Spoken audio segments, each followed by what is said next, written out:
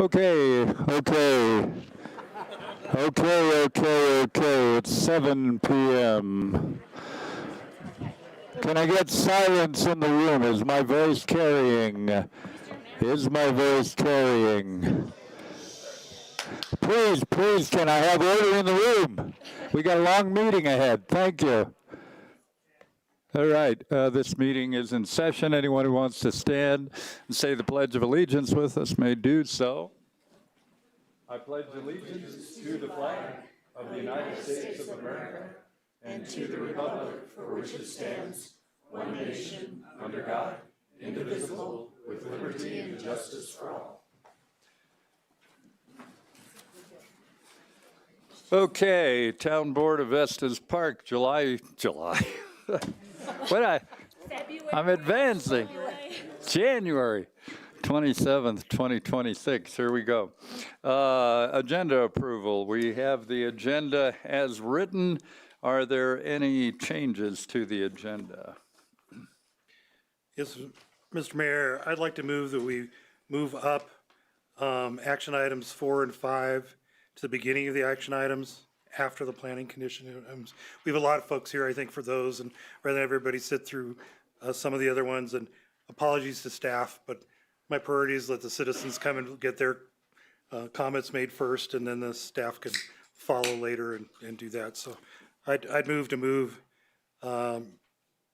action items 4 and 5 to the beginning of the action item section. Do I have a second? I'll second. Discussion. Any discussion from the trustees? No discussion. We can go to a vote. And Mayor, just for clarity, I think this is a motion to make that change and approve the agenda with that change. Correct.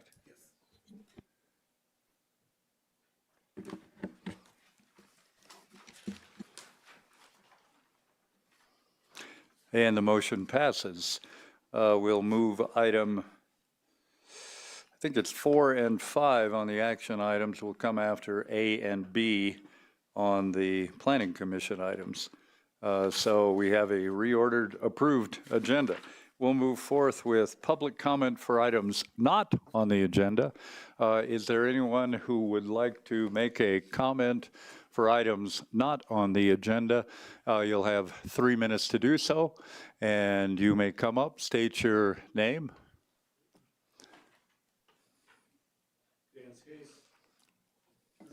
You need to please, sir, if you could please press the button. We need a little green. There you go. Test. This is a test. Good evening, and I'm actually here on behalf of my wife and I, but being old retired folks, we got too many things on the agenda, so she's someplace else. So, Sir, imagine. Sir, can I have you please restate your name and address, please? Okay. Again, Dan Skate, 606 Longs Drive. So first, we want to recognize how challenging it can be to be in your seats at times like this. It seems like things are constantly changing, more polarizing. Issues are complex and difficult to find the right solutions sometimes. And opinions across the board are vocal and sometimes hurtful. So thank you for serving. That said, as local citizens, we ask you to consider a couple of issues that are important to us in your deliberations. By local, we mean that we've lived here full-time for over a dozen years and owned property here for nearly 20 years. Tammy's family has been coming here since the 50s. That's the 1950s, not the 1850s. And together, Tammy and I have been coming to Estes and the Rocky Mountain National Park since the 70s. That's in no way a record for being local, but it's important to know what was and remains the attraction. For us and many others, it's the natural beauty of the mountains and the Estes Valley. A big part of what brought us to live here was a small town feel of Estes and the sense of community. These are emotional motivators rather than economic or work-related motivators. And today, those emotional motivators very much shape our feelings about our community's future, and our local government. It would be great if we're all always had the same shared vision for the future, but it doesn't appear to always be that way. and I'm sure you all recognize the examples of that. So what are we asking? In your deliberations in our democratic nation, we'd ask you to first, consider the desires of local citizens. 2, heed the recommendations of experts regarding our environment and our wildlife. 3, respect existing zoning because it was done for a reason. Carefully follow all legal and ethical rules, and finally, provide reasons for your decisions, which you generally do. So we ask this as citizens of our town, and please don't think that we are implying that things aren't already like this way, but to let you know what is important to us. We want to have confidence in our government, and these things we feel, if honestly done, will help ensure the trust and confidence that we all want. Thank you. Thanks, Dan. And I think you're just talking in generalities and not about a specific item on the agenda. Thank you. Right, Could you leave a copy of that with the clerk? Could you leave a copy of your comments with the clerk? I'd like to get a copy of it. It was good. If you're okay with that. I'm fine with that. Thank you. Any other comments for items not on the agenda? Yes.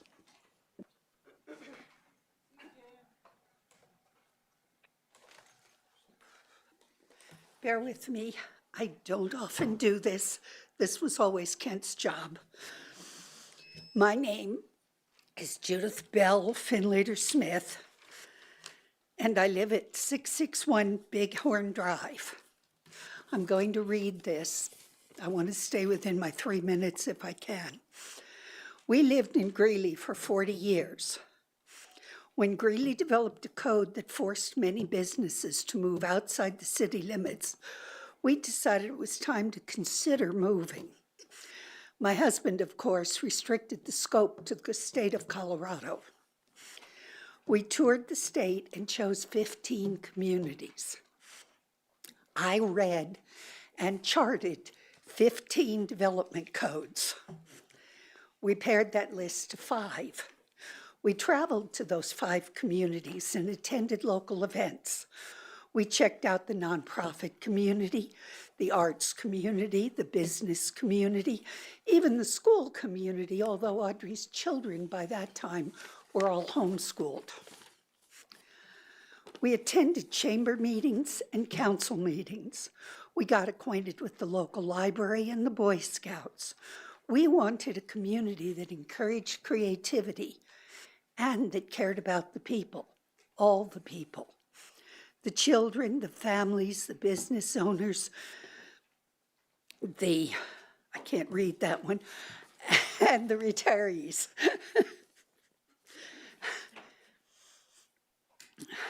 All that active investigation encompassed 2 years. In Estes, we found something unique. People knew people beyond their tiny neighborhood or their favorite club.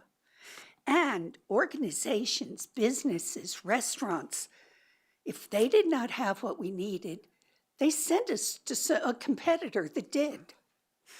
This is what we were looking for. Perhaps the most impressive of all. Anyone from anywhere was allowed to address the town board publicly on the record.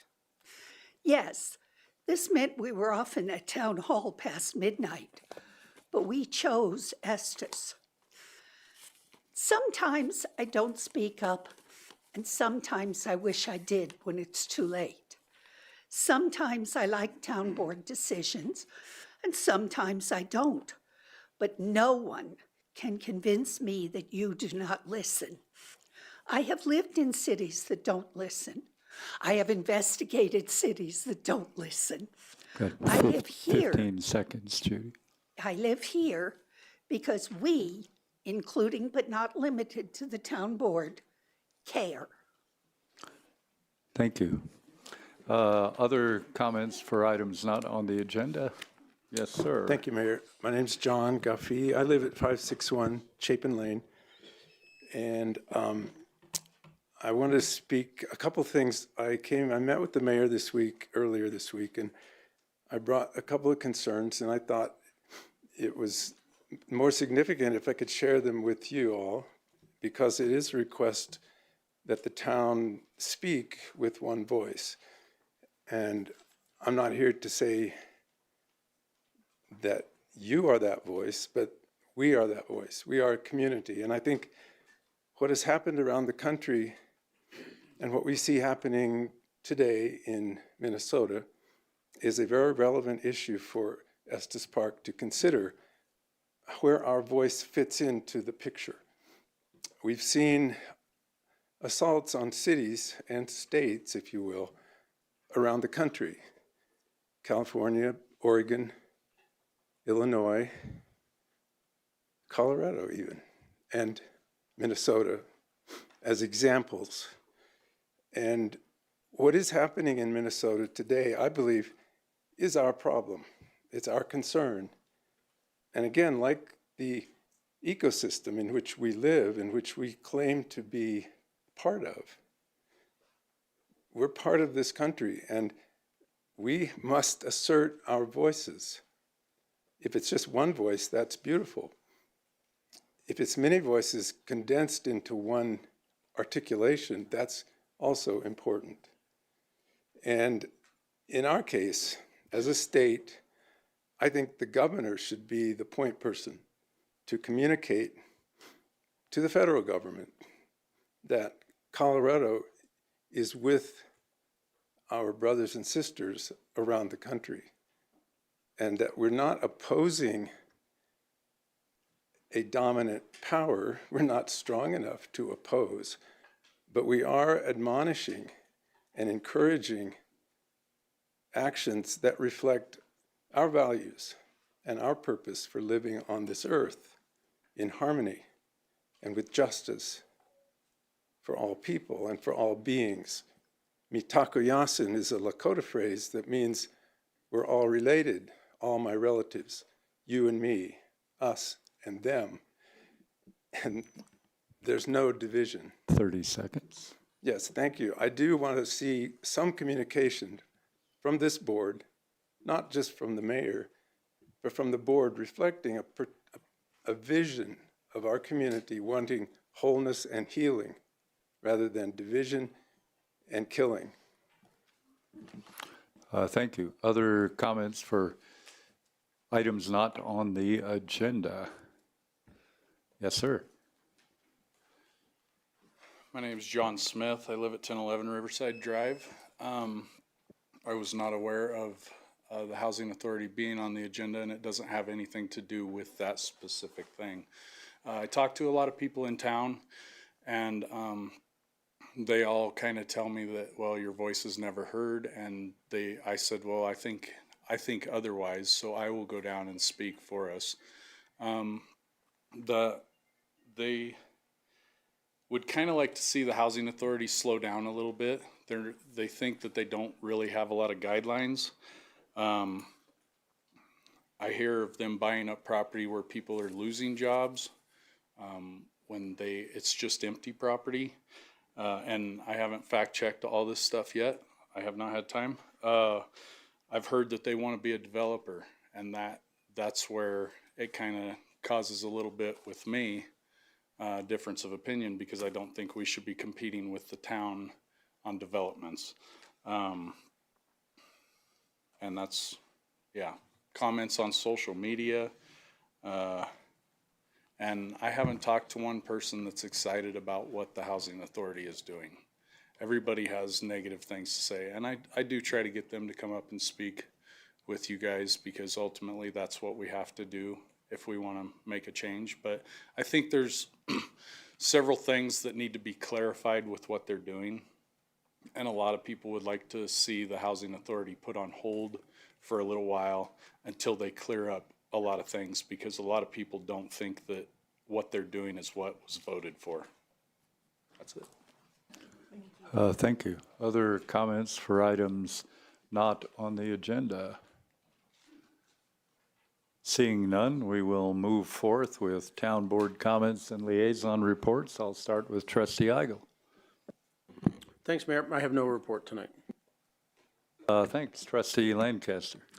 Just a couple things. I had attended the planning commission meeting last Tuesday. It was interesting, and we've got a good board. They're doing some good things. I think they take their job very seriously. And then Friday, along with Trustee Brown, I attended the dedication of the Habitat Home on Raven Avenue. That was very fun. I shared an Irish blessing with the new homeowners, and then the owner had a really cool Chinese blessing where they open all the windows all at once, turn on all the faucets at once to let all the air out and new air back in, and everybody was on a window and a faucet, opened them, and if you remember Friday, it wasn't a great day to be opening the window. But it cooled off really quickly, and we put them back down, and it was really cool. It was neat. It was good to see that. Habitat's doing some great things, and it was great to see this family that put a lot of sweat equity into this home and see them moving in. So it was fun. Thank you.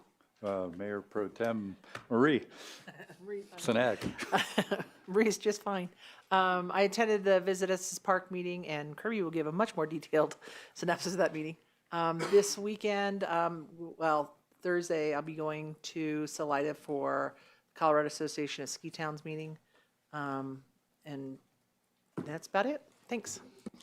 Thank you. Just a couple of comments. I was at the First Peoples Festival last week, had an opportunity to speak a couple times, and at the opening powwow, and made reference to the little town of Estes having the opportunity to demonstrate how all peoples, all culture can get together, celebrate all of those cultures and traditions, and do it in such a positive fashion. It's a wonderful thing.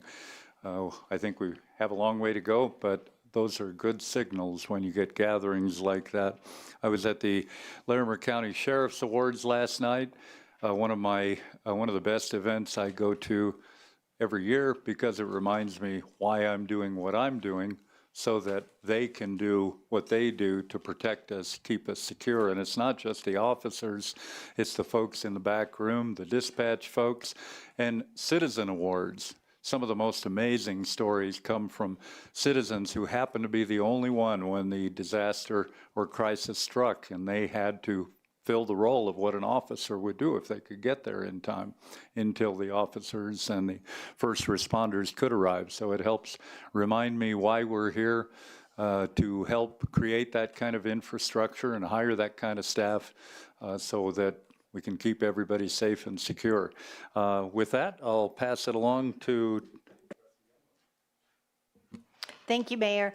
Last Thursday, we met at the Opioid Abatement Council down in Fort Collins for our monthly meeting, and we are just a few $100,000 away from receiving our, wanted to pull it up so I can give you the exact figure. Our settlement funds that will be coming is $2,603,252.97. So we've got a job in front of us to be divvying that money out. We'll be hearing proposals, and it doesn't take long to send those funds out the door, but we're seeing great numbers, and it's encouraging. Everything is on the downward turn. As far as opioid, fentanyl is on the rise, or is still rising, I should say, which is a little concerning, but we're in the fight for hopefully a great outcome. But I just wanted to let you know the state has, or Larimer County has received almost all their funds for this year's funding. So we should be good to go there, and that's all I have tonight. Thank you. Trustee Hazelton. A few things tonight, Mayor. First, for restorative justice, I want to thank them. We talked about this at the study session, but they presented the results of their community conversations around the development code update. And my goodness, how much work has gone into that. So I want to make sure I thank them here too. Susan, Eric from the library, Melissa from restorative justice, and the many volunteers who have been working on that and will continue to work on that. It's really been a team effort. So I just want to thank them here as well. And we also met on January 15th talked about a few different things they're already talking about and prepping for duck race, which seems kind of crazy that that's already in the queue. They'll have their annual meeting in February to elect officers, all that administrative stuff. But strategically, they're discussing things like assessments of their facilitators for their restorative justice work with the police department and defining metrics against which those facilitators are measured for success. And then they're planning a board retreat in which the leading question is, are we meeting the needs of the community in regards to our mission, which is a great question to be visited at a board retreat. So they're plugging along and doing good things. Marie teased that I'll talk a little bit about Visit Estes Park. We also met on January 15th. A few notes from that. The new CEO, Sarah Leonard, is hosting a roundtable on Tuesday, February 10th. That's at 4 p.m. at the Stanley Chocolate Factory. Pretty light agenda. It's really just an opportunity to hear from her, meet her, and engage with the new CEO. So please feel free to attend that if you'd like. It's open to the public. Staff member Chris is also leading a number of stakeholder workshops in early February that are specifically related to sales and conference attendees and things like that. So if you happen to have an interest or know of a business that would be interested in that, please pass that along. I'm happy to connect you with those folks. Mike Zumba, our CFO, reported that lodging taxes for November, now we get those delayed because they're submitted to the state and then sent to the district. They were up in November 5% year over year, and year to date, they're about just over 1% up. So they're trending in the right direction. And then the board did appoint new officers. So Nick Smith is the board chair, Commissioner Jody Shattuck McNally is the vice chair, and Sean Jurgens is the secretary treasurer. And then finally, I wanted to share that at those Visit Estes Park meetings, which are open to the public and typically on Zoom, so you can log in from anywhere, we hear a report from Kyle Patterson at Rocky Mountain National Park. So it's a great kind of little tidbit to see what's going on over there. And obviously she shared concerns about snowpack, what's happening at the park level. She shared some great information about a winter speaker series in partnership with Rocky Mountain Conservancy that's going on. I think they just had one 2 weekends ago about cryptids, which is pretty interesting. But that'll be continuing through the winter. And then she also provided some information about the change in park entrance fees. And the board ended up supporting a factually driven, nonpartisan letter that is sent on behalf of our CEO to the federal delegation, just kind of alluding to how some of those changes may impact our visitor base, in particular for our international travelers. So I'm happy to share that letter with anybody who would like to see that, but that was a topic of conversation as well. Last Thursday, we had a trustee talk in this room. Great discussion, primarily focused on the outcome of ballot 300. I wanted to share that with the board, that there was a lot of robust debate about the implementation of the passing of that ballot. And I imagine, there will continue to be conversation about that. We also talked about the idea of establishment versus reestablishment of zoning. That we spent some time on that as well. And then additional conversation about traffic observations, input about policing, and just how we're making sure that with some traffic changes recently, how can we adjust and tweak those to make sure we're keeping everyone safe.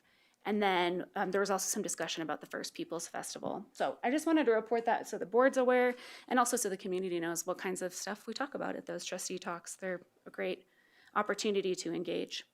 And then finally, sorry, it's a longer report tonight.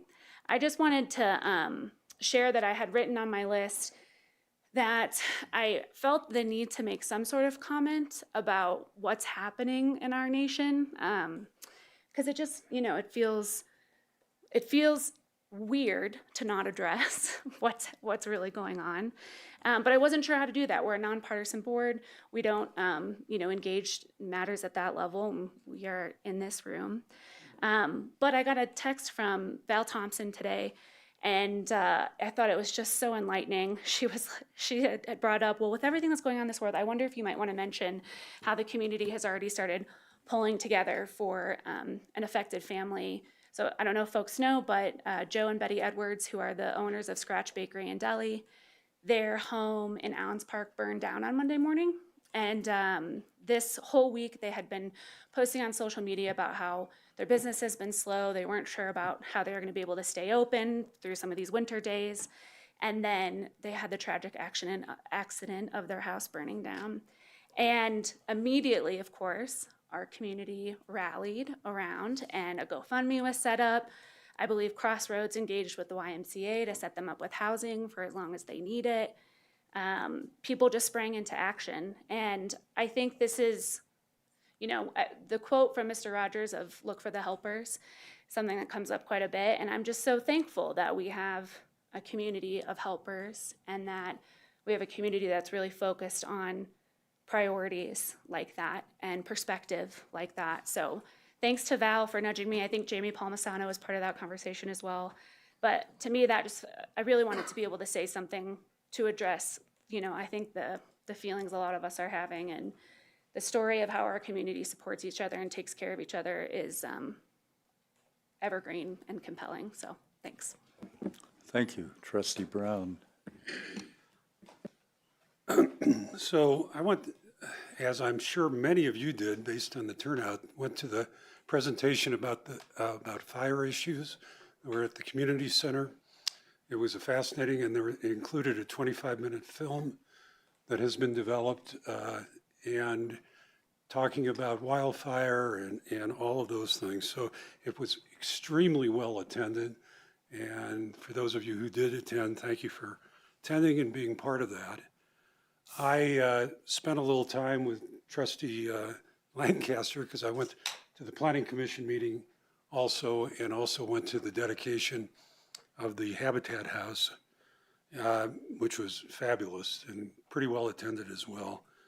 I also went to Ski Jour and have concluded that I'm not going to enter next year. Looks too dangerous for me. In any event, it was fun, and I went on Saturday. It was amazing how many people were there. I would guess 3,000, maybe 4,000. I'm sure Sunday was not as well attended with the Bronco game on, but Too soon, Bill, too soon. yeah. Anyway, it was very well attended and a great event, and I'm glad it came off. I understand Friday night was pretty cold. Saturday was still kind of cold, but not as bad. And finally, I am the liaison to the Housing Authority. So, Mr. Smith, I'd love to talk to you about what the issues are. I have not heard a whole lot about community. I've heard a few things, certainly, but I'd like to hear what you have to say, so please connect with me later. And that is all I have. Thank you. Thank you. And I also want to thank Officer Hoffman for being here for security. Thank you. The next item of business is the Town Administrator Report. Travis. Thank you, Mayor. I have one item tonight. That's Policy Governance Monitoring Report 3.3. This is a quarterly report. It's financial planning and budgeting. Comes to you in January of each year. Happy to report compliance in all aspects. Happy to answer any questions if you have them. Otherwise, that's all I have this evening. Any questions? Thanks for the good work. Okay, we'll move on to the consent agenda. I'll read it in full into the record. Item 1, expenditure approval list, which are bills. Item 2, town board meeting and study session minutes dated January 13th, 2026. Item 3, Estes Park Planning Commission minutes dated December 16th, 2025, acknowledgement only. Item 4, Resolution 426, contract with Madison Mechanical, Inc. for on-call plumbing services up to $100,000 budgeted. That's continued from January 13th, 2026. And item 5, acceptance of Town Administrator Policy Governance Monitoring Report. Does any member of the public or the town board request to have an item removed from the consent agenda? Mayor, item 4. Item 4. All right, item 4, any other changes? I'll take a motion to approve the consent agenda with item 4 removed. I so move. Second. We'll vote. One moment, Mayor. Okay. Thank you. A little Yeah, fast for me, sorry. Too fast for the computer to keep up. There you go, Mayor. Whoops.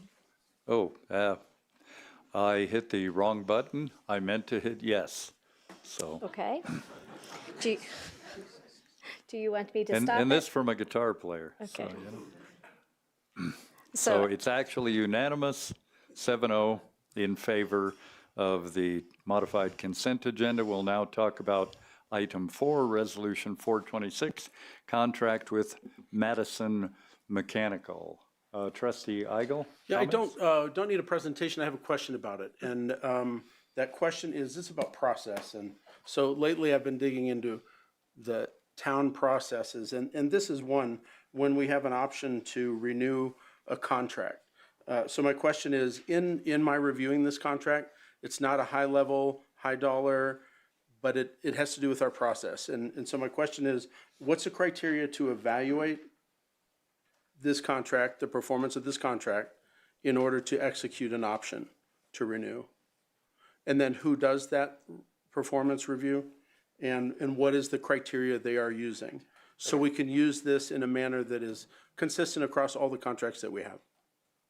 Great, thank you. Good evening, Paul Featherston, Internal Services with Derek Passer, who's our project manager. So for these type of contracts, what we do is we don't do a formal evaluation. We do it every year before we do a renewal. We talk through whether or not the service has been adequate, if we've experienced any problems. That's generally what we do when it comes to on-call contracts, because this is an on-call contract. This is not a service that is provided at as needed. So there is no, we just go through each project, our experience, our costs, and all of that. It's something that we do internally. And we're also looking at ways to see how we can bring things before the board to identify because it's a 5-year contract, we essentially have a 5-year contract. Having to do it every year is a little bit of a challenge depending on if we want to renew it. So it is something that we do need to consider about how we do this. Because we are going to do a lot of on-call contracts. It all depends on what we need them for. And this one, we only had one respondent. So all good information. But as we look at contracts, I'm mostly looking toward administration on this, that as we do this with other contracts, other departments, we have professional services agreements. I think that we have to establish what the criteria is to be able to renew that, how we're going to evaluate it, and if we're going to apply that standard equally to all the contracts we have. As a taxpayer, I would expect there's some matrix to determine if the contractor did their job and how we evaluate that. So it's fair and it's consistent. So process question that I don't see in the contract. And so I was hoping that our attorney would weigh in on that, if that's an opportunity, or that simple shake of your head says it's not important. Not at all, Trustee Eigel. It's just not I don't consider it to be a legal question. It's for our staff to determine whether to recommend a renewal, and the process for that would fall with Travis rather than it being in my shop. Yeah, so essentially the question for the board is what level of formality and matrix and rubric do you want for each of these potential renewals? If there's a desire for a degree of formalized evaluation, we'll need to bake that into the contract. Traditionally, as Director Featherston mentioned, if we've had issues with performance on the contract, staff will not bring forward a renewal. If we've had a contractor that has not delivered on the on-call services that we've asked them to, or the quality has been subpar, we don't bring forward that contract for renewal. Would you say that's based on the value of the contract, or because this is essentially just a direct supervisor evaluation of a contract? Is that fair? Does it depend on the value? Insofar as the purchasing authority applies to contracts over $100,000 or exposures over $100,000, yes. If there's a contract, most of our on-call contracts would be up there. So if there's a desire for the board to have a standardized process for every contract that has a renewal clause in it prior to it coming to the board, that would be good information for us to know, because we're happy to develop that and bring it to the board at a study session. It's probably going to vary in terms of, we might spend $20,000 under this contract versus, $500,000 under the car park contract. Are we going to have the same evaluative process for both of those entities? At a certain point, the red tape and extra formality of developing a rubric versus saying, well, was that $15,000 job? Did they complete that in a sufficient way? Really, it's up to the board what you want to see when you're considering these renewals. And I can understand that, that's a reasonable response, that if it's a smaller contract, perhaps it doesn't have the impact. But you brought up the car park, and that's almost a $500,000 contract that does not have a set standard for performance evaluation. So I think that it's reasonable that maybe we determine, did the contractor meet the expectations of the contract that they signed? Just one question. There could be 5 questions, but I'm trying to get at the process of this, that you're asking us to renew. We have to approve this contract. What are we basing that decision on? So just to clarify for this specific item, this is an award of the contract. And I believe your question is, how would we, because this is We a haven't signed the contract yet, which is Right, why I'm there is asking the no question relationship. today, right? Right, and just to clarify, maybe the town attorney can help with this one. This doesn't have a value to it. This is an on-call project, this is an on-call contract, and it, based on the town attorney's guidance, because it has no value to it and it could exceed a certain amount, that's why it comes to you. We have no idea how much we'll spend or won't spend Sure. on this contract. But it has an option to renew, and that's where I'm looking at, is a year down the road, what criteria will we base our decision on? I feel like my concerns have been heard, they're on the record, and I'm good letting this go from here, just so you know it's on the radar. I do think at a certain point, it would be worth further conversation with the board, because we do have criteria for the car park. We will have that evaluation in front of you all tonight. If the board wants to establish standard criteria across all of our contracts, that would probably be a bigger discussion about what that looks like, the tiers, thresholds, what have you. Okay. So I understand, yeah. I appreciate elaborating on that, and I'm ready to make a motion on it unless there's anything else. Trustee Hazelton, did you have other comments? Just that if this does come up as a study session potential item by trustee Eigel, I can save my comments for them, but I'm not interested in that evaluation process personally as a board member. I think that's I'll what we take hire a mo, Travis to oh, do. sorry. Go ahead. I'll take a motion. I'm gonna have to find the. Oh, it's 0426. Okay, so I would move for the approval of resolution 0426. Second. We can vote.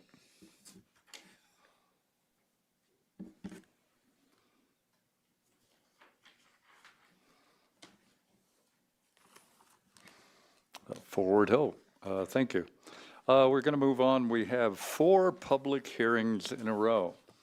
As we move into the first one, I'm going to make the prefixing comments, and then I'll probably try to be a little bit shorter on subsequent repeat of that because it's the same preface in each case. So, action item 1 from the Planning Commission, Ordinance 326, rezoning 179 Stanley Circle Drive from E Estate to RM Multifamily Residential. Estes Park Housing Authority is the applicant. At this hearing, the Board of Trustees shall consider the information presented during the public hearing from the town staff, from the applicant, public comment, and written comments received on the application. Has any trustee had any ex parte communication concerning this application which are not part of the board packet? Seeing none, any member of the board may ask questions at any stage of the public hearing, which may be responded to at that time. This public hearing is open. Before we move forward with the staff report, I want to indicate that we've received a protest from a Mr. Richard Ralph, who does not state his address, for protest for the rezoning of 179 Stanley Circle Drive. I will read that protest. A protest was filed, well, this is actually the town clerk summarizing. I can review it, Mayor, if it would help you. Go ahead. Okay. So the town clerk's office received a protest for this application under Title 3123-305, which requires that 20% of the landowners within 100 feet, so it's the actual property square footage within 100 feet, that 20% of that signed a petition or submitted letters acknowledging their protest. We did receive and reviewed that and found that it was sufficient. So tonight, based on that state statute, it is required that we receive a 2/3 vote on this item in order to move forward that rezoning request. That means 5 out of the 7 trustees must vote in favor of this item in order for it to pass. I should make note that Mr. Ralph appears to be on the comment sheet at 395 Parkview Parkview Lane. Okay, but at this point, let's review the staff report. Mr. Hornbeck. Thank you. Good evening, Mayor and trustees. The subject property is currently zoned E Estate. Contains a single residence built in the 1930s.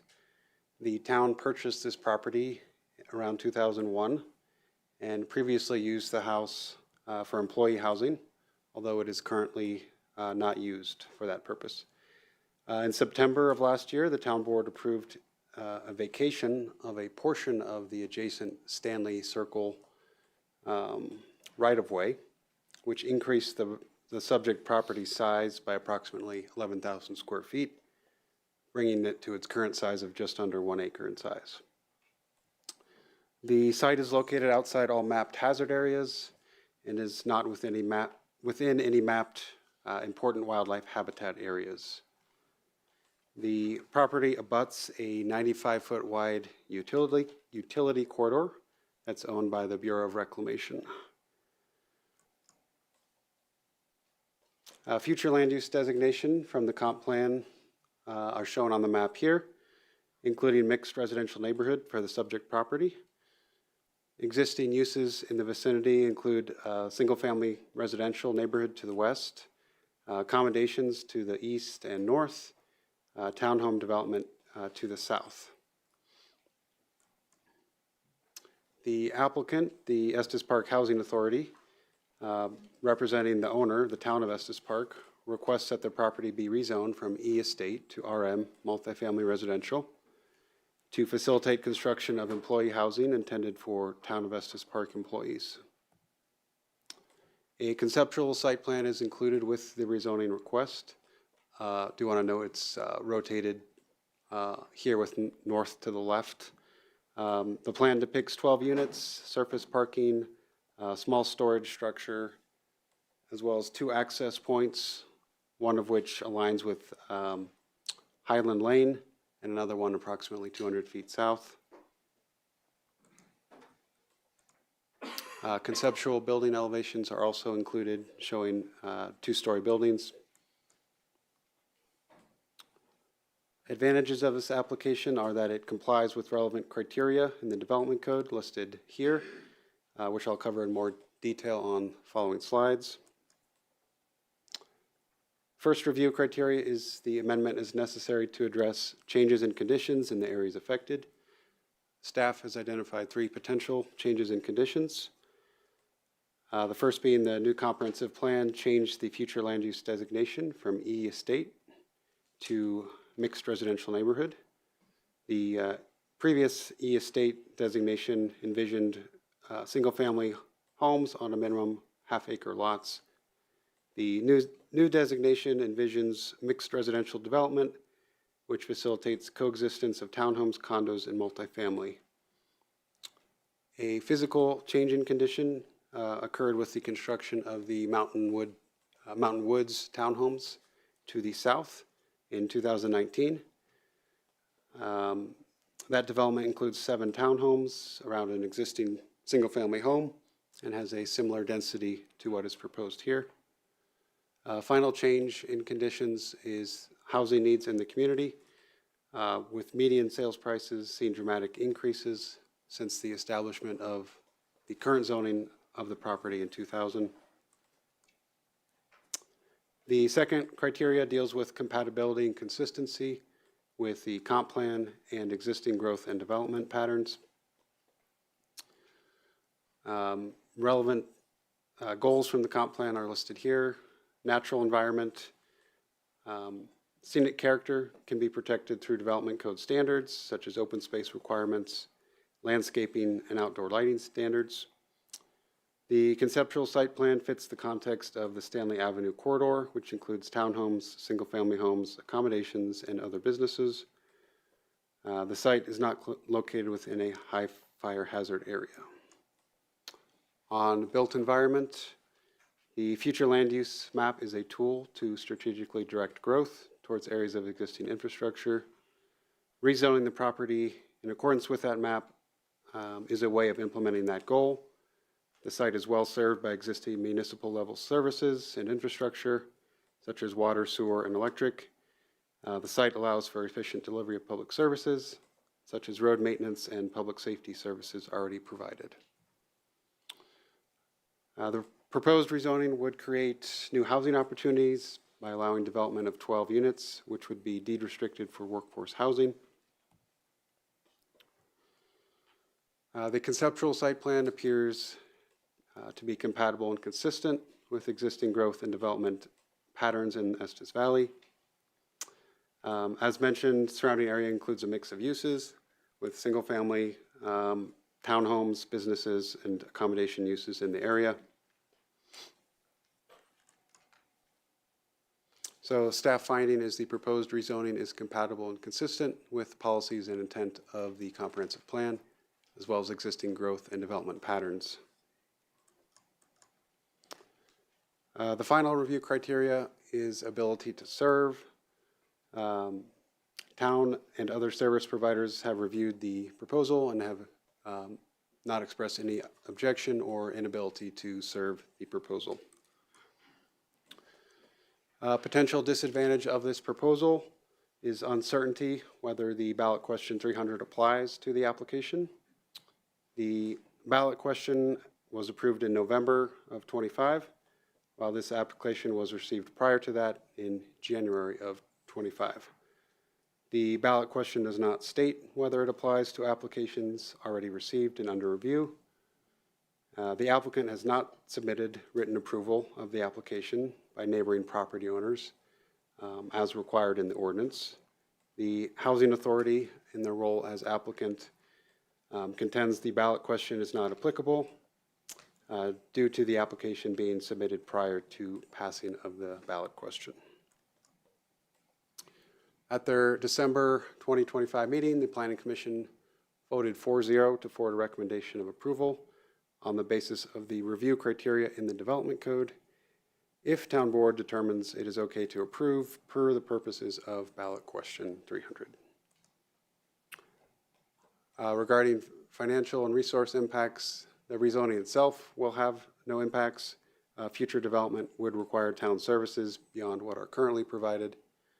Costs incurred by the town for any construction and operation of housing is outside the scope of this application. Public notice was completed per code requirements. We've received approximately 8 public comments. Common themes in those comments were concerns about the impact on the rezoning to neighborhood character and the need or desire for more firm development plans. Sample motions provided for your reference, including approval, as well as options to either deny the application for failure to satisfy the Development Code criteria or separate resolution for failure to comply with ballot question 300. That concludes my presentation. I believe the applicant has a presentation for you as well. Are there, thank you, are there any conditions for approval not in the staff report? And I understand how you've qualified 300. No, sir.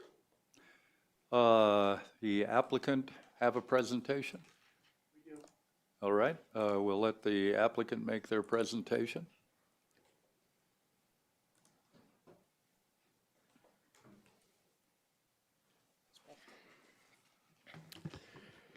Good evening. My name is Steve Lane with Basis Architecture here in town. I'm the primary consultant on the project, and I'll work to introduce it, and then we've got a couple of other folks from the applicant side that will also give you some information.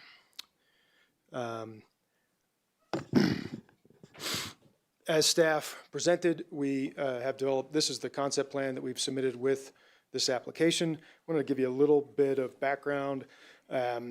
We've been working on this for a while. We actually I had to go back and check because I wasn't sure. Our neighborhood meeting was held in November of 2024.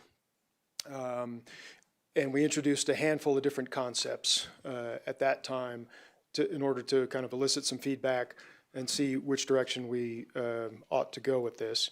And so this plan is partly a result of that. In particular, I guess I wanted to point out a couple of small components. We've got this sort of courtyard plan where buildings sort of face each other with surface parking. And that was done intentionally as a result of the neighborhood meeting, because one of the concerns that was brought forward was about garage parking, and how when people have garages, they don't actually park their cars there, they fill it with stuff and park their cars everywhere else. And that's not something that happens. People don't leave boxes of their stuff out in the parking lot. And so that was one of the reasons that we ended up with this kind of a plan. We had another plan that we presented that had all the parking in garages, but that also involved having the buildings be a story taller, because we've got a 2-story unit that sits on top of a garage, and even though we were sinking the garages into the ground, the buildings ended up taller. So there were some comments about the buildings are too tall, and we actually don't want garage parking and so on. So we did make some changes to the design as a result of that process. We also recognize you have to have storage if you live somewhere, so it's not as easy as saying, don't put your stuff in their parking space. So we did incorporate a handful of carports. So every unit gets a carport so that there's at least one covered space, and then the carports all have storage components built into them so that there's a place for storage. You've got some protection for your car, but it's still open. If you can't put your stuff in your parking space. So I think we've done a good job of balancing those requests. The plan that we actually submitted a development plan to staff in January of 2025, and that went through the typical process. And as a result of staff comments, we actually scaled the project back slightly from there. So I think our original might have been something around 15 units, and we've scaled it back to 12 units. In particular, we were asked to make some realignments to the parking area and to save a couple of these big trees that are noted to be preserved, and that resulted in taking down a unit. So we're actually less dense than we were to start. And on top of that, we've added this right-of-way, which bumps the project up to an acre. If this were to pass and be residential RM zoning based on the current code and the density bonus, that would allow 16 units with an acre of ground. And we're asking for 12 here. So we've got a plan that's really substantially less dense than it could be if we were maxing it out. So that right-of-way land doesn't end up being developed per se. We end up using it for some drainage, basically. And so it stays clear of any obstruction view-wise and so on. The one other thing I wanted to mention is this is a concept plan related to the rezoning. And so that is an option in the development code where we're not necessarily required to go through the level of detail that is required of a development plan to get the rezoning, because if we don't get the rezoning, that's a lot of time spent figuring out weeds that don't matter. So if the rezoning is granted, and the Planning Commission was made aware of this when we went through their process, we have to take this concept plan and really dial in to all the technical details. That is an absolute requirement. If this passes, we take this plan, we engineer everything, we create new reports and analysis, and we submit that all back to the planning staff, and that goes through the Planning Commission to verify that we've done everything the way we've said. So to date, based on what we provided to the Planning Commission, they felt comfortable from a technical standpoint that this would meet the development code, right? Which is why they passed on their recommendation to you. Just really briefly, we've tried, again, we scaled the buildings down to 2 stories. They do even sit kind of up against they're a little bit tucked in, 9, 10, 11, 12 actually will be sitting in the grade a little bit, so they'll be a little less impactful. And really the way this is clustered from the west, the impact of 15 units is not felt as strongly as if the 15 were strung along the lot, right? You're seeing 4 units in a tree that block the other units behind them. So we've done that intentionally to try to minimize the impact. and then just use very simple forms. It's meant to be a simple building so it can be affordable, and earth tone colors and so on applied to the scheme, but enough variety. I always think it's really important that, if you walk to your front door, that's my unit, right? That there's some personality there.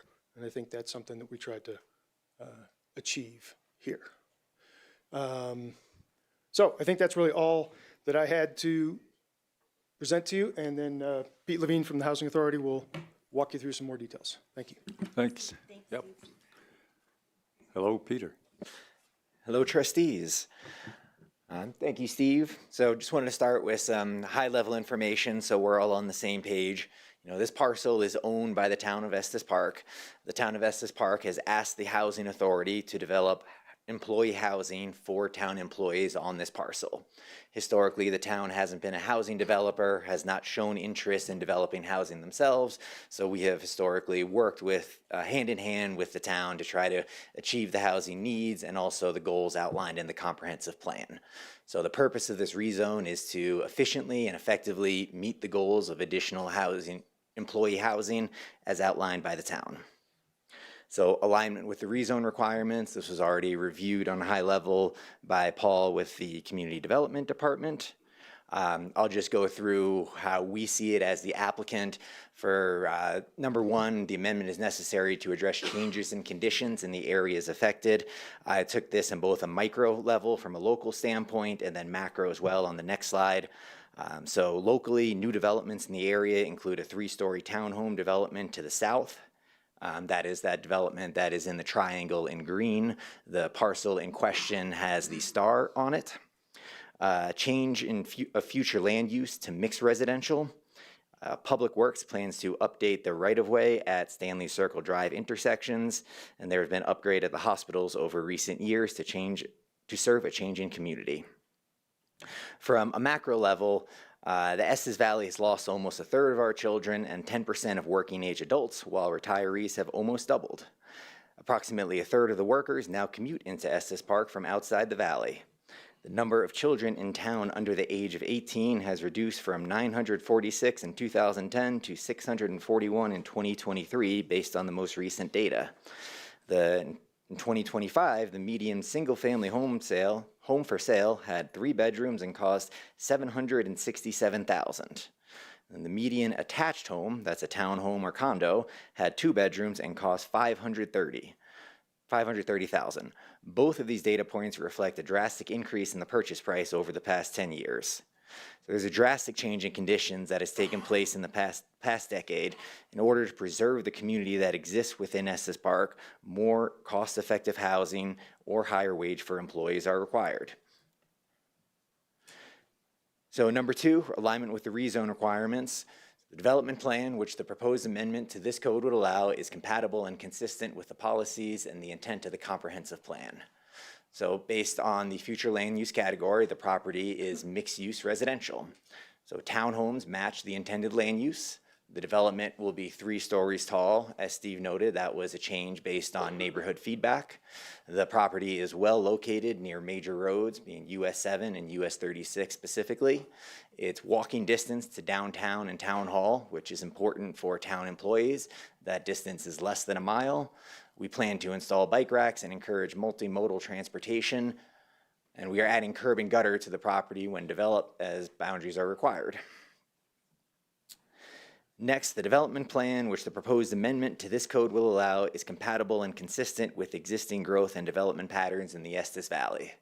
So the proposed development is in an ideal example of transitional density from higher intensity use to the east and transitioning to low density to the west. So to the east, you have the Holiday Inn, Estes Park, and the Estes Park Conference Center, which is in A zoning. To the southeast, there's a self-storage facility in commercial heavy zoning. To the south, we have the 2- and 3-story townhomes with multifamily zoning.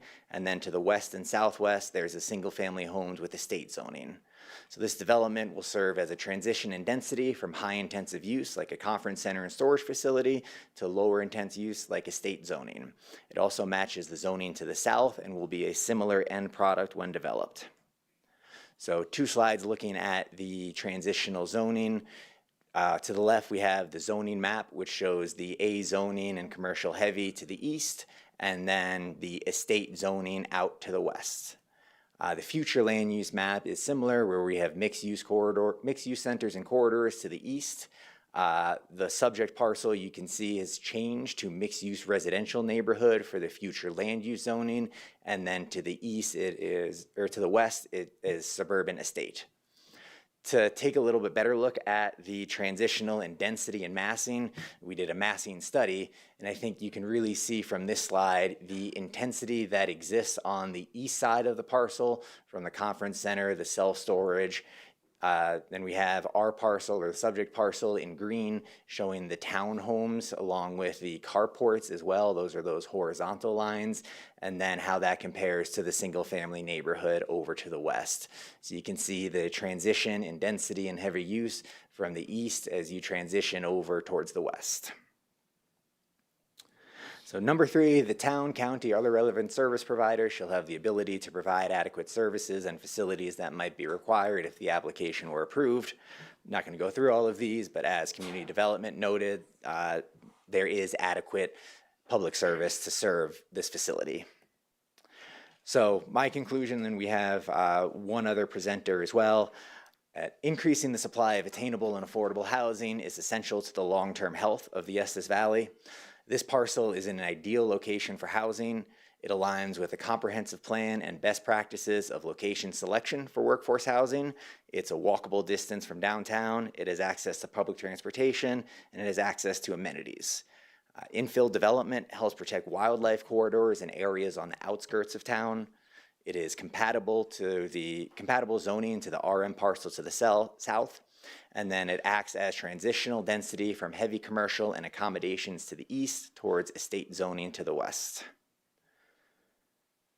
So we just have 2 final slides. We have Jim Martell, who wasn't able to make it tonight in person, but he is on Zoom right now. The plan is to have him speak as relates to ballot measure 300 in his legal opinion. I know he's online for Zoom. I'm not sure the best way to facilitate that right now. If you're ready, we will switch over. Okay.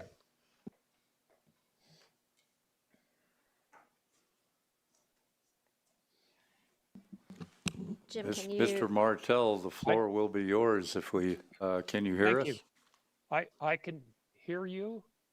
Can you all hear me as well? It's not very loud.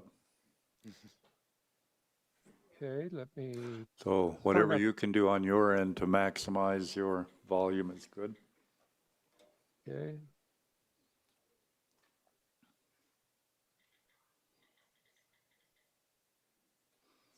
I think we also, we also do have your statement. Okay. Yeah, so go ahead. I really appreciate your consideration in allowing me to appear remotely. My wife had hip surgery, had her hip replaced yesterday and needs a little supervision today, having just come home from the hospital. And I apologize that my camera does not seem to be operational. But the argument and my concern with Ordinance 300 and its application to this particular project is based on the Colorado Constitution, which provides that, which prohibits any law impairing the obligations of contract or retrospective in their operation. And this is really being applied retrospectively in that the application was filed in January and the ordinance was approved in November. The Colorado Supreme Court applied the constitutional provision very deliberately and in great detail in a case called the City of Golden versus Parker. In that case, the town of Golden had entered into a development agreement with a developer in which they would make a payment to the developer every year, and then passed an amendment that prohibited that. So the court tried to decide whether and under what circumstances to apply something retroactively, and listed out a number of criteria, many of which I think in this case, and I listed those out and they're on the slide, but I'd like to address just a couple of them that I think are particularly applicable. One is the ordinance remedial in nature? Is it trying to correct a municipal-wide problem? I don't see that. I see it may be giving a small group of neighboring individuals the authority to essentially veto a project, but that's not a municipal, a citywide issue. Does it create a new obligation, impose a new duty, attach a new disability to the existing application for zoning? Clearly it does. There can't be any question about that. Is the statute specifically and clearly intended to act retrospectively? And I think this is an issue that your staff brought up. No, it's not. A statute is presumed to act only on future events, unless it's very specifically stated that it will apply to prior applications, and it does not. Does it advance a public interest? I don't think it does. It advances only the interest of a very small group of neighbors who may be opposed to a particular zoning or a particular PUD plan. Does it retard the interest of the general public in creating necessary affordable housing?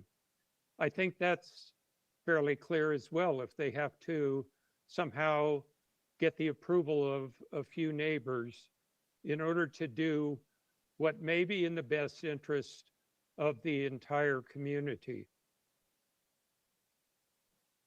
Does it defeat bona fide intentions or reasonable expectations of the applicant? I don't think the applicant in January, when they filed this application, could have in any way anticipated that 11 months later, an ordinance would be adopted that would give a small group of neighbors the power to veto their projects. Does it advance public health and safety concerns? No, it advances the concerns and interests of a small group of neighbors. Does it bear any rational relationship to a legitimate governmental interest? No, there is no overriding governmental interest in giving a small group of neighbors the power to override a legitimate governmental interest in providing affordable housing. Has the town, by adoption of this ordinance, does the town delegate its administrative authority in violation of due process and numerous Supreme Court cases? Yes, I think so.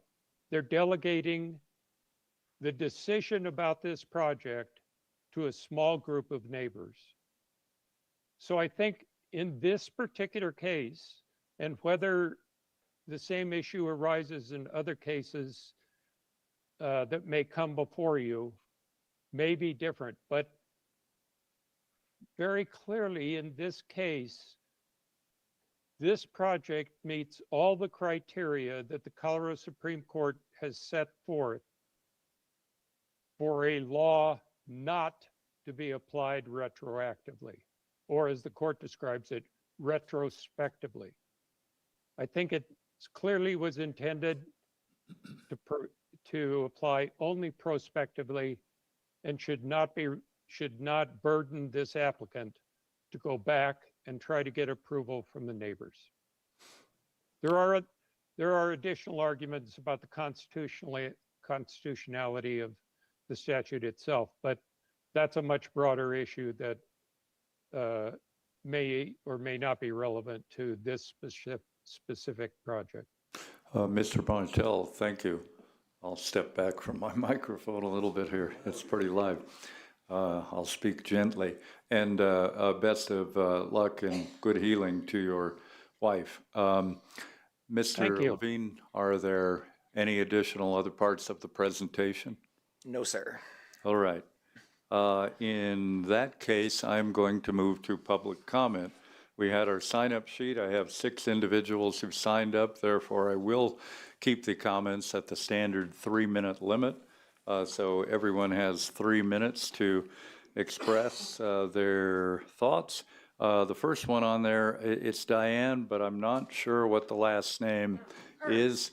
And let me get started here, and you can take it away. My name is Diane Ernst, 147A Stanley Circle Drive. I have lived in the Stanley Circle Drive neighborhood for over 20 years, and God willing, will live here for many more years to come. This is my plea to not rezone the 179 Stanley Circle Drive lot from estate to RM for the following reasons. First, this rezoning will have an adverse effect on a long-standing residential area that includes residents who were born and raised in this town.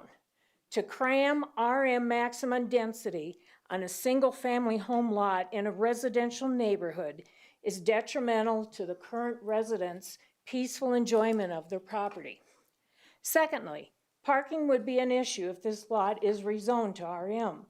As you know, the state of Colorado has eliminated the restriction on the number of unrelated people who can reside in a home. A rezone of this lot to RM and its subsequent development would have to abide by this law. Since people do have their own vehicles, and not everyone has the luxury of being able to walk to work, there would be an abundance of vehicles that a parking lot on this property could not accommodate. So where will everyone park? Is the plan to allow overflow parking to occur under the power lines in the easement area adjoining the property?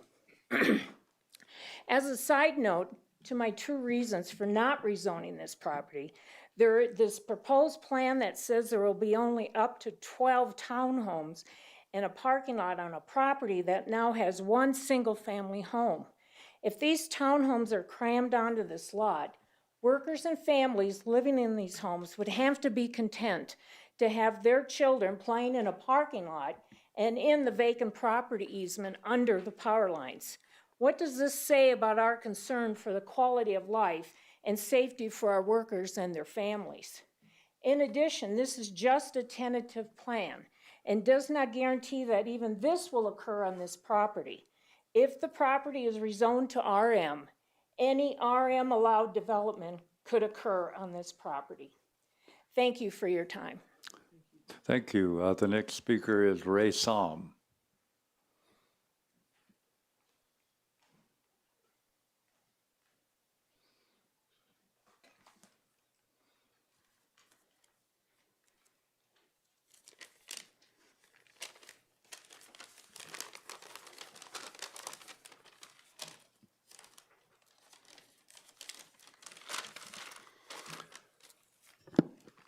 My name is Ray Som, and I live at 700 Highland Lane, right across the street from 179 Stanley Circle Drive.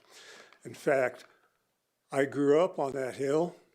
I know the people that first lived at the house at 179 Stanley Circle Drive. That makes me probably a little older than most people around here. Mayor Hall and members of the Town Board Administration, I'm against rezoning 179 Stanley Circle Drive.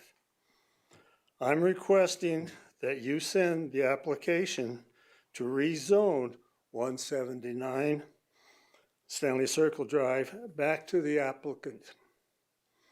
Ordinance 1126 is very much in play here to approve or disapprove ordinance 03-26. Please send the application back to the applicant to comply with the spirit of ordinance 1126. Thank you for your time. Thank you. Rick Ralph is next.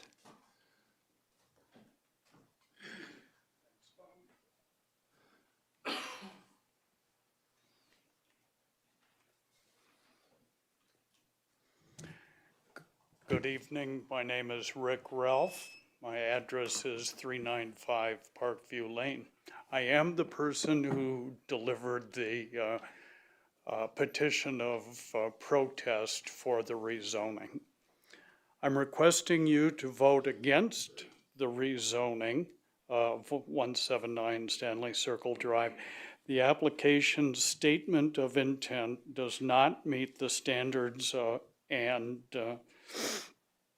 criteria of Development Code Section 3.3D, which states that the application shall be reviewed for compliance with the relevant standards and criteria set forth in that subsection. I'll focus on Standard 1, which states the amendment is necessary to address changes in conditions in the areas affected.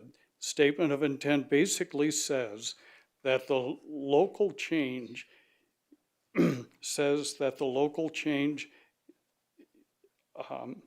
is that private workforce house was built it states that additional workforce housing was built 2 lots away, and the Holiday Inn changed the branding, but not the owners, and the workforce housing was built 1.2 miles down Highway 7. Addition of these facilities is really about compatibility. It's not really a change in condition. If anything, the addition of workforce housing reduces the need for rezoning of this lot. The town can build workforce housing or 1 minute employee left. housing on this lot, the way it is, without any rezoning. You can actually put 2 units there with auxiliary dwelling unit. You do not need to change the zone. Statement of intent goes on to say that the town employee hire and retention suffers due to lack of housing. So how many open jobs are there today? You have 30 seconds. 2. So this is a very small percent. It is not a change. And it's not an issue for town employee housing. Finally, the ethics of the town government to push this proposal through the process of approval, considering ballot issue 300, is just rubs the citizens the wrong way. You have the option to require And we're at the time, ballot Rick. issue 300 requirements. Thank you. The next speaker is Richard Zuba.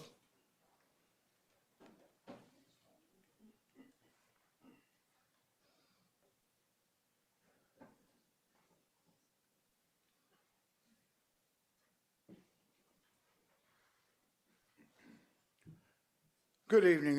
Name's Rick Zuba. I live at 171 Stanley Circle Drive. I've been there since 1988. And the character of the neighborhood is definitely estate. And as anyone knows, first impressions are most significant and most meaningful. So anyone coming into Stanley Circle Drive is going to see this multi-family housing, and the first impression you're gonna have about our neighborhood is this multifamily housing. With, if we have 12 units, we're gonna have at least, 24 vehicles, which is gonna, I don't know if anyone's tried to come off Stanley Avenue to go on to Highway 7. In the summertime, it's almost impossible. And this is only gonna add, because if this is employee housing, everybody's going downtown from these units. So it's gonna be a very difficult situation for the rest of us in that neighborhood. Again, first impressions are the most important. Thank you. Thank you. We have Corey Mueller. I think it's Corey. Is Corey still here? Oh, okay. We have Ann Mueller. Okay. Let's see, the applicant, you have an opportunity for rebuttal specifically on the items raised by the folks who brought this forth. Joan, what is your question? I can't hear you. Come up and tell me what you're saying. Mayor, she wants to know if she can make public comment. Opening it up to anybody else. Note that on the other public hearings, or the ones that we expect to have a lot of public comment, we've got these around, and we can still leave those out for people to sign up. We're trying to work from this so we can manage this and get done before 5 a.m. I will allow one additional public comment. Go ahead. I feel compelled to rebut. Excuse me, I just need your name and address, please. Yes, thank you. Joan Hooper, 1270 Rangeview Road. I feel compelled to rebut the legal argument that was just made. I believe it's a case of apples and oranges. I believe the case that was quoted was about a contract, which is completely different than what we're talking about here, which is a pending application. And Colorado case law is clear. There's the City of Aspen versus Marshall. The Colorado Supreme Court addressed whether an applicant has a vested right to their land use application decided under the regulations in effect when the application was submitted, even though the city changed the applicable regulations before approval. And the court found that the property owner does not acquire a vested right in existing zoning or land use regulations merely by filing the application. They only have, excuse me. And so that is the crux argument. There is a Colorado case that has been decided by the Supreme Court. This is extremely similar to what we're arguing here. And the case that was quoted by the lawyer is about a contract and does not apply. Thank you. Thank you. Applicant, you have a chance for rebuttal on the specific points raised by the community comment. Thank you. We have nothing further. All right, thank you. Town clerk, have there been any additional communications received in regard to the application which are not in the board packet? Nothing additional, Mayor, that I'm aware of. All right, thank you. Board of Trustees, questions, comments concerning the application? Trustee Brown. Thank you, Mayor. I've considered and looked at a number of rezonings that have been submitted since I've been elected, so I've been here about a year and a half.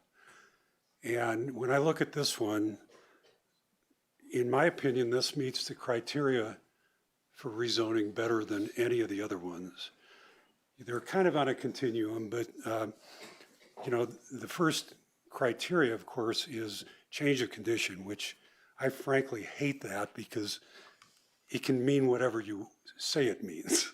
It's not clear what change of condition means, whether that means a physical change, a cultural change, an economic change, who knows? But be that as it may, this kind of meets all of them because it's, we have clearly an increased need for workforce housing. We have real estate prices going through the roof, and we have this property built to the south in 2019, which is a multifamily housing. So it fits better than any of the other ones we've seen come up here. And certainly it is compatible with certainly with the properties to the east, to the south, to the north. It is different from the ones from the west. I do understand the desires of the neighbors to keep that a single family house, but it does seem to me to meet the criteria and really be a textbook example of a transitional rezoning. Having said that, the organizational chart for the town of Estes Park has the citizens at the top. And, you know, oftentimes in this position, it's really hard to tell what most of the citizens think. And we're guessing, and it's not always the loudest, it's not always the most active that represents the majority. Sometimes it is, of course. But we really have to guess what's the citizens want to do and then make our judgment based on what we believe to be in the best interests of the citizens and of the town. Well, here, we know what the citizens think. They passed ballot issue 300. It specifically says that a rezoning will not be approved without the written approval of 2/3. It's the approval that is what we're considering right now.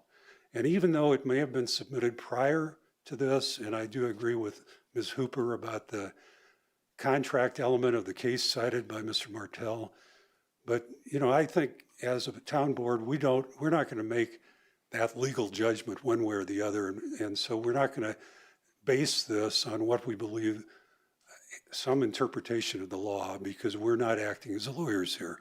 We're acting as your elected representatives. So as such, I think we must disapprove this because of the noncompliance with the provisions of ballot issue 300. You know, as many of you know, I opposed ballot issue 300. I was very active against it. I still believe it was a bad thing to enact, but it is what our law is, and therefore we need to respect it. And that's all I've got. Thank you. Thank you. Trustee Lancaster. Well, this is going to sound a little redundant after Trustee Brown's comments, but I think it needs to be stated, and it's going to be applicable maybe multiple times this evening. But I support the project. I think it's a good project. I think it's needed. I think it's the town is putting money where its mouth is and stepping up and providing housing for its own employees. We've heard over and over again that employers should do that and not just have people say, well, you can just commute. It's not that. It's not my problem. I think it's an appropriate rezoning. It's transitional. I think it makes sense. We also heard earlier in the study session that overwhelmingly the community wanted to see infill projects. They don't want to see sprawl. They wanted to see smaller, something smaller than 3 stories. The applicant did that and they adjusted it. It meets all those criteria of things that the community in a bigger picture said they wanted to have. All that said, however, the citizens made their wishes clear with the passage of issue 300. And it states clearly rezoning will not be approved without written approval of the record owners, not be applied for or initially applied for or pre-application meetings. It is approved. That approval happens by this body tonight at this table. And I think we are clearly there. There's a lot of interpretation there, and I think Mr. Martell had some good points. Ms. Hooper had some good points. Those are arguments that I think eventually will have to be made in a courtroom at some point on this law. I think it wasn't very well written. There's a lot of ambiguities there. But I can only take the voters' wishes at face value. I'm not going to try and interpret what they thought they meant, what they said. And face value is prohibits approval without prior written approval. Personally, I don't agree with 300. I didn't vote for it. I think it creates unreasonable, onerous, and possibly impossible hurdles for property owners to express their own private property rights. But I will be voting to deny the application solely on the failure to satisfy the requirements of the ballot question 300. Trustee Eigel. Thanks, Mayor. I have a couple of questions about this project, and I think it's a great opportunity to talk a little bit more about rezoning. If this were, we heard a lot about plans, we saw elevations, we saw things. In my recollection, in the last year or so, we've approved a couple of rezonings that are on the market now. And the feeling when those came before this board was that they were going to go a certain direction. There was an opportunity to have these great developments that looked good at the time, but they are now worth more money and more valuable. Is the housing authority, whoever is best suited to answer this question, is there a commitment on the part of the housing authority to follow the plan that we have seen before us and execute that plan as soon as possible? To thank you for raising that. It's been driving me crazy all night. I'm sure. So that's my first question. Because EPHA is operating as the developer on behalf of the town, that would be a question that we would pose back to the town. But our intent in any project that we enter, whether it's this project specifically or other EPHA projects, is to develop them as we plan. So having said that, we have had prior public conversations about the future of this property. And one of those options was for the town to give the property to the housing authority plus $2 million. Am I misquoting that, or is that accurate from our recollection in the conversation, that this property would transfer to the housing authority plus $2 million for possible future development? That is a really, really important part of this conversation that has not been raised. And I think that it's disingenuous to the public to not bring that information forward, that this may not be the plan. If I am misspeaking, stop me. But if we're not going to build this project, and we are going to give, we, the town, are going to give this, probably with a vote, to the housing authority plus $2 million, we need to talk about that tonight. My understanding is that funding, what we're looking for is employee housing, that basically that, in effect, provides funding for employee housing, not necessarily in this area, but in other housing authority-owned properties. Mayor, Board, there's essentially two questions that I'm hearing there. The first question is for the housing authority, is the intent to develop this right of way? The second question is more pertaining to the discussion that we had with the board late last year relative to an idea that had come up, has not been fleshed out in a contract form and brought before you yet, but relative to an idea where the town would transfer property to the housing authority along with a monetary consideration and get immediate access to town employee housing in the housing authority's current facilities. That has not, to my knowledge, progressed further at this point. So that's where that stands from a town standpoint. We have not pursued that further, though the board did express interest in learning more about it. We would need to sit down with the housing authority to flesh that out. As to Trustee Eigel's first question, is if this is rezoned, is the housing authority's intent to pursue development on this right away, or in the future development commensurate with what you're seeing with the conceptual plan? I would defer that to Executive Director Moulton. And we'll send that back to him, but this, approving the rezoning, doesn't imply we're giving them $2 million. That would take a separate decision. So I completely agree with that synopsis, and I agree with, we had a conversation about it as an option for this property. And I did give ample time in the presentation, the rebuttal, and the public comments to hear if that would come up. I am discouraged that it did not come up. I think that it's very important that if we are going to lead by example and set trust with the community, that we talk about everything that's involved. I'm not going to be able to push my no button hard enough, because I think that there are some issues here that we as a town, and then as a housing authority who is under the, I hear all the complaints about the housing authority because I'm on the town board and we appoint the members of the housing authority board. I would like to see what's going on in housing authority meetings. I would like to further our conversation about recording and making available for review later housing authority meetings immediately. I don't know if that's within the board's purview consideration, but I think that we've got a lot of work to do here. One of the public commenters tonight said there are questions about the housing authority. This issue for me is all about the housing authority. could this property be sold if we rezone it tonight? Could this property be sold by the town?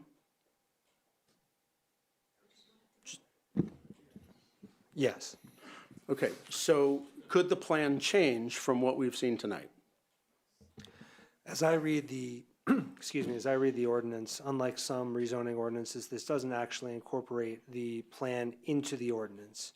Is that correct? It does not, you're correct. So it would be rezoned to RM. I believe, I don't want to speak for the housing authority, but the intent would be to develop it as presented tonight. But this is not drawn up so as to require that. That would have to come to the board as a separate application. Well, no, not necessarily. It could be a condition of approval if that Right. was something the board was interested in. Did you want your first question answered? I asked so many, Mayor. The first I'd be more question than happy was, to address it. yeah, go ahead. So the intent, as I've already stated, would be that EPHA develops this parcel as planned, regardless of the ownership of that parcel. And the only reason, Trustee Agel, that it wasn't directly addressed this evening is because it is a very long path to whether that is even the direction that we go. It would take a decision of this board, and there are quite frankly too many permutations before we get to that point to bring that up, and we did not want to muddy the waters, so to speak, with that very hypothetical situation. But EPHA's intent, regardless of the ownership, if we're acting on, as a developer on behalf of the town, would be to develop the parcel as we conceptually showed this evening. If for some reason transfer of ownership were to occur to EPHA, we would do the same thing. Our intent with that property would be to develop it as you all saw in the conceptual drawing this evening. Okay, well, you have answered my questions and you have you've substantiated my concerns in my mind with your answers about this process. Now, with regard to the community sentiment, it will be redundant for me to say the same thing, but I have a fierce belief that we are here to represent the community. We're not here to sit as lawyers. We're not here to interpret the law. We're here to hear what the people say. And Town Administrator Mahalik, I refer to this a lot. He said the best measure of our community is a vote. And without a doubt, that is the way that the message that was conveyed, the spirit of that ballot is clear to me and will influence my vote tonight. The second part is that I'm discouraged this is before us tonight on a technicality. And so I'm gonna leave it at that. I will be pushing my no button. Could Trustee I Brown? address one thing? Yes, sir. Very briefly, two things. Trustee Agel, as I promised you in email writing a few weeks ago, we did address the recording of EPHA meetings. And those will begin to be recorded in February and posted on our website. So look forward to those, okay? Trustee Brown, you have a I just final want to, comment? yeah, I just want to mention I'm the liaison to the Housing Authority. The issue of this proposal to transfer the property plus cash to the Housing Authority was discussed in a public meeting of the Housing Authority. The chair of the Housing Authority was not real wild about hearing about that at the moment. And it's far from happening. And that, I understand why you didn't bring it up. I'm not sure that there will be a desire from the Housing Authority Board, much less this board, to do that. Further discussions would have to be made, but it was made public. I'm a little surprised none of the commenters brought it up, but they didn't. Thanks. It looks like we're getting through our comments. I'll make one comment. I wish 100% of the people would vote when we have these kind of things. We had 40% of the people vote, and we had 53% of that 40% who voted in favor of that ballot initiative 300. That's 21.5% of the registered voters, the eligible voters, who made this decision. But it is the decision. It is the law. We must respect that. I hear what the trustees are saying, and I agree with Trustee Lancaster and Trustee Brown. And that's where we're at. All reports, statements, exhibits, and written communications presented will be accepted as part of the record. The public hearing is closed. You had your light on? How did I miss that? The public hearing is reopened? No, I can make a Trustee comment Youngblood. after you close it anyway, Maybe I'm Mayor, thank you. Not seeing green. Well, you thought it was February too, and Yeah, then that- July, that's so. July. I have a question for Attorney Kramer. In our packet, I'm a little confused and I need some clarity on it. Page 9, under the sample motion, can you help me out with why those sample motions read as they do? For instance, number 3, to deny solely for the failure to satisfy the requirements of ballot question 300. You would say I move to approve the resolution 07-26. Could you give me Sure some thing, Trustee insight to Youngman. that? Yeah, given the unusual circumstances here, we created more options for the town board than we normally would. Obviously, we came forward with an ordinance, as we have to do in case the board wants to approve. And in order to create a clean record, if the board wants to go on record and say that the reason why this application is denied is because of ballot question 300, then we created a resolution that does that. And then we created another resolution in case the board wanted to deny the application for reasons specified in the development code. Of course, you don't have to specify why you're denying the application. You could, the board could just do it by a simple motion, but anticipating that the board might want to put on the record why this application was being denied, if it was to be denied, we created those resolutions. All right. Are there additional, Trustee Igo? I'm ready to make a motion if it pleases the. Just, okay. All right. Ready. Public hearing is closed. I'll take a motion. If you'll give me some guidance on this, I don't wish to state my reasons for the denial, but I do wish to deny, make a motion to deny. There's a specific ordinance too for that, number 3 in the packet. No? Correct me if I'm wrong. I move to deny the rezoning application. That's fine, Trustee Igal. Ordinarily, planning staff requests that when that happens, the trustees state the reasons for denial, but that's not required. A court It's would not my review it intent based to on- include any other information in the movement. That's right. It Motion, would be motion. based on the evidence that's in the record, and that simple motion is proper. That is my motion. Do I have a second? I would like to propose an alternative motion, substitute motion, along the lines of sample motion 3 to deny solely for failure to satisfy the requirements of ballot issue 300.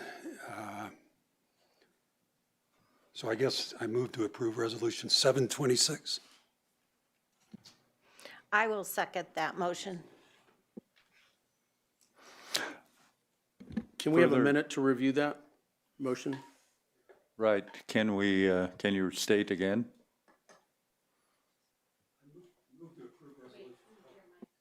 I move to approve resolution 726 to deny the rezoning based solely on the failure to satisfy the requirements under ballot question 300.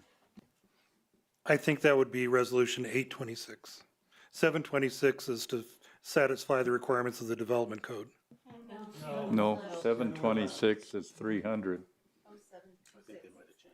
Okay, this goes back to my concern about the agenda getting changed at the last minute, because mine says, Oh, yours says the other? yep, You might have an earlier version. Yep. They revised this, they changed the numbers.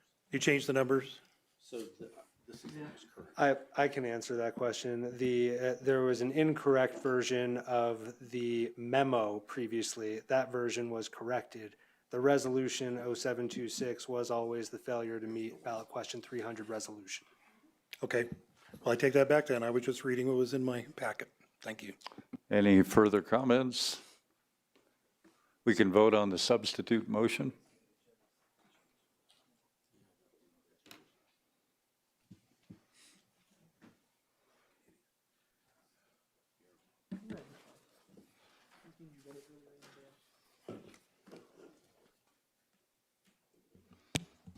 Still looking for one more vote.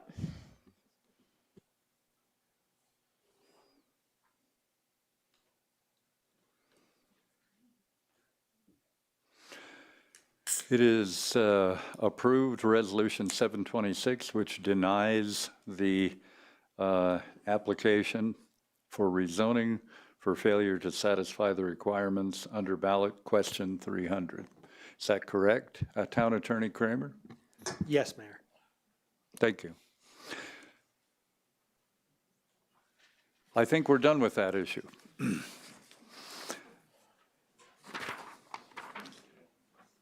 We're going to move on to ordinance 426. I will make a comment, and please, no conversation as we're exiting so we can continue business. I will make a comment for the subsequent public hearings. I will set an overall time limit if there are whatever number of comments we get that fit within that time limit, and I'll establish that. That'll be a little bit different for each one of these because there's a different number of people who probably want to talk, but hopefully people have had a chance to put things down. Let's get to the public hearing on Public Planning Commission action item number 2, ordinance 426 rezoning 440 Valley Road from RM multifamily residential to A1 accommodations low intensity. Again, we'll consider all the information presented during this public hearing, which includes the written comments that we've received on the application and public comment, applicant comment, town staff. Has any trustee had any ex parte communications concerning this application which are not part of the board packet? None. Any member of the board can ask questions along the way. The public hearing is open, and we can review the staff report. Kara. Good evening, Mayor and Trustees. I'm Kara Washam. I have just one item for you all regarding 440 Valley Road rezoning request. The purpose of this item is for Town Board to consider an application for a proposed zoning map amendment from RM to A1, review the application for compliance with the Estes Park Development Code, and approve, deny, or continue the application. The subject property is approximately 1,500 feet southeast of the intersection of Elkhorn Avenue and Fall River Road. The applicant's request to rezone the subject property from RM, multifamily residential, to A1, accommodations low intensity. The purpose of the request is reclassification of the existing 3-unit accommodation structure from vacation home to resort lodge. In order to be reclassified, the property must be zoned to a district that allows the use. No future development is proposed with the application. Here's an aerial image of the existing site. You can see the single-family residence on the north side of the property and the existing 3-unit lodge toward the south corner. Here's a sketch of the floor plan of the existing lodge called the Bunkhouse at Old Man Mountain. The subject property is currently developed as a detached single-family residence and a 3-unit lodge used as accommodations. If rezoned from RM to A1, the minimum land area is 1/4 acre per unit. If redeveloped, the maximum density allowed could support up to 3 units. If the property stays zoned as RM, the maximum density, if redevelopment were to occur, is 6 dwelling units for this 0.8 acre lot. If the density bonus in section 11.4 were utilized, 12 units could be developed. Since the property is currently has a combined total of 4 units, there is concern that rezoning may create a non-conforming lot based on area and dimension standards for A1. Section 6.8b of the Estes Park Development Code addresses this concern and states accommodations use on a lot non-conforming as of February 1st, 2000 must be at least 15,000 square feet in A1. Staff interprets that existing accommodations use is permitted to continue as the lot is greater than 15,000 square feet. However, no development is proposed, but any future development would be limited to 3 units total. Here's the Estes Park zoning map showing the property zoned as RM and surrounded by a mixture of zoning districts. Most of the properties on Valley Road are zoned residential. However, the adjacent properties abutting Elkhorn are zoned accommodations. Here's a future land use map from 2022. This map provides a guide for land use policies and decisions that direct growth according to character and intensity of use. The future land use map designates the property as suburban estate, which is intended for low to medium density, single-family residential development. The existing development, including the single-family home and accommodation units, is currently served by Town of Estes Park Water and Power.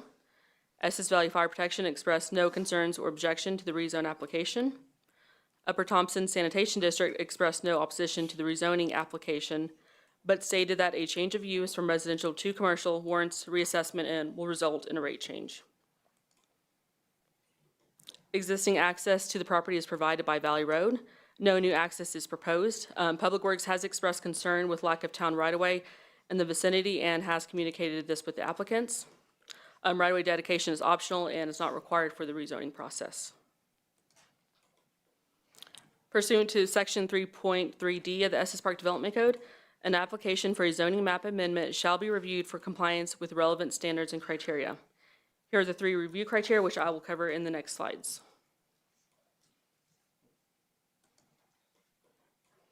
The amendment is necessary to address changes in conditions in the areas affected. There has been minimal development on the subject property or in the surrounding vicinity in recent years. However, there has been a change of conditions in the area since the current zoning was established in 2000. In 2011, the property known as Fall River Lodge in Estes Park, which is directly across from the subject property, was rezoned from CO to A1. This rezoning was requested to convert a large residential building into a resort lodge, a concept similar to what the owners of 440 Valley Road are proposing. The development plan, which the proposed amendment to this code would allow, is compatible and consistent with the policies intent of the comp plan and with existing growth and development patterns in the Estes Valley. Since no development is proposed, staff has waived the development plan requirement. Even though no new development is planned, the rezoning should still be reviewed for compatibility and consistency with the policies intent of the comp plan and with existing growth and development patterns in the Estes Valley. The suburban estate future land use designation permits single-family residential development, but is inconsistent with the proposed reclassification of the structure from vacation home to resort lodge. That being said, the proposed rezoning does align with the existing growth patterns of Estes Park, and the corridor is primarily composed of accommodations. Reclassifying the structure as a resort lodge would be compatible with the neighborhood.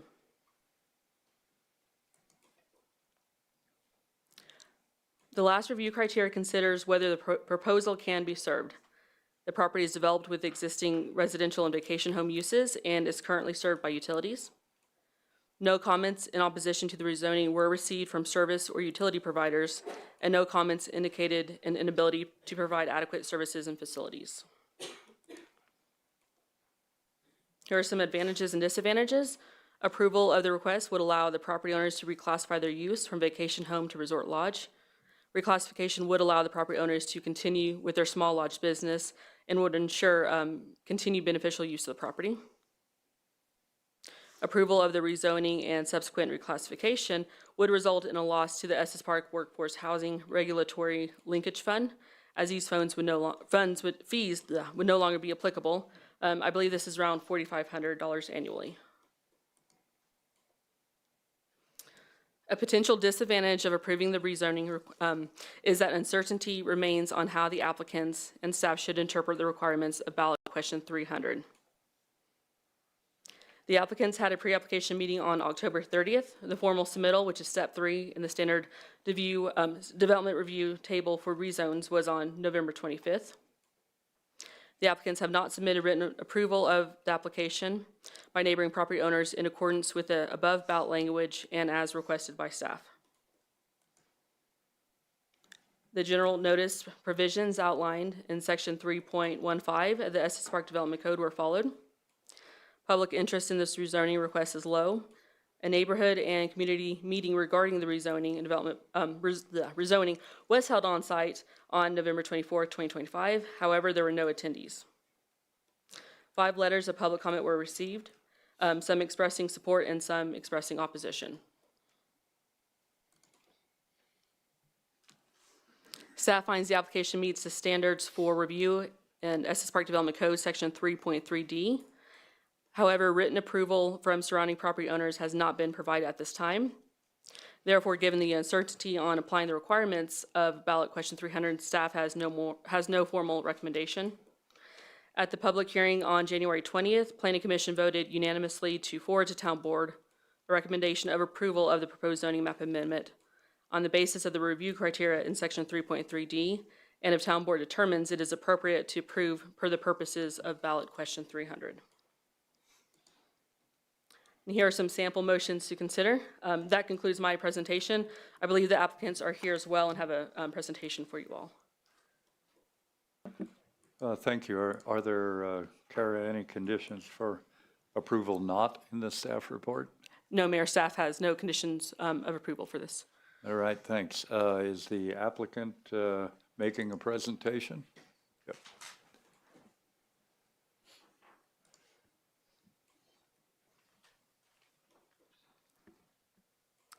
They're sneaking up on you. Waiting for it to go on the screen there, but should be able to just tap through. Let's use that. Let's wait for it to show up on here. Can we lower it again? How do we? Thank you, that's good. Thank you. All right. I think we're having some technical difficulties. We have a PDF or presentation. I'm not seeing it show up just yet.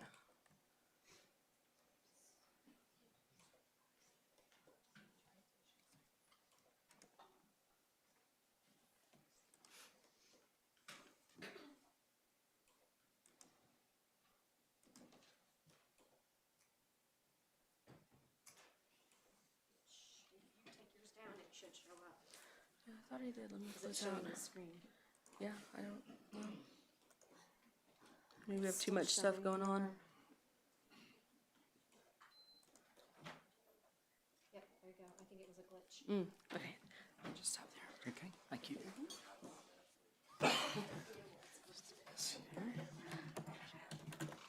You want to start? No, you go ahead.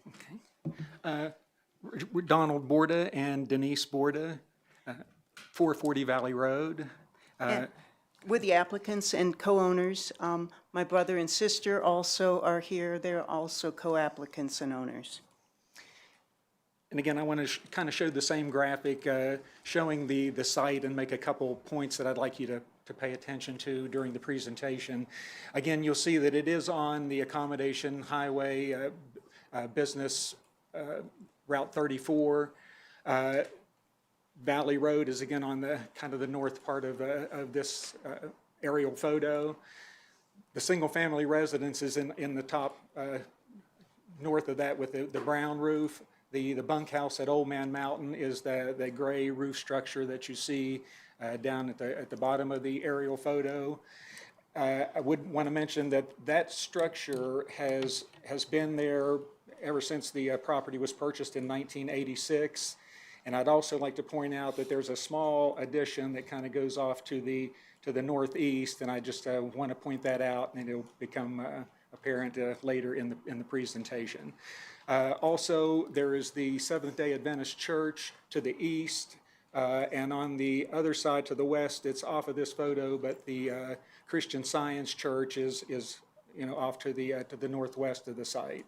Directly across the highway is the Fall River Lodge that was mentioned earlier, and the driveway to the upper left-hand corner is the driveway to Cinnamon's Bakery. So Cinnamon's is probably the closest landmark nearby.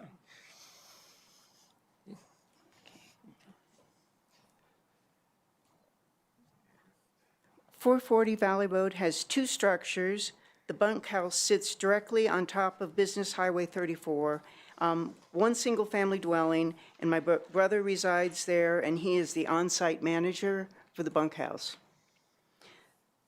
It's a small accommodation. You can see here the floor plan. B1 is 278 square feet. A tiny home is considered under 300. B2 is 400 square feet, and B3 consists of 572 square feet, and the bedroom, which was a bedroom office that was completed in 2001. This has been family operated for 15 years without any complaints, no noise complaints, no anything from the city. We have an on-site manager. We rent to maximum 8 people in these, 2 people per unit. And then B3 will sleep 2 more in a Murphy bed. This is a low interest, 0 objections in our neighborhood meeting, rezone from RM to A1, and there is no planned development.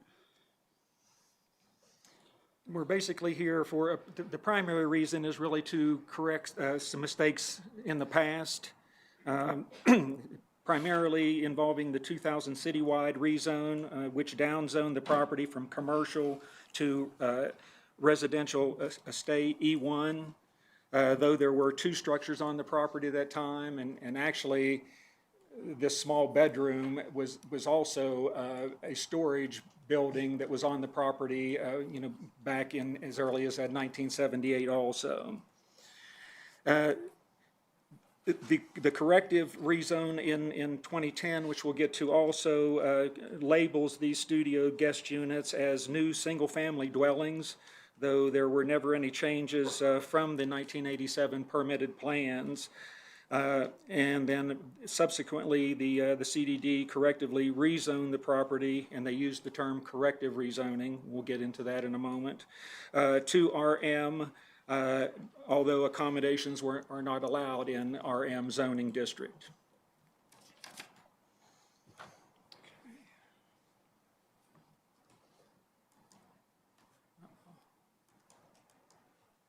And this is I guess we'll start also again, the shop the building that is now the bunkhouse at Old Man Mountain was an antique shop that was constructed back in 1978 by the previous owner.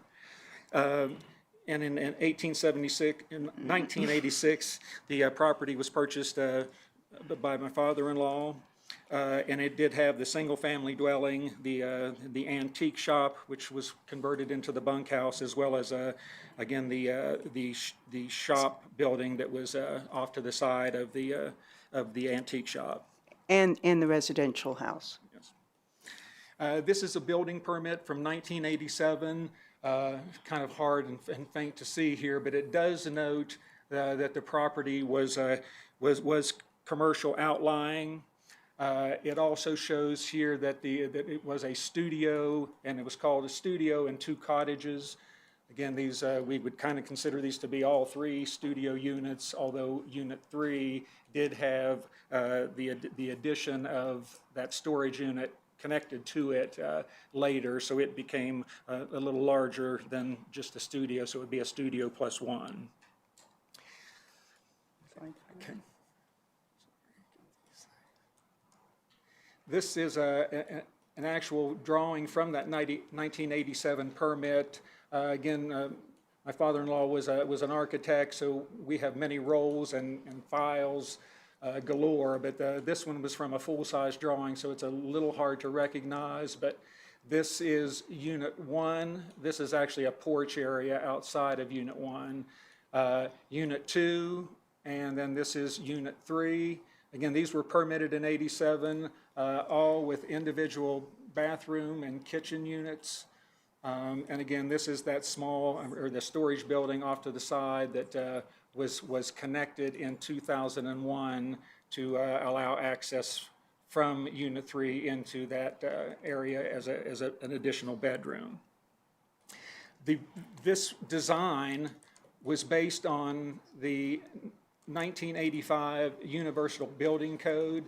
This was provided to Mr. Delaney by Steve Stamey with the town back in 1987, and specifically, it reads that a minimum of 600 square feet of floor area shall be provided for each family dwelling unit. So the units were designed with that in mind, to keep everything always under 600 square feet.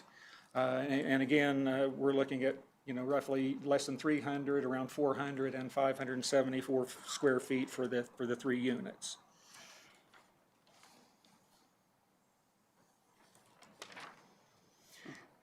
Chronology. Okay, and going back now to the citywide rezone mistake, back in 2000, the property was rezoned from commercial outlying to E1 single family. We can never find any record of ever being notified of the rezoning. And Mr. Delaney kept extensive files on everything, but no postcards, no notes, no flyers. And even going through a Colorado Open Records Act request in 2023, there was still no information in the files that ever showed that the property owner was ever notified that the property was rezoned to E1. There would be city records, certainly, of notification of such a big move to go from CO to E1. We just can't understand it. And again, the property did have, at one time an antique shop, and then the permit again to convert it over to this 3 units. So it should not have, there's no way it should have ever been zoned to E1.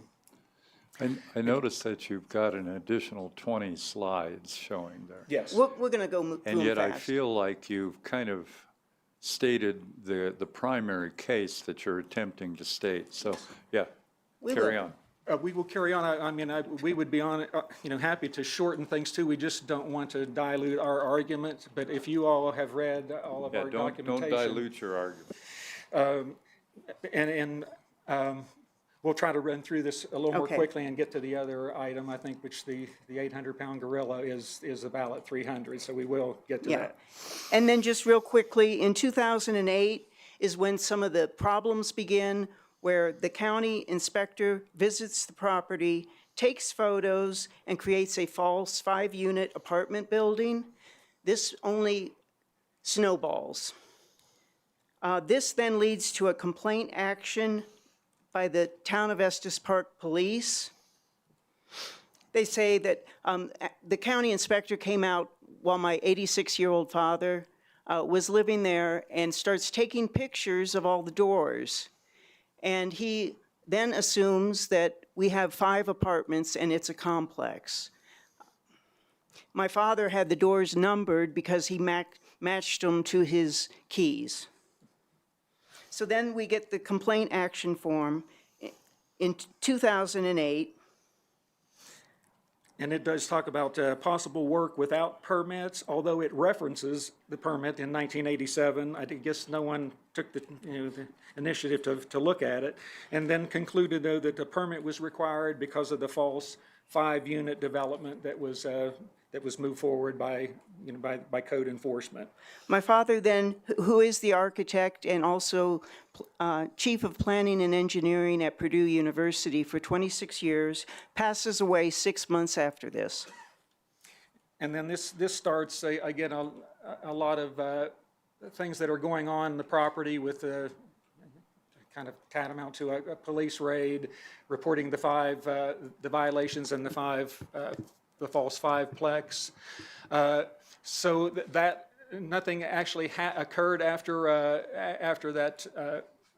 The police came to the property, and then at 2010. Well, actually, in 2009, emails between planning and police state that all the files are missing on the property.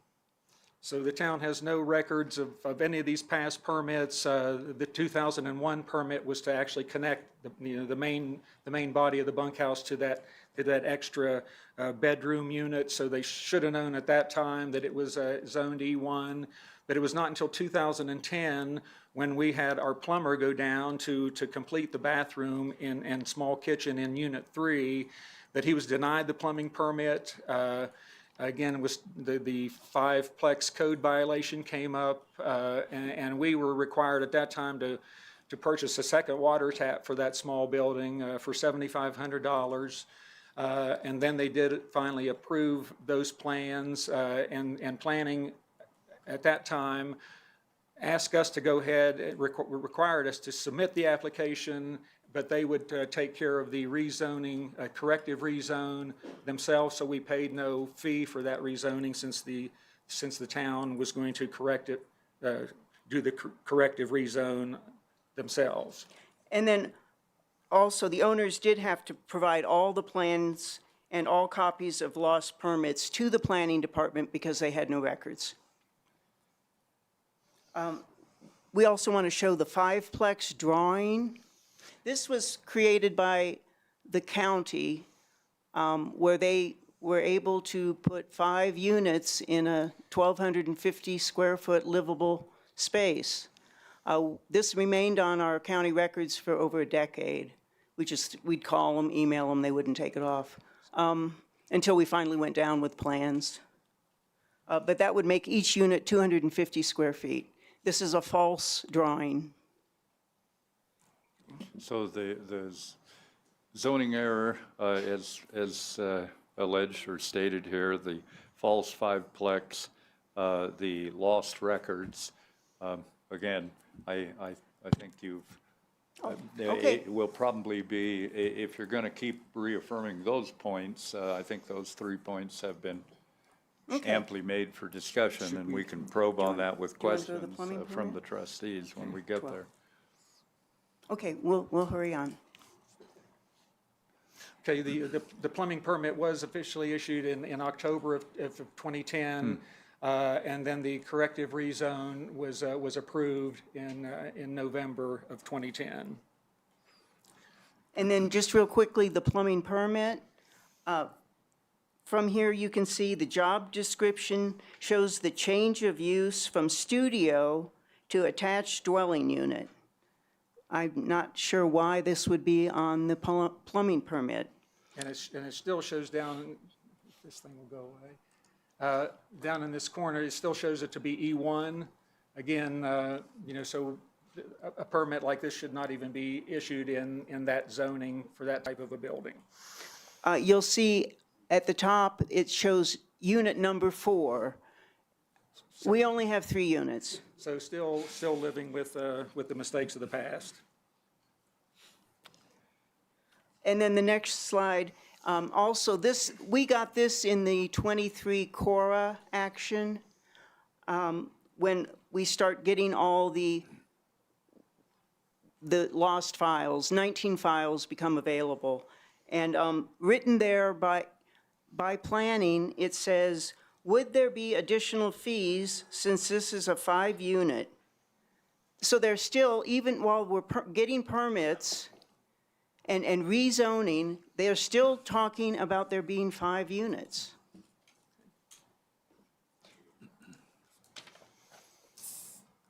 Just skip those. Okay. These were just some of the memos that occurred during the timeframe of the corrective rezone Yeah, by the town. corrective rezone is not very well known by the planning department. When I came in 23, they said they'd never heard of it. We don't do that. And then also the word triplex is coined by Mr. Joseph. He says the property is about 1 acre in size and currently contains 4 units. And he says 1 single family and a triplex. Why wouldn't he have said 4 single family, if that's what they've changed it to? Okay, I'm going to go past these. Okay. So in 2011, the bunkhouse receives its business license. It was 1 license was issued and an on-site manager was required. 3 certificates of occupancy were issued. At that time, they were called new attached single-family dwellings, which has cost us a great deal of grief. And money. Subsequently. In 2017, Ordinance 2916 passed. Those 3 business licenses, there was 3, the 1 business license then became 3 business licenses because of the 3 units. In 2023, Ordinance 0222 was passed. Those 3 licenses then incurred a workforce housing fee for each one, along with the certificate of occupancy labeling, again, as single attached, new attached single-family dwellings, and the newer certificates of occupancy are now calling them 1-story triplexes. Go to the next. Okay, these are the certificates of occupancy. The fill in the blank is, I guess, whatever term or label you want to put in there. New attached single-family dwelling with a meeting with the building official and planning in October of this year. They said there's no code, there's no ordinance on what goes into that label. You'll see the next one. At that meeting also, we learned that there were 3 new certificates of occupancy issued. This one says this is a 1-story triplex, which then goes back to the memo from Director Joseph to the town board in 2010. And then it also identifies that it's a vacation home, but it has none of the building code codes, so it's kind of like a pseudo certificate. I guess it's to help the town clerk's office to get licenses done, because it's confusing between accommodations and vacation homes.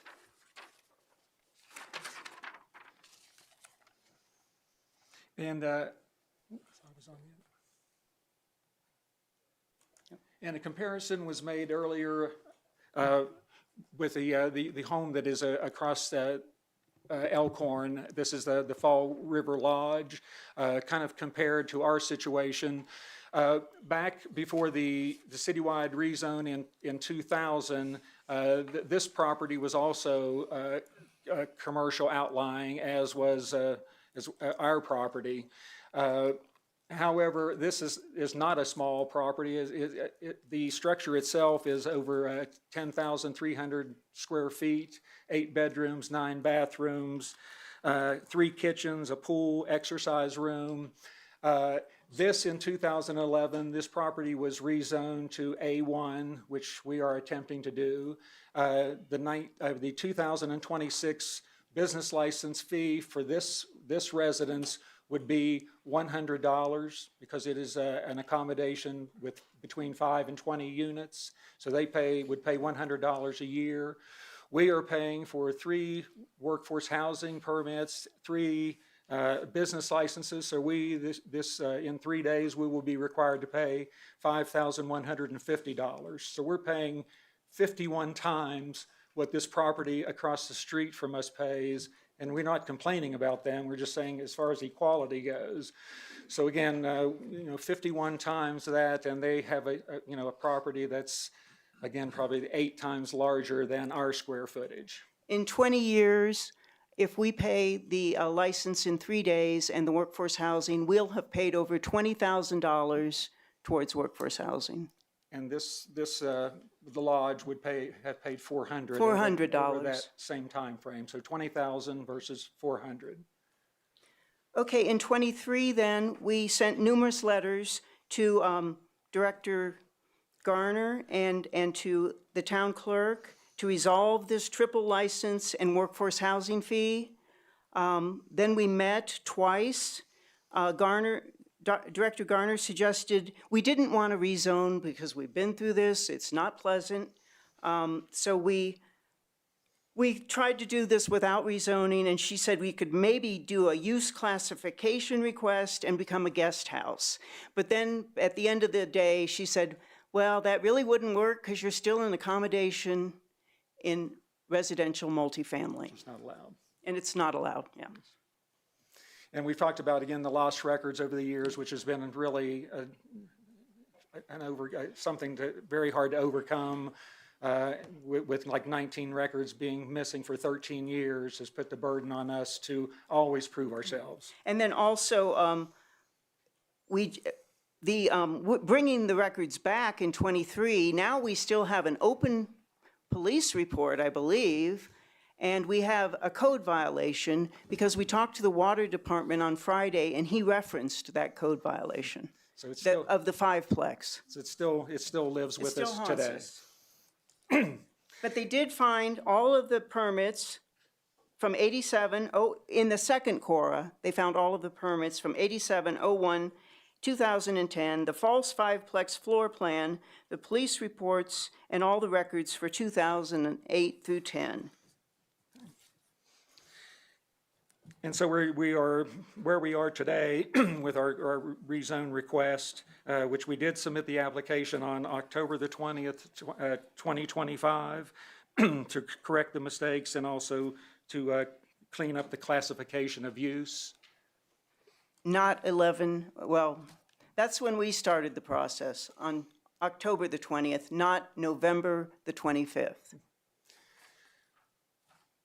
So at that rezoning request meeting, we submitted the application and made payment on October the 20th. We had a pre-application conference with 7 different town departments on October the 30th. Follow-up meetings to purchase the neighborhood notification signs. And then, of course, on November the 4th, the ballot, the vote was for ballots 300 and 301. The next day, we're placing ads in the Trail Gazette for our public meeting. We mailed out the following day letters to 27 property owners within 500 feet of the property. 26 no objections, one objection was received. We posted the signs the very next day for the neighborhood meeting. Did I say that already? Yes, yeah. Can I ask real quick, because I know I'll forget? Yes. The 26 no objections, was that 26 no replies, or that is 26 correct. people said, I have no objection? Okay. Yes, 26 no replies out of 27. And one objected, okay. We did the required public notice in the Trail Gazette. Yeah, you did that. I did all those, Yeah, yeah. okay. Next slide. So then the neighborhood meeting was held on 11/24/25. Again, no attendees. The CDD uploaded the pre-application. We made absolutely no changes to any of our paperwork. That was all done by them. We paid the rezoning fee on 11/26. Ballot 300 and 301 results become public on local media on 11/28. CDD zoning meeting, 12/1, we purchased more development. This time we're putting up development proposal under review signs, though there is no development. Then the application is completed and certified on 12/5/25. CDD emails us then and asks if we are collecting signatures and moving forward with the rezone on 12/18. And we had already been certified, and we should have, any problems that planning had, they should have been addressed before we were certified. We scheduled a phone meeting on 12/29 where we did confirm that we were moving forward and we were not collecting signatures because we had our application in on October the 20th. And there was a comment made in the earlier presentation that we were directed to obtain those signatures, and we were not. We were always asked if we were going to, but we were never directed to do so. Actually, one business day before the Planning Commission meeting was the first time we had heard from planning that they were requiring the signatures from us, but yet Stanley Circle, I don't believe they required that of them, the city-owned property. Okay, I think that's it. Oh. And I guess at the end of our Planning Commission meeting last week, at the end, Chairman Cooper did say at the very end concerning ballot 300 that he felt that we had made a good faith effort to contact neighbors, and we have. And I'll make one last comment. This is just about the process. The 27 adjacent property owners that we were given, only 10 of those have a name and a physical address in Estes Park. So I don't know how in the world you go out and get approvals for number one, for a non-development, no project, from people that you cannot even locate. I mean, 17 have post office boxes or whatever, and they're either out of state or out of town, and so they have no physical address. So if we went out and got 100% of the 10 that we have with a name and address, we still could not meet the 67% of the adjacent property. And so I think the information that's provided to the applicants is not helpful. I know in the Planning Commission meeting, Special Counsel White said that that was the applicant's problem. I strongly disagree. It's a town problem. If you give anyone faulty information or you give them a goal that's non-attainable, I think it does a disservice to the town. And there's no process. We had 3.2 to get as far as we're down to step 5. We followed the process there's 15 ordinances written into that process. We followed it. And we have none going forward. Okay. So at this time, we would just respectfully request that you adopt ordinance 04-26 to rezone 440 Valley Road from RM to A1, to correct the mistakes of the past, correct the classification of use, and to allow us to continue to run our family-operated business as a small, low-intensity accommodation. I thank you. Thank you. We have one person who signed up to make a public comment. I have a question of them. You can go ahead. Can I just ask you a question while you're up here? I'm Yes. just curious, through all that back and forth, so when did you stop paying commercial property tax then? Because that should have been, in my mind, a big sign that, oh, something's happened. Or are you still continuing to pay commercial property tax? It depends on the use. Well, if you're a business, a We commercial. haven't been commercial since we were citywide rezone with the Estes Valley Development Code in 2000. Our commercial was changed to to E1. And So before that, you were paying commercial property tax. You never paid commercial we property? were paying commercial utilities. In fact, we paid those until 2010 because we did not know the property had been rezoned by the city in the Right, citywide rezone. Right, I'm just wondering if you continued to pay commercial property tax after they rezoned you. Are you still paying commercial property tax? No, we're zoned RM. We've been zoned, we were zoned E1 in 2000, and then it went to RM in 2010. My parents lived there up until 2008. No, I meant before, when you were doing your commercial business, were you paying commercial property We tax? weren't doing commercial business Oh. until 2010, and we were zoned either E1 or, we went from E1 to RM. Okay, thank you. I had a couple questions for you. Just to clarify a little on that. Zoning and what they charge you, commercial or residential property tax, are totally unrelated things. Yeah, that's, The assessors, you can be in a residential zone and they'll charge you commercial property tax. yeah, it's So kind of it- depends on use, I think. It does, it Yeah. does. So a lot of what you're dealing with is from the county assessor, not from the town. Yeah, It is very confusing. yeah. The 27 people you sent asked to comment on it, is that all the properties within 500 feet? There were 27 properties within 500 feet? That is correct, yes. Okay. And what about the owners, though? Because there could be multiple owners. Did you get responses from other owners or just? Because the ordinance doesn't say properties, it says owners. So if there's two owners of a property. You would Did you never get- know that, I guess, from the mailing list that you received. Well, yeah, it's hard to tell from mailing. Okay, just curious on that. So you really only got one response? That's correct. Yeah. And no- Well, actually, a couple phone calls. Yeah, we- We'll have additional opportunity for trustee comments and questions. Let's get the public comment addressed. I Thank have you. Chris Wood on there.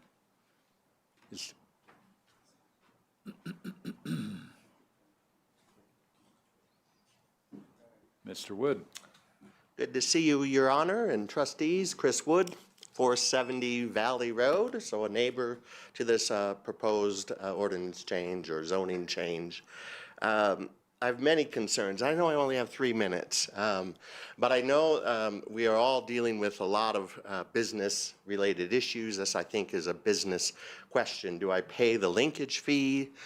Or, as Cindy brought up, do we pay what could be commercial real estate property taxes if we are indeed operating an accommodation. If the current owner has not looked into that, I might suggest they do so, because I believe it'll be substantially greater than those linkage fees. I also own Castle Mountain Lodge, 1520 Fall River Road, so I will be presenting a rezoning classification to residential. No, just kidding. Thank you all.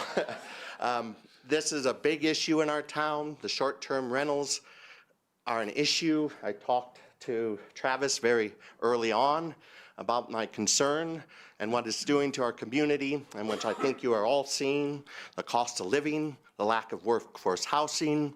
It's making me realize that I am going to come and work for the town, who's going to build me a home, and I won't have to worry about supporting all of you. As the town assumes our workforce housing buys up these properties, Beaverbrook, the Estes Park Village, my neighboring town, I'm concerned, very concerned that we are looking at a major problem. You're going to have a short-term solution to what will be devastating for our community. And it's just the start. So please think about what's below the dam that you guys are building. I can only encourage you to think more about that. I wouldn't be here tonight if it wasn't for 300. So I am a voter. I voted no. I would be at home watching Netflix, but I'm here because that's what the town decided. And thank you for your comments about getting out and voting. I think it's so important.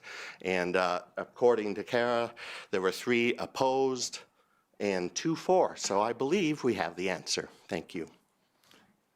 Thank you. Let's see, where are we at here? There can be a rebuttal against the specific statements in the public comment. And the applicant can make a rebuttal if desired, but only on those topics raised by the public comment. Okay, I see motion.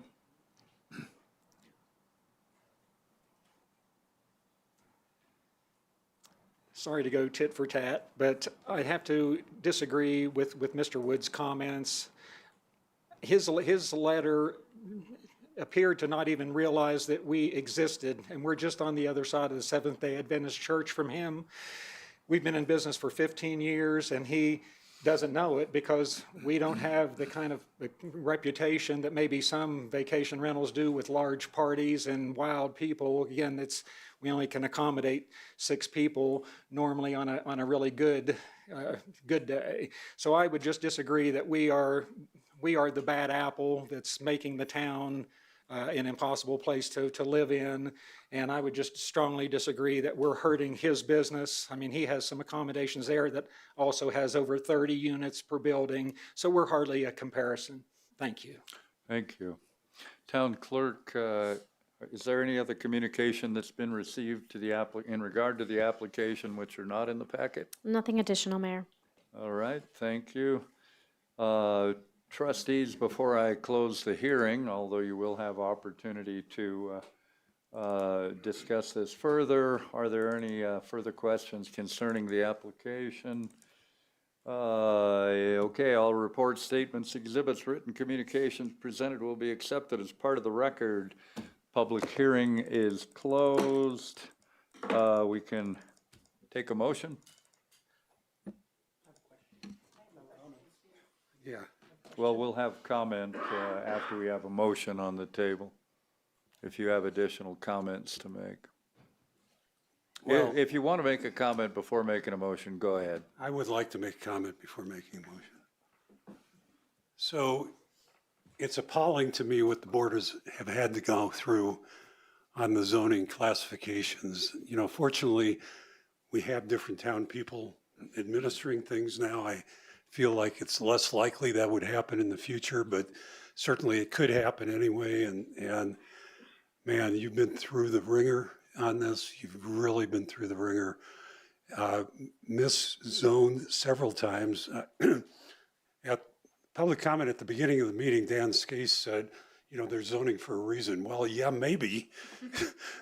Maybe those reasons are not the right reasons, and they're maybe not exactly done right, as this shows that it was inappropriately rezoned not once but twice.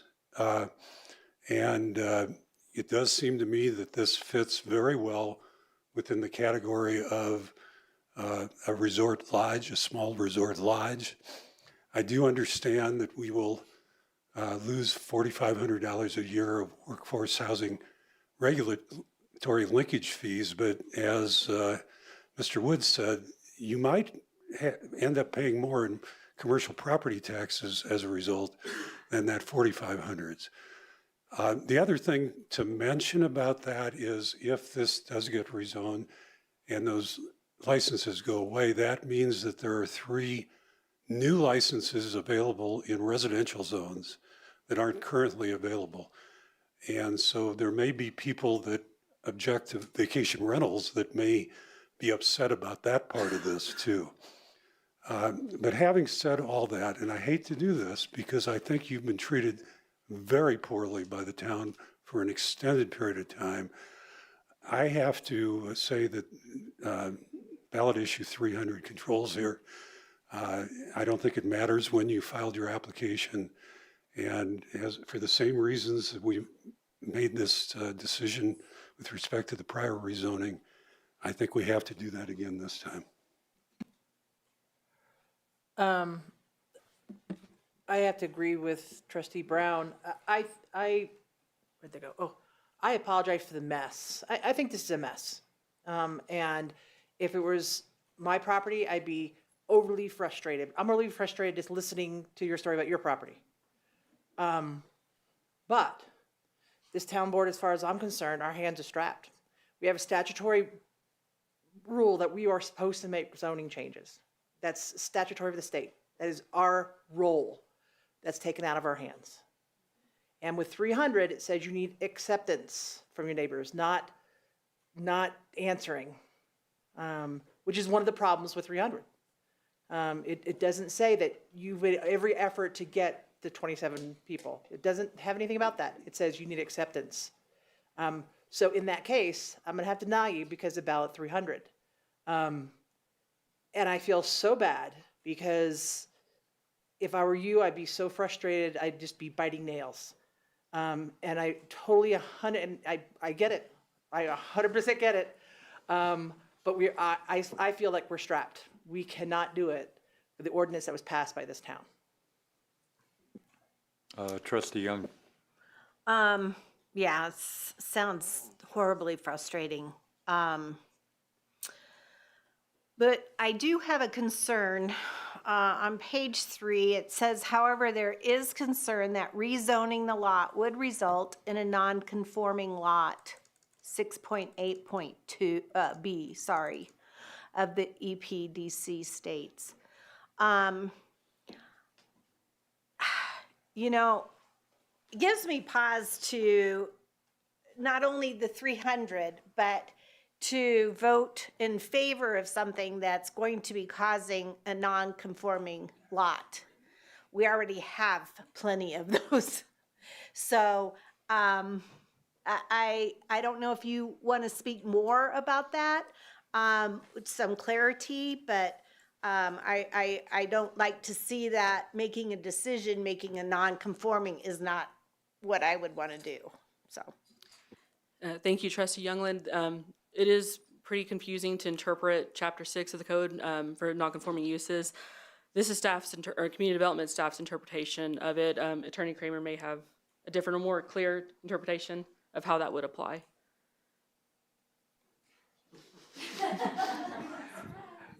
Not at the moment, I don't. I would agree that typically we would try to avoid creating nonconformities through a rezoning. Thank you. Trustee Lancaster. So a couple things. One, and just to comment, I guess for staff is, disadvantage in the eye of the beholder. We listed one of the disadvantages is that loss of the linkage fees would no longer be applicable. I'm not sure the applicant would feel the loss of paying those fees as a disadvantage. I think anything that reduces the cost for business or property owners within the scope of the laws and what's allowed there, I encourage it. That's great. We don't want to collect fees, we don't need to, but, just personally, I would not have called that a disadvantage. Anyway, you know, I'm not gonna restate what I stated in the last issue. I think our hands are tied. I think this is a great example of one that should be fixed. It's a mess. It's an embarrassment. I mean, it's a cluster. There's no way around it. And it's been going on for way too long. And this should be a simple thing for us to vote on and fix it and get these people back to where they should be.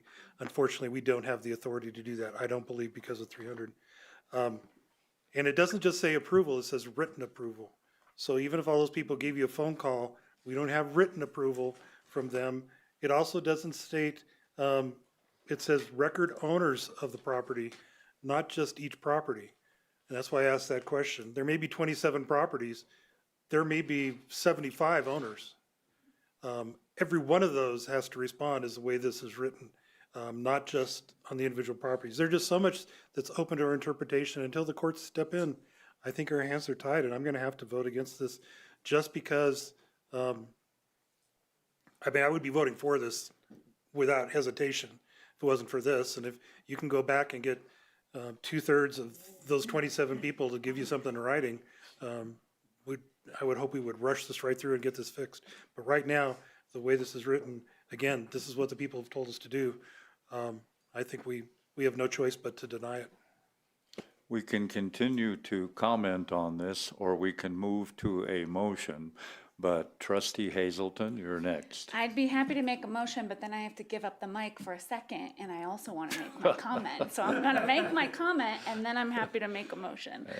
And mine will be brief. I think we've talked about this as a board before. Sometimes when things have been said that are what I had written down in my notes, I choose to just not say the same thing, so we're not here for another, 3 hours. So just as an FYI, I think sometimes that's why sometimes you don't hear from us, is because somebody's already said something that you were going to say.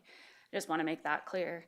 But I do want to echo that it sounds so frustrating, and it sounds like you really know your stuff, which I would argue so has every applicant that's come before us for a rezoning application. People really work hard on that and do their homework on it. And I do think it seems to me as though there were probably sometimes people throughout the process over the past several years who were trying in good faith to fix past mistakes. Like, it made me just feel like it was a big knot in like a gold necklace or something that someone's been trying to untie for a long time, and it's just been really, really hard. So I just wanted to add that, but I totally agree that I think regardless, it's an odd predicament because I'm normally going through these applications and making my assessments based on my role as basically a judge in these kinds of situations. The seven of us act as the judge. We're not attorneys, but we do act as judge in these instances. But because of the ballot issue 300 passing, that kind of removes some of that qualifier if that piece isn't completed. So you do it for the exercise, right? Because it's all this work has gone into it, and you want to make your assessment. But the preliminary item I've got to consider is if ballot issue 300 applies, and we have the same language that was approved by the public as the public does. And so that's what we're going off of, what the public approved, and I unfortunately don't feel as though it's been acquired or achieved. And I'm happy to make a motion, but I'll let Mark talk first and then I'll make a motion. I think it's Trustee Brown. Okay, I know you don't want me to talk twice. I'm sorry about that. I would have approved this were it not for ballot issue 300, but I want to mention one really ironic thing about this, and that is there were two emails or letters, I'm not sure which, to the town board recommending that we approve them. Those two emails were, one was from one of the sponsors of ballot issue 300, and the other was one of the co-defendants with that sponsor, or co-plaintiffs with that sponsor in the lawsuit against the town and against the developer of the property on Peakview. So that was, that's the consequences of those acts. We said this is going to stop development, and it's proving to be the case. Trustee Youngland, you. I was just gonna make a motion, but I wanted to ask Attorney Kramer a question first, if I may. So, I mean, I really think that a non-conforming needs to go into why I would be choosing to deny the application as well as ballot initiative 300. So I didn't know if I could I moved to deny the rezoning application due to ballot initiative 300 as well as making it a non-conforming lot. Trustee Youngland, so I would use as a starting place, if you wanted to do that, Resolution 1226. Okay. Which is denying for the purpose of ballot question 300. You could add to that. Yep. My general advice is that you always want to tie it back to the review criteria. So when I say typically we wouldn't want to create a nonconformity, I don't know that that's actually tied back to the review criteria unless there's something that I'm missing. Okay. Okay, then I'll make a motion to move to approve resolution, sorry, where is it? A resolution 12-26. I'll second. I'll make one comment. It appears to me that this board is listening to the community. I've heard many accusations that we don't listen. I spend 80% of my mayoral time listening and then trying to help and improve things. We're listening. Okay, any other comments, or we can go to a vote?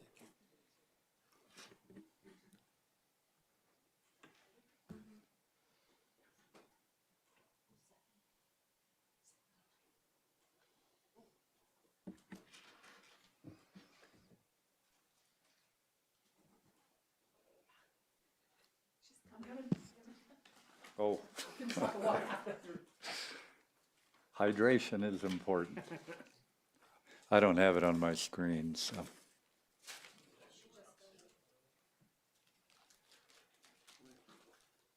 Are we still waiting? Oh, there we go. So Resolution 1226 denies the application for rezoning for failure to satisfy the requirements under ballot question 300. We'll move on to our next public hearing. Remember, we reordered the agenda. Mayor, we are getting close to 10. Do we want to make a motion and take a quick break? I would think that would be a wise thing to do. I said we should take that motion at 7 o'clock because I could see where we were headed. But there you go.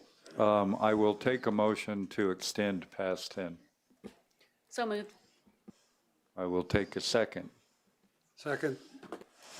We can vote on the motion. I do think that in addition to the other public hearings, of which I will manage time quickly and efficiently, especially with the huge volume of public comment we've already received and the comments and the actions of this board on prior issues on this agenda, I will advise folks that we can probably move efficiently on that. But based on that, let's go ahead and vote. Mayor, I'm going to go ahead and take a voice vote because this doesn't look like it's letting me go to that vote. Well, that's good because I wanted to make one other comment. Perfect. That we have some other non-public hearing items that we have to get to tonight, so. Don't be looking my direction. All right. Anyway, let's vote. I'll call your names. Trustee Eigel? Trustee Lancaster? Yes. Mayor Pro Tem Sinek? Mayor Hall? Yes. Trustee Youngland? Yes. Trustee Hazelton? Yes. And Trustee Brown? Yes. And the motion passes 5-2. We will take a very brief pause. Let's go for 8 minutes. It says 9:48. Therefore, we'll be back in business at 9:56.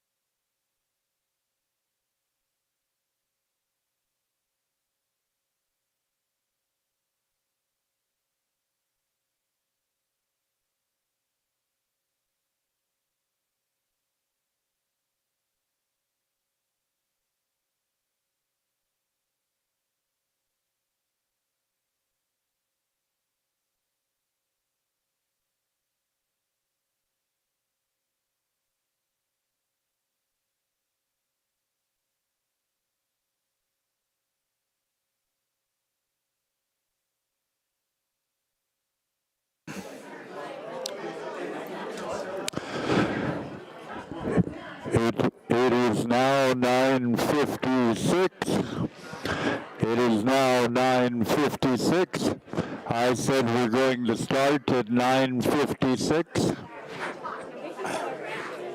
feel like that's the. I think so. I said we're starting at 9:56, and I want to stay on that schedule, so we start this topic before 10. So, everybody, please find your seats. We'll move forward.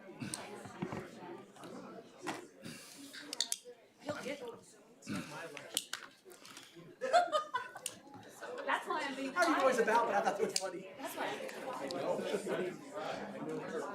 It's not. You're never quiet. Exactly. Okay. This session is back in order. Town Board, what did I say, January 27th, 2026? It won't be by the time we finish this. And so the next order of business will be the public hearing on action item 4, Ordinance 626, annexation of certain territory to the town of Estes Park, Colorado, Elkhorn Phase 2, annexation and approving an associated annexation agreement.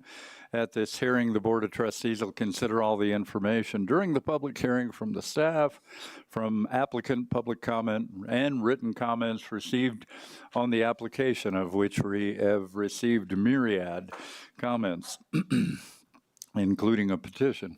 Has any trustee had any ex parte communications concerning this application which are not part of the board packet? I see none. This public hearing is open. I will need a staff report. However, I believe the town clerk, we had a protest relating to the zoning, which is the next issue, but upon advice, we're looking at making sure we announce that at this point.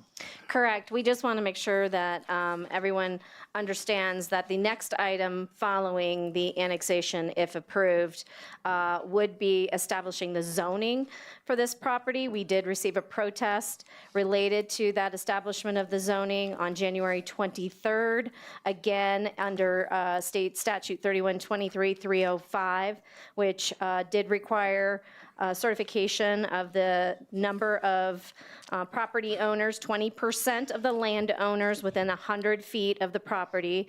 We did review all of the petition and letters we received and did determine that that was sufficient. That is going to require a supermajority, 2/3 vote from the board, which again would be 5 members, to approve the establishment of zoning. As you're considering the annexation, we wanted to make sure you were aware of that upon the next action item. However, the supermajority does not apply to the annexation, Does correct? not apply to the annexation, only if that is Okay. approved tonight in your next item related to the establishment of the zoning. All right, we can proceed with the staff report. Mr. Hornbeck, I hope you had your caffeine. Mayor, trustees, thank you. Waiting for the PowerPoint to show up here.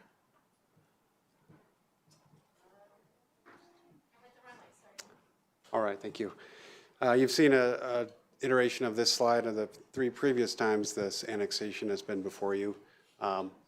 Quickly running through it, the board did find substantial compliance with the annexation petition in May of last year with the Municipal Annexation Act. In June of last year, the board determined the property is eligible for annexation. And obviously before you tonight is a decision on whether or not to annex the property. The applicant requests annexation of the 40-acre parcel and establishment of accommodations/highway corridor zoning. As the town clerk mentioned, zoning of the property will be the next agenda item. The subject property is a largely undeveloped tract of land southwest of the historic Elkhorn Lodge. The property features considerable topography, areas of dense forest, and open shrubland. The surrounding area includes residential neighborhood to the north with homes on lots ranging from approximately 1/3 of an acre to 1 acre in size. Larger lot residential is located to the east with lots of 8 to 10 acres in size. Many of those lots are subject to conservation easements held by the Land Trust. Properties to the south are commercial and industrial in nature, and properties to the west include single-family homes on lots from 1 to 10 acres in size. The property to the northwest is owned by University of Northern Colorado. The concept plan provided by the applicant depicts their vision for the property. It shows a public road through the site, 2 hotels, treehouse cabins, and parking areas. A development plan will be required to allow such development, but is not under consideration at this time. The draft annexation agreement would require all future development to be consistent with this concept plan. The site features considerable topography. A ridge running southeast across the site is part of an identified ridgeline protection area, and the concept plan does depict a hotel, parking, and road within that area. Development on the site will be subject to ridgeline protection standards at the time of a development plan. The applicant has provided diagrams to depict potential building siting in relation to the existing terrain. Additional photo simulations would be required with a development plan to demonstrate compliance with the ridgeline protection standards. The Colorado Parks and Wildlife Department did review the proposal and has recommended best practices to minimize wildlife impacts. The draft annexation agreement incorporates many of those recommendations as requirements with future development. One such requirement would be an 80-foot wide buffer to allow wildlife movement along the perimeter of the site. The site is within a mapped important wildlife habitat area per the comprehensive plan. So development code standards on habitat protection will apply with future development. Another consideration recommended by staff is included in the annexation agreement is a requirement for a wildlife conservation plan to be completed prior to development. The property is currently within Larimer County's Estes Valley Rural Estate Zone District. Such zoning permits low-density, single-family residential, maximum density of 1 unit per 2.5 acres. The future land use map in the comprehensive plan provides a guide for land use decisions. The map depicts this property as low-density accommodations, which it states is intended for uses such as rustic lodges, resorts, and cabins.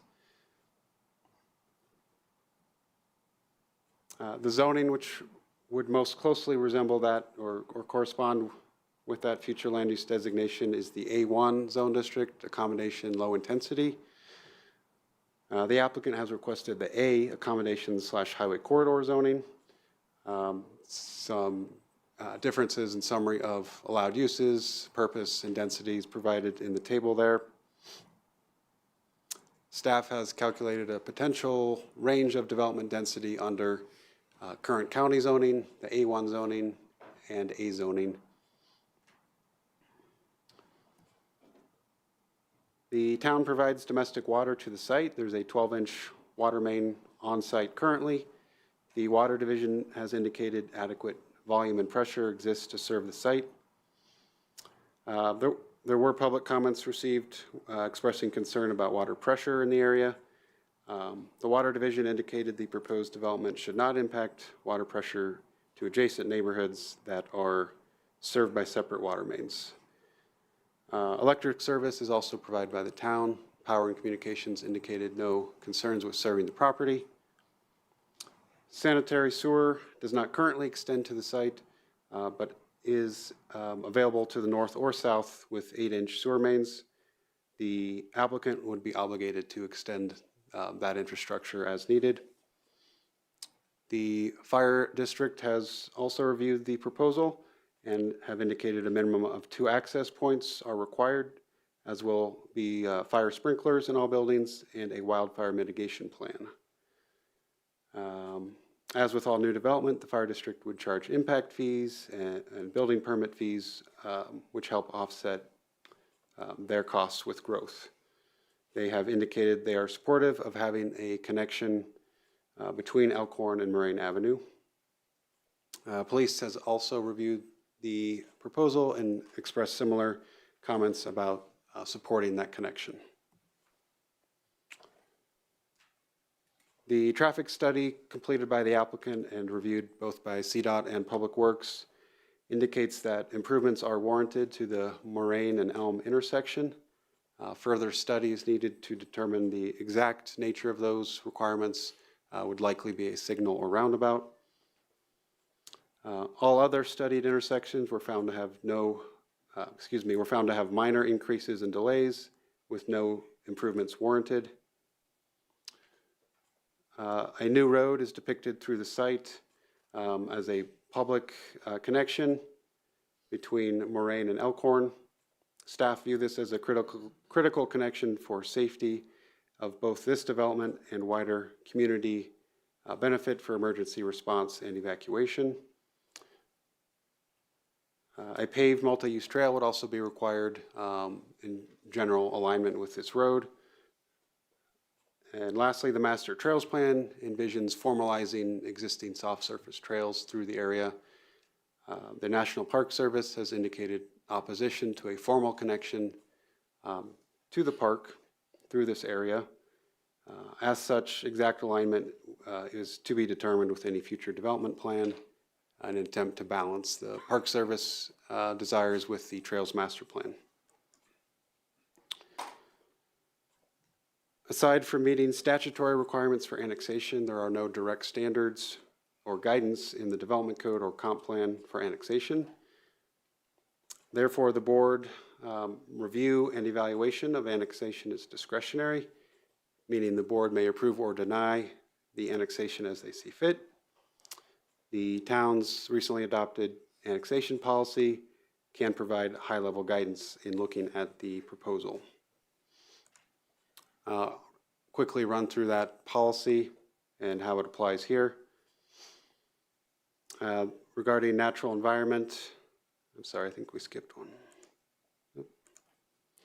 Natural environment, the concept plan depicts approximately 50% of the site as undeveloped. Conservation easements or formal open space dedication are not currently envisioned.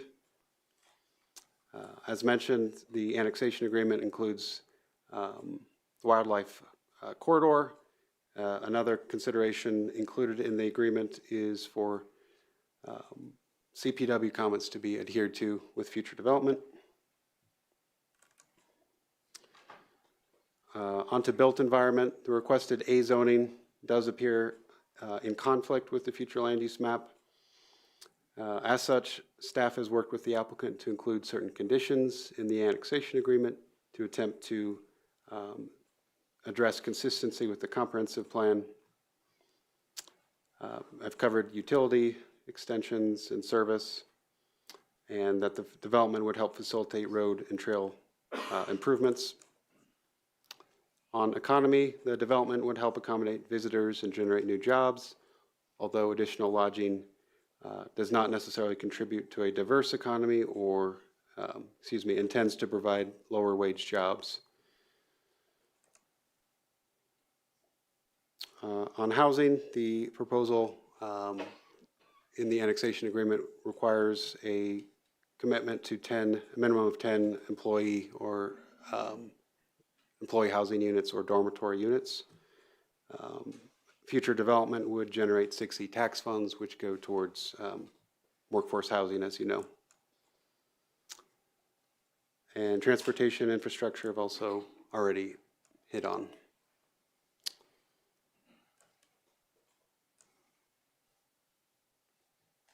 Potential advantages, disadvantages. On advantages, the annexation would allow the town to control development. The draft annexation agreement does include higher development standards than would normally be required in an attempt to mitigate development impacts. New development would likely generate additional tax revenue. Development would facilitate infrastructure improvements. Potential disadvantages, the town would be required to obviously serve the property with municipal services.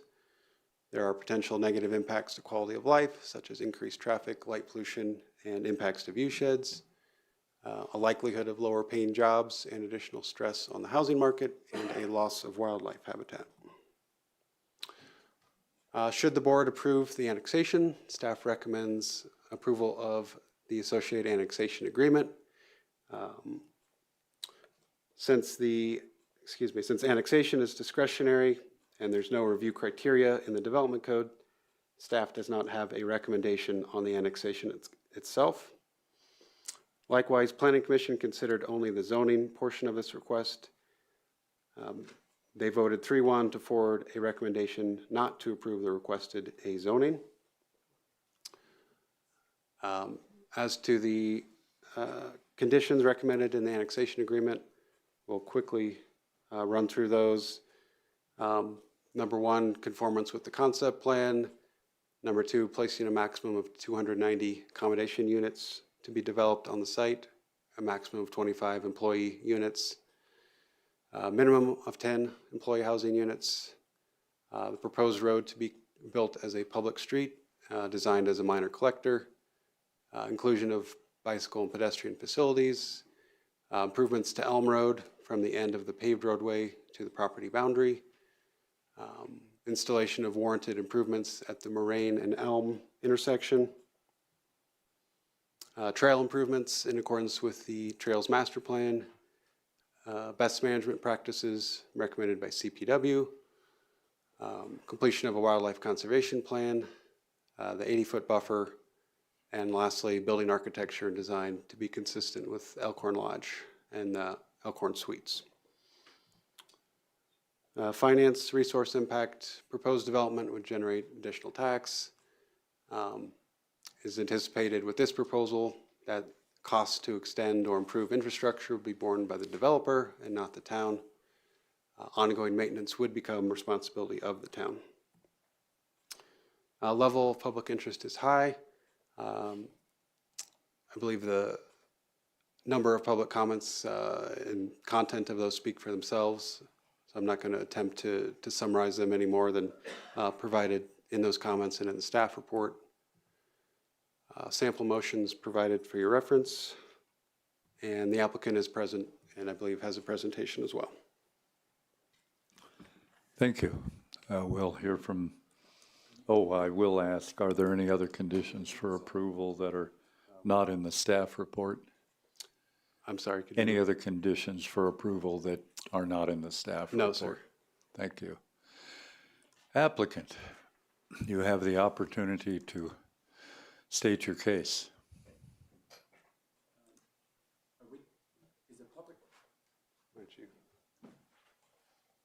Just want to check, is there going to be 2 public hearings and 2 points? There are 2 public hearings, separate. This is the annexation. Okay. So, well, we'll address it all at once to try to, because the night's already late. No? I think you need to stay in bounds with the annexation. Okay.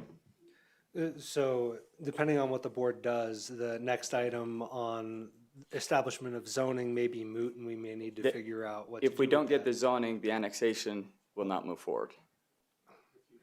If you don't get the annexation, we don't have the opportunity to consider the right rezoning. So taking it one step at a time, I would say that anything that the applicant thinks is relevant to the annexation is fair game, because the board can take anything into consideration for the purposes of annexation.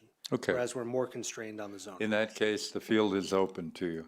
I think we'll reserve most of our comments for the zoning. That seems to be where most of the public comments are about.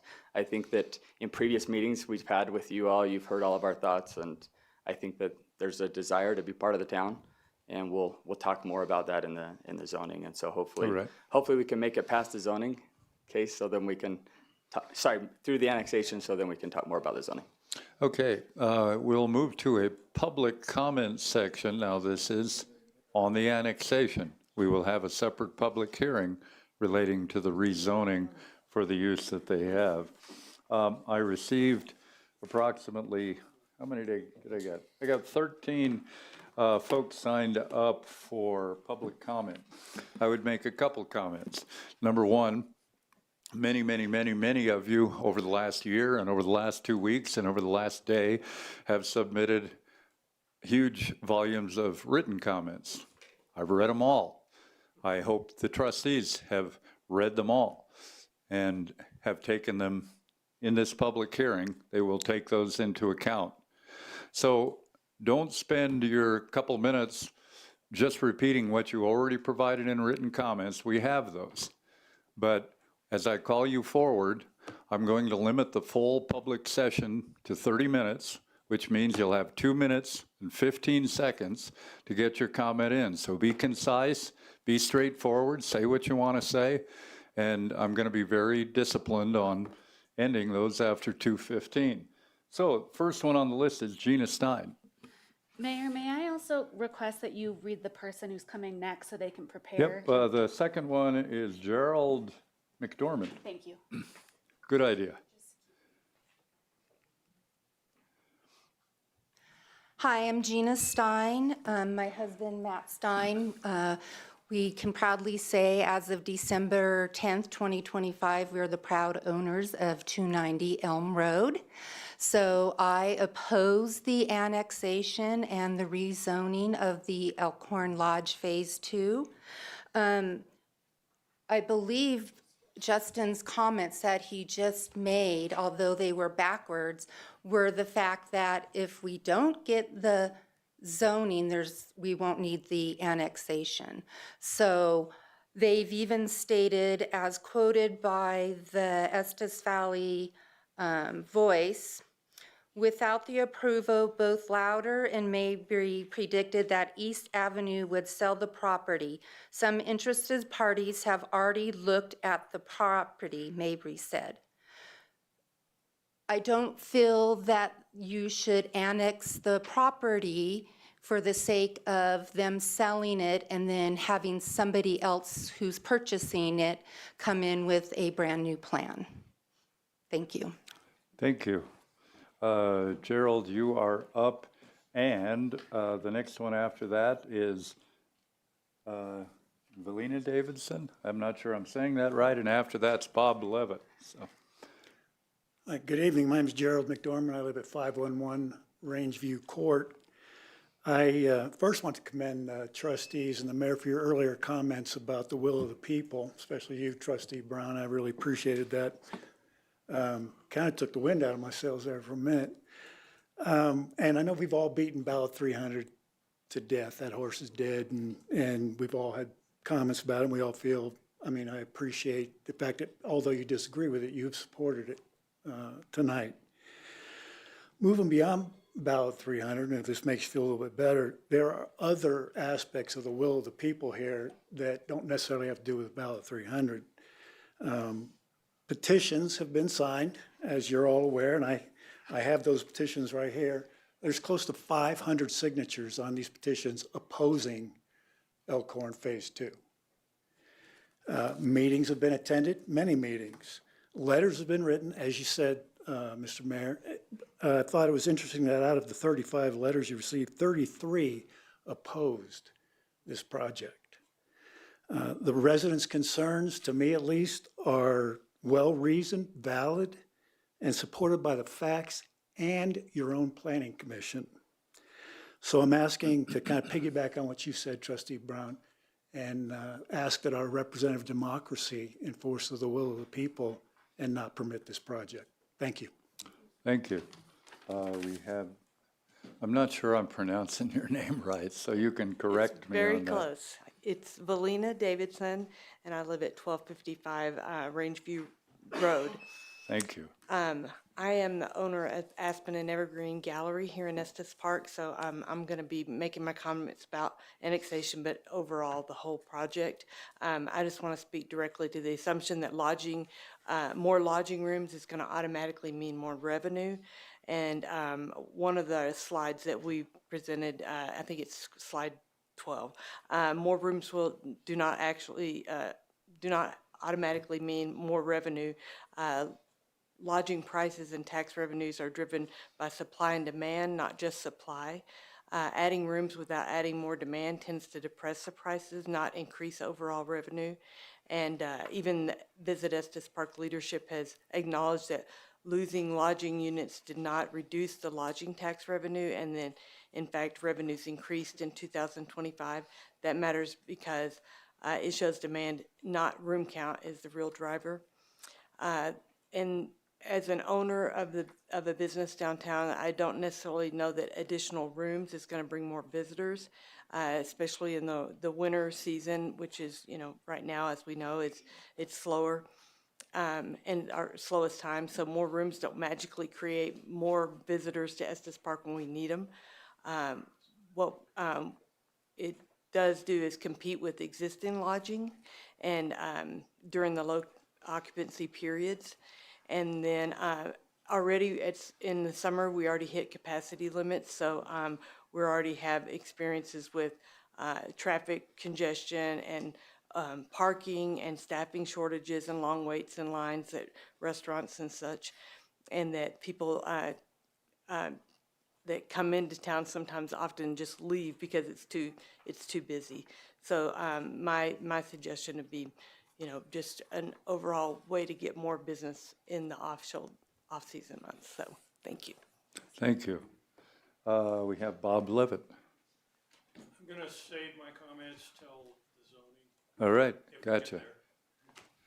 And that Valina means, had referred to the slides, and these were supposed to be given to you at the beginning. Can they be handed to you, or no? you can, yeah, we can get them handed out to the board. I have Bill Brown is the next on the list. Harry Kent's on deck. Harry, you're on deck. Yeah, Harry is next.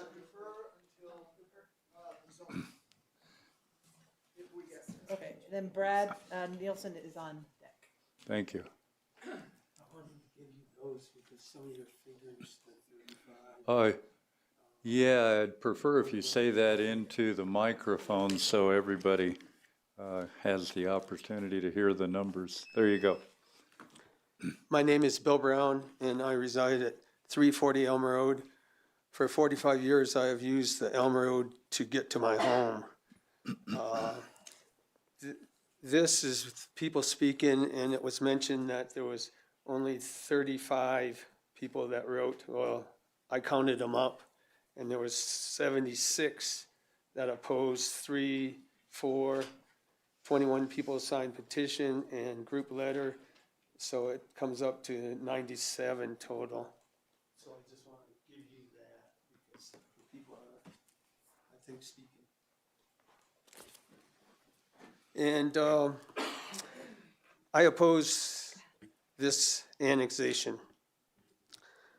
The site plan is incomplete. It doesn't show the trails where Paul just mentioned. It doesn't follow the main road that goes through it. The multi-use trail, the road construction is temporary, that it's got to be wide to meet those 22% and 30% grades. The town has willing to give up this parcel for a right-of-way.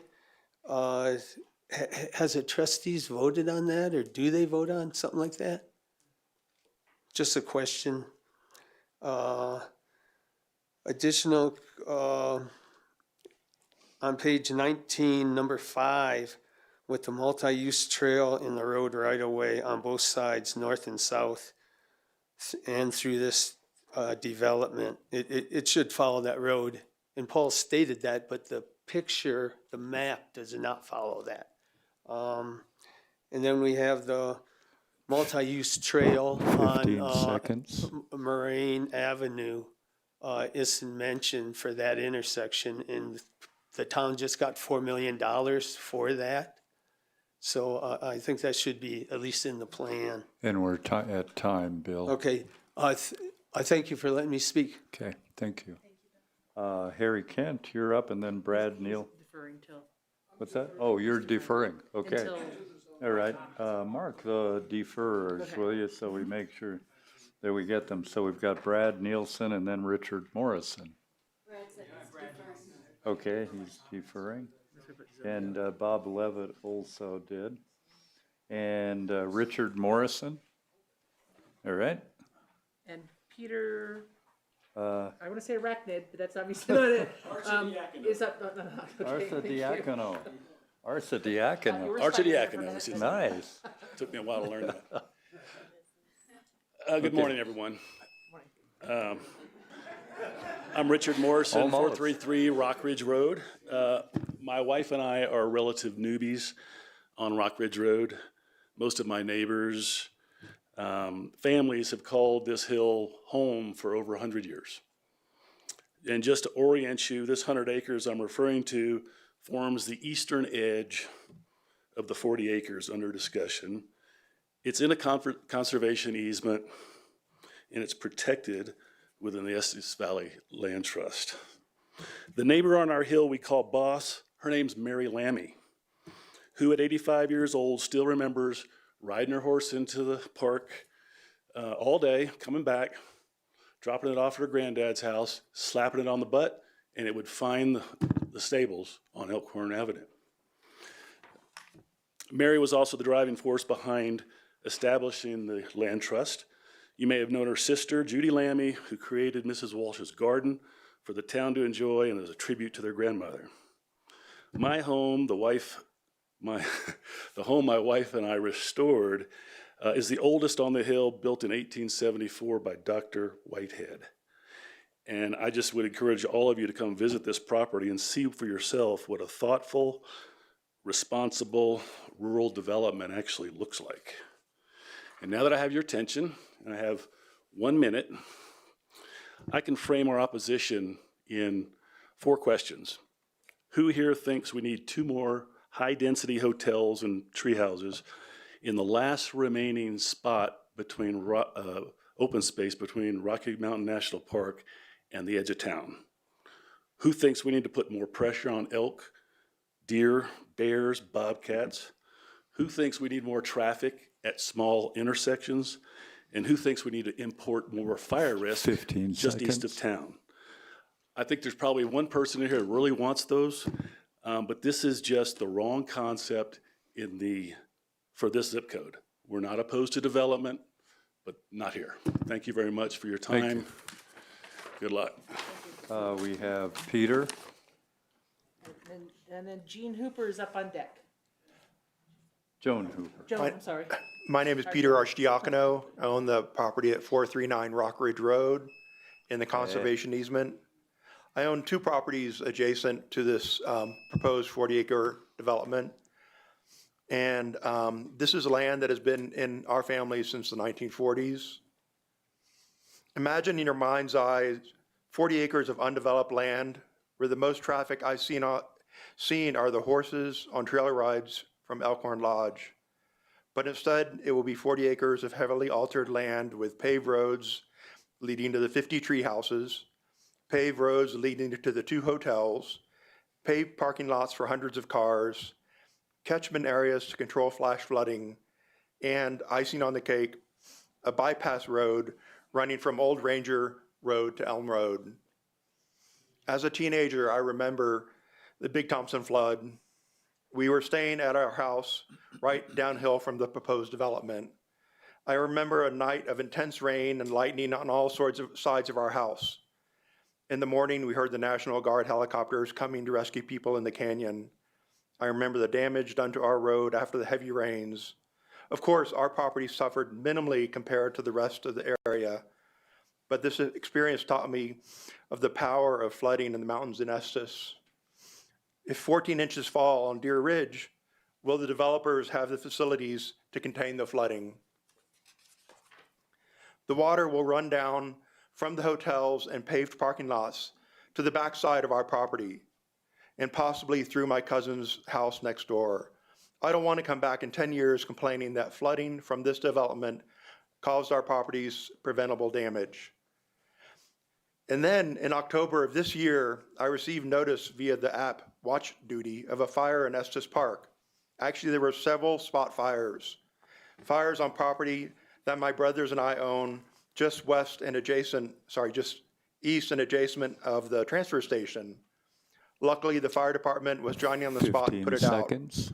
But this is a serious risk for people in this area that we understand. So I understand the city needs economic development, but why not do it in a way that abides by the will of the citizens of Estes Park as well as non-voting members, We're at landowners? We're at Thank time, you. Peter. Thank you. Thank you, sir. Joan Hooper? She's deferring. We have Carl Cohn, and then we have John Smith and Judy Smith after that. Carl? Still here? No? John Smith?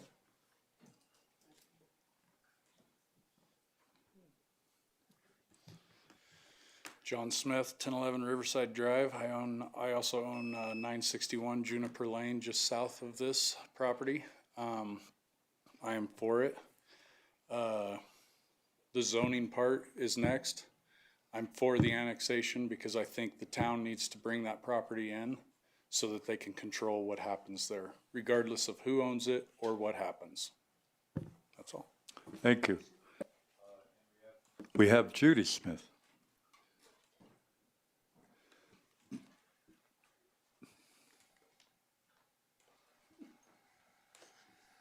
I'm learning. My name is still Judy Smith, and I still live at 661 Bighorn. I don't envy you your job tonight. I, for one, am glad I am not up there making the decisions. Please tell me if any of my information is incorrect. I like Justin and his organization. They have, in my opinion, already rescued an extremely run-down property and offered in its place Expedition Lodge, an attractive hotel and a great meeting venue. Kent and I were very impressed by their efforts to save the Elkhorn Lodge, which had some serious problems, and they actually lifted the building in order to repair the foundation. That's going above board. The Elkhorn Lodge has historic value to both Estes and to Colorado. My husband, the history teacher.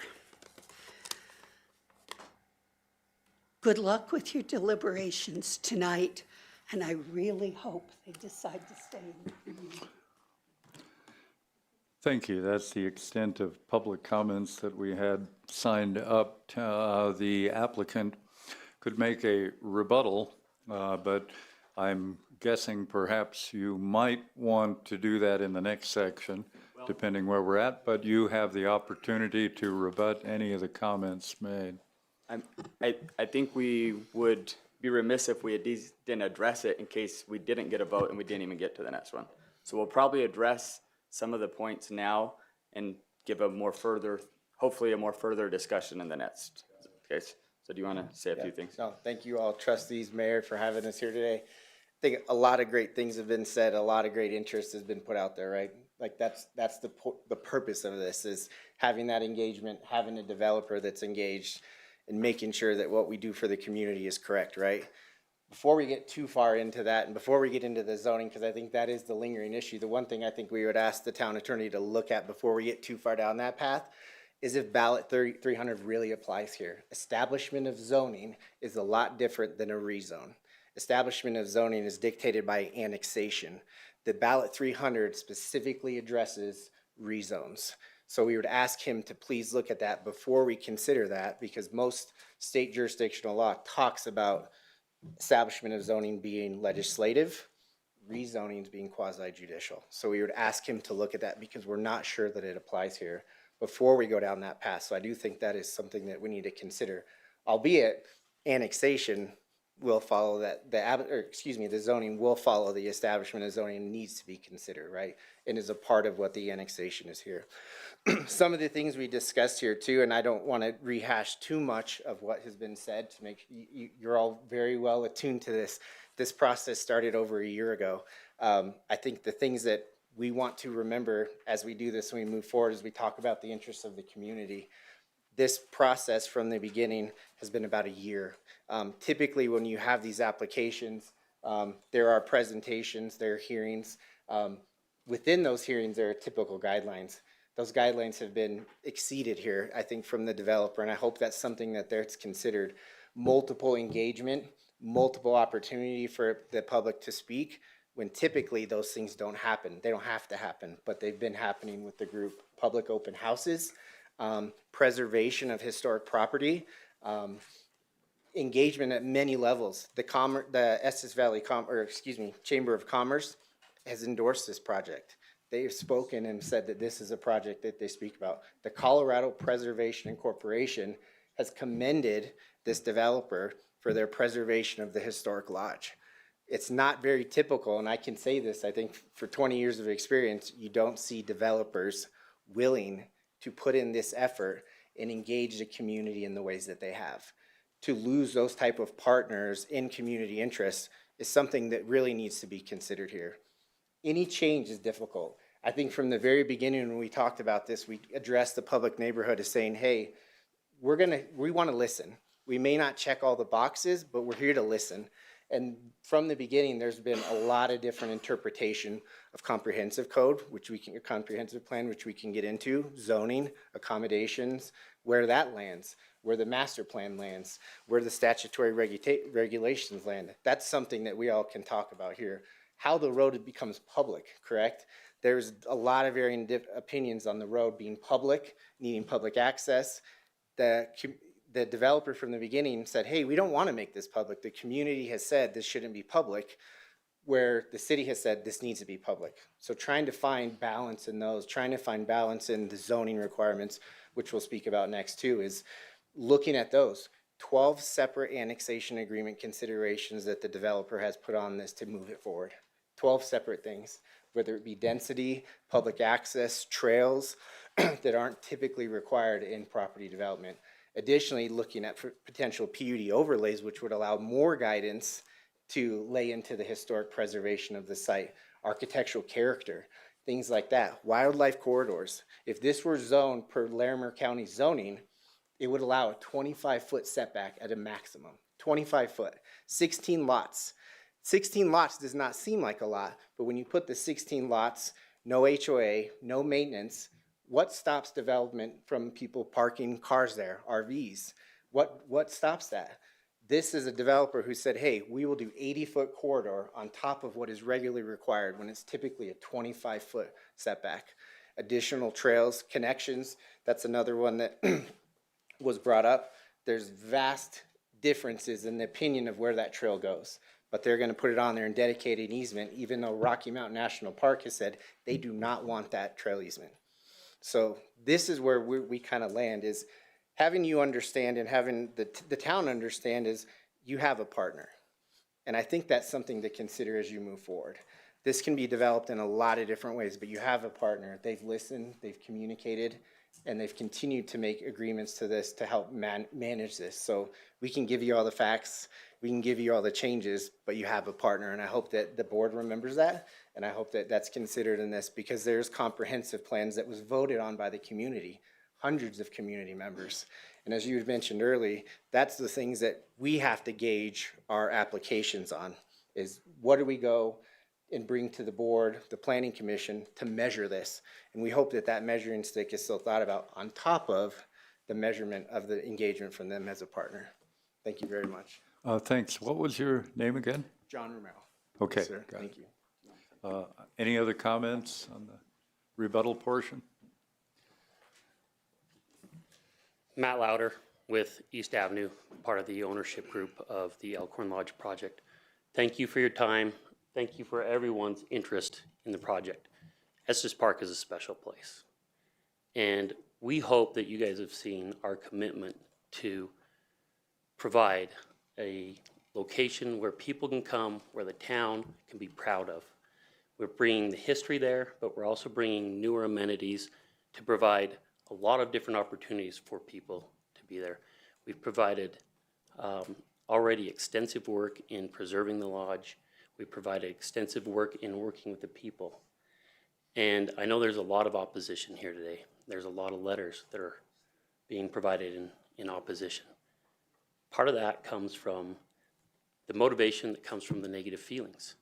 People are more motivated by those negative feelings to act. The people that support us don't have that same urgency in their desires. And we've worked with them, we've talked with them. We've worked with a lot of the community partners here, and we have a great relationship with a lot of people in this town. We feel there's a lot of support for us in what we're trying to do. What we're trying to do is build something for Estes Park, not just for us. In fact, last week when we held the open house, we had almost 100 people, or over 100 people, show up. And most of them were very supportive of what we were trying to do. They're very appreciative of what we're trying to do. And we want to provide something for the town of Estes Park that will help preserve the soul of Estes Park and move it into the future as well at the same time. So please consider this annexation, that we can continue working as partners that we've shown we've been over the last 5 to 7 years, and continue to work with you, because that's what we want to do. Thank you. Just to maybe, I'll save most of my comments to the next one. I just plead with you to vote yes on this one, so my comments and others here can be heard as far as the annexation.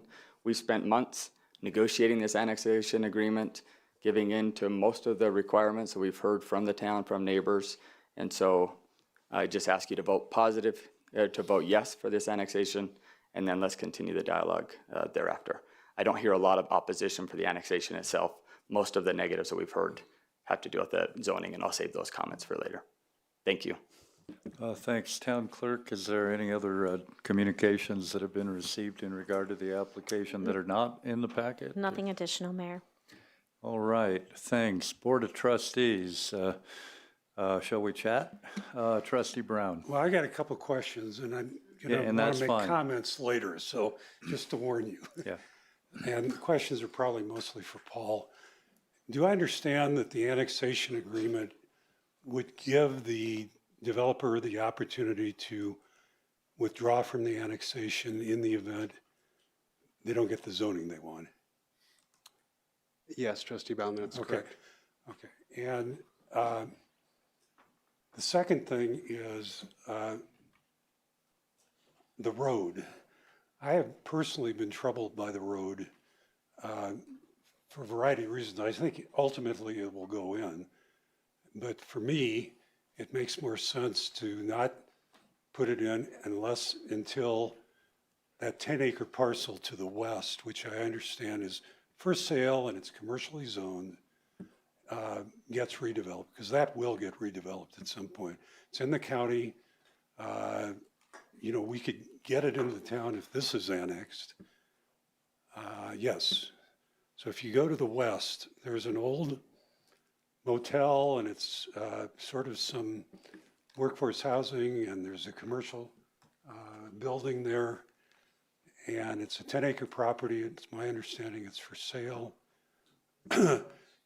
Would there be any way to have the redevelopment of that property share in the cost of the building of the road and the intersection improvements, should it be redeveloped by the time this gets redeveloped? Trustee Brown, there is no mechanism in the development code or municipal code to require reimbursement should this application put those improvements in first. Well, I'm not saying that. I'm suggesting that it seems to me it's likely that this development is not likely to occur until phase one is done, for a variety of reasons, financial and otherwise. That's probably 3, 4, 5 years down the road. By that time, it's possible that 10-acre property gets sold, and then we have two parties that could contribute to that road development.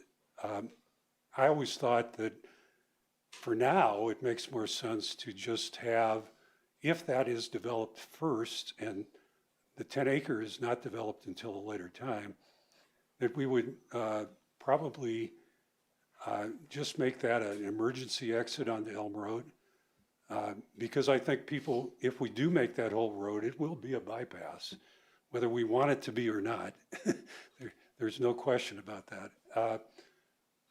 But I'm not sure that that is a feasible thing, and maybe it's not at all, but. No, I'm sorry, I can't take comments from the gallery. Okay, so, all right, so basically what you're telling me, and if these developers are willing to commit to paying for those improvements regardless, maybe it doesn't matter, because that's what I'm understanding this condition to do, that they would pay for the improvements to Elm Road as well as the intersection with Moraine. That's correct. Okay, thank you. Trustee Brown, I'd like to elaborate a little bit more on your first question, because I want to make sure that the board understands that the ordinance in front of you would include adoption of the annexation agreement that's in front of you, and I would always recommend approving an agreement along with an annexation. It sets out the expectations. It's not just the withdrawal of the application. The entire agreement that's drafted and brought to you is based on A zoning in a number of ways, including the concept plan, including the number of units that are included in that annexation agreement. So if the board has a desire to move forward potentially with annexation, but is not interested in that density or that concept plan, then what I'd recommend to you all is to send this back with comments and either have the process start anew or continue the item so that the annexation agreement could be renegotiated. I would not recommend approving the annexation knowing that A zoning was not something that you wanted to do. How can we do a discussion on zoning? Yeah, it's a chicken and egg problem, though. You're not letting the. It's,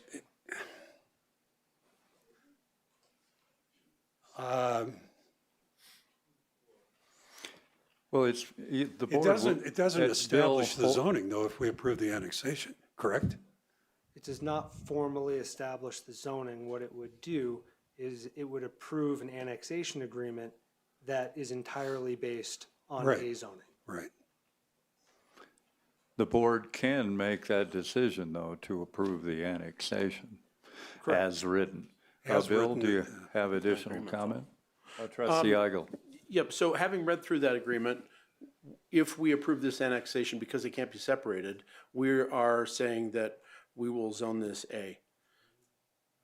Period. We're not legally obligated, but every element of this contract or this agreement is that A zoning is the intent, A zoning is the, and so my read and impression of this is if we approve the zoning, it's, if we approve the, yes, thank you, then we're going with A. And for that reason, I wouldn't be able to support the annexation. Otherwise, if we could separate them, we could look at a different plan, perhaps. But my read of this, if I'm wrong, correct me, it doesn't look like we are compelled or it establishes it, but we are saying that's the route we're going. Correct, trustee. Well, we're not committing to an A zoning by approving the annexation, but we would be putting ourselves in a difficult position when I think that there's a better path forward, which would be to renegotiate the annexation agreement. There's no reason we can't go back to the petitioner if this is the board's direction and say we need to renegotiate the agreement and then come back to you all, if that's what you'd like to do. I believe that's the only path forward from my perspective on what you've given us. Trustee Youngland. So if that is the case, then I think the public needs to speak on both because they're really being voted on together and they need to do their presentation on the zoning as well because they are, if we accept the, if we accept the annexation, then that also is saying technically we are giving them a zoning. So should they not be able to speak about that now? No, Trustee Youngland, we're not saying that we will give them a zoning. We are saying that the annexation is not going to be able to move forward unless we give them a zoning. Can I answer that question a little bit to clarify? So the agreement that was put together was asked to add density to it. So the density was based off of an A1 and an A zone and looking at those two. So that's why density came into that. I think to the attorney's point is it doesn't approve zoning. It approves a requirement with the annexation that we can't exceed a certain density. So there's no obligation from the annexation that would require zoning. It requires a density allowance. So the A is what we are going for in the next piece of the application. That's what seems in the best alignment with this project, with the comprehensive plan, and so that happens. Per annexation law, zoning has to follow annexation. So the establishment of zoning has to happen within 90 days of an annexation. It's required by this board. So that came in it concurrently and can come in concurrently. So that is the ask, is the annexation agreement did establish density, and that was based on the intent to go after an A zone. Town attorney, all accurate, what he said? That's true, Mayor, and maybe it helps to just read a couple sentences from the annexation agreement. In addition to the number of units that would only be acceptable under A zoning, it says, if the requested zoning is not granted, the owner shall have the right to withdraw the annexation petition. And then it says the annexation will not be considered final, and the annexation ordinance and map will not be filed with county clerk and recorder unless the requested zoning is granted. Yeah. So So the chicken can happen, and if the egg gets smashed, then there you go. You move on to whatever other phase with potential annexation, or not, wherever it goes. But no, we can do this in this order. The board can make that choice. Trustee Lancaster. Yeah, this is a tough one because it's so hard to separate the zoning and the development from the annexation. If it was completely separate and we could separate these, yeah, I would vote for the annexation because I would rather have the town have control over this parcel than leave it in the, not that the county wouldn't do a good job, but we could be right back where we were with, well, we wouldn't. But the same application could happen and it would be dealt with the planning commission in Fort Collins instead of here with a rezoning there. But I can't separate the two myself, and I just believe the A is too dense. The intensity on this property is too high with what's being proposed. If it was A1, maybe you'd look at it. But this is just such a huge jump there for an area that's not a corridor. It's not on anything. And I think we'd be spinning our wheels because well, we can't predict, but I would not support the rezoning. And if we did that, and then there's not much point in doing the annexation. I like the idea of going back and trying to negotiate and maybe come back and do this at the A1 density, something that's a little more reasonable out there. I don't have a problem with some development out there, and it's well done. It might be better than 16 individual houses under county zoning, but yeah, that I think it's just too much in that area, too dense for that location. And annexation is a discretionary action. It's not one that's set like some of the other things we do, that there are criteria. And if we meet these criteria, we have to approve. Annexation isn't that way. We do have discretion here, and in my discretion, I think we'd be wasting our time to do this and then move on and do the, try to move into something that I think is too dense for the area. Mayor Pro Tem. So I was very for annexing this. Part of it is because I do think that this board has the well-being of Estes Park in their forethought more than the county does. No offense to the county, but we all live in this area. These are all our neighbors. We want the best for Estes Park, bar none. When you say the zoning is required by this board, I still go back to 300. I'm not convinced that establishing a zoning is not the same as rezoning. So what I'm saying is that I agree that it is required by law that we should do it. But I also agree that by 300, we're abdicating our statutory law that we have to do this. So again, the hands are bound. So I would vote no for annexation because I think you should go to the county and have the county do it the way you need to do it, because they can. We can't. We cannot establish, as far as I look at the law, we can't establish the zoning. So I think that I take it out of my hands and I'm giving it to somebody who lives 60 miles away to have control of this property. So that is the only reason I'm voting no for the annexation, is because I personally don't think that we have the right to zone this, because I think it's the same as rezoning. And I know you can fight it both ways, and I'm not, there's no if and because I don't understand it either. Can we ask the attorney to make a statement on whether or not it's applicable? It's applicable. I think it's a court case.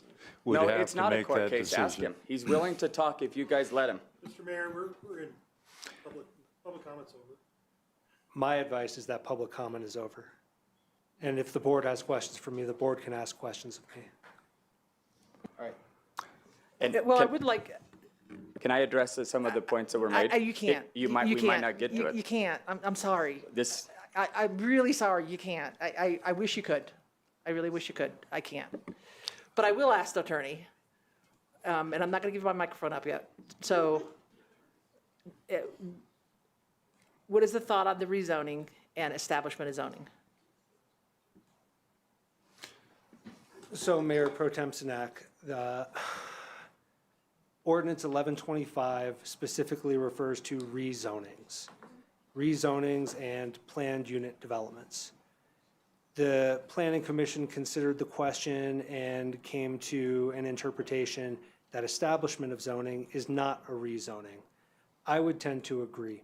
I understand that currently it's zoned by the county and we would be giving it a zoning.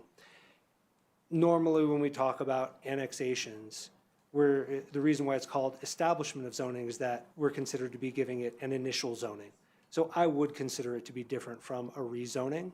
That said, annexations are entirely discretionary, and if the board disagrees with that, then you can decide not to approve the annexation at this time.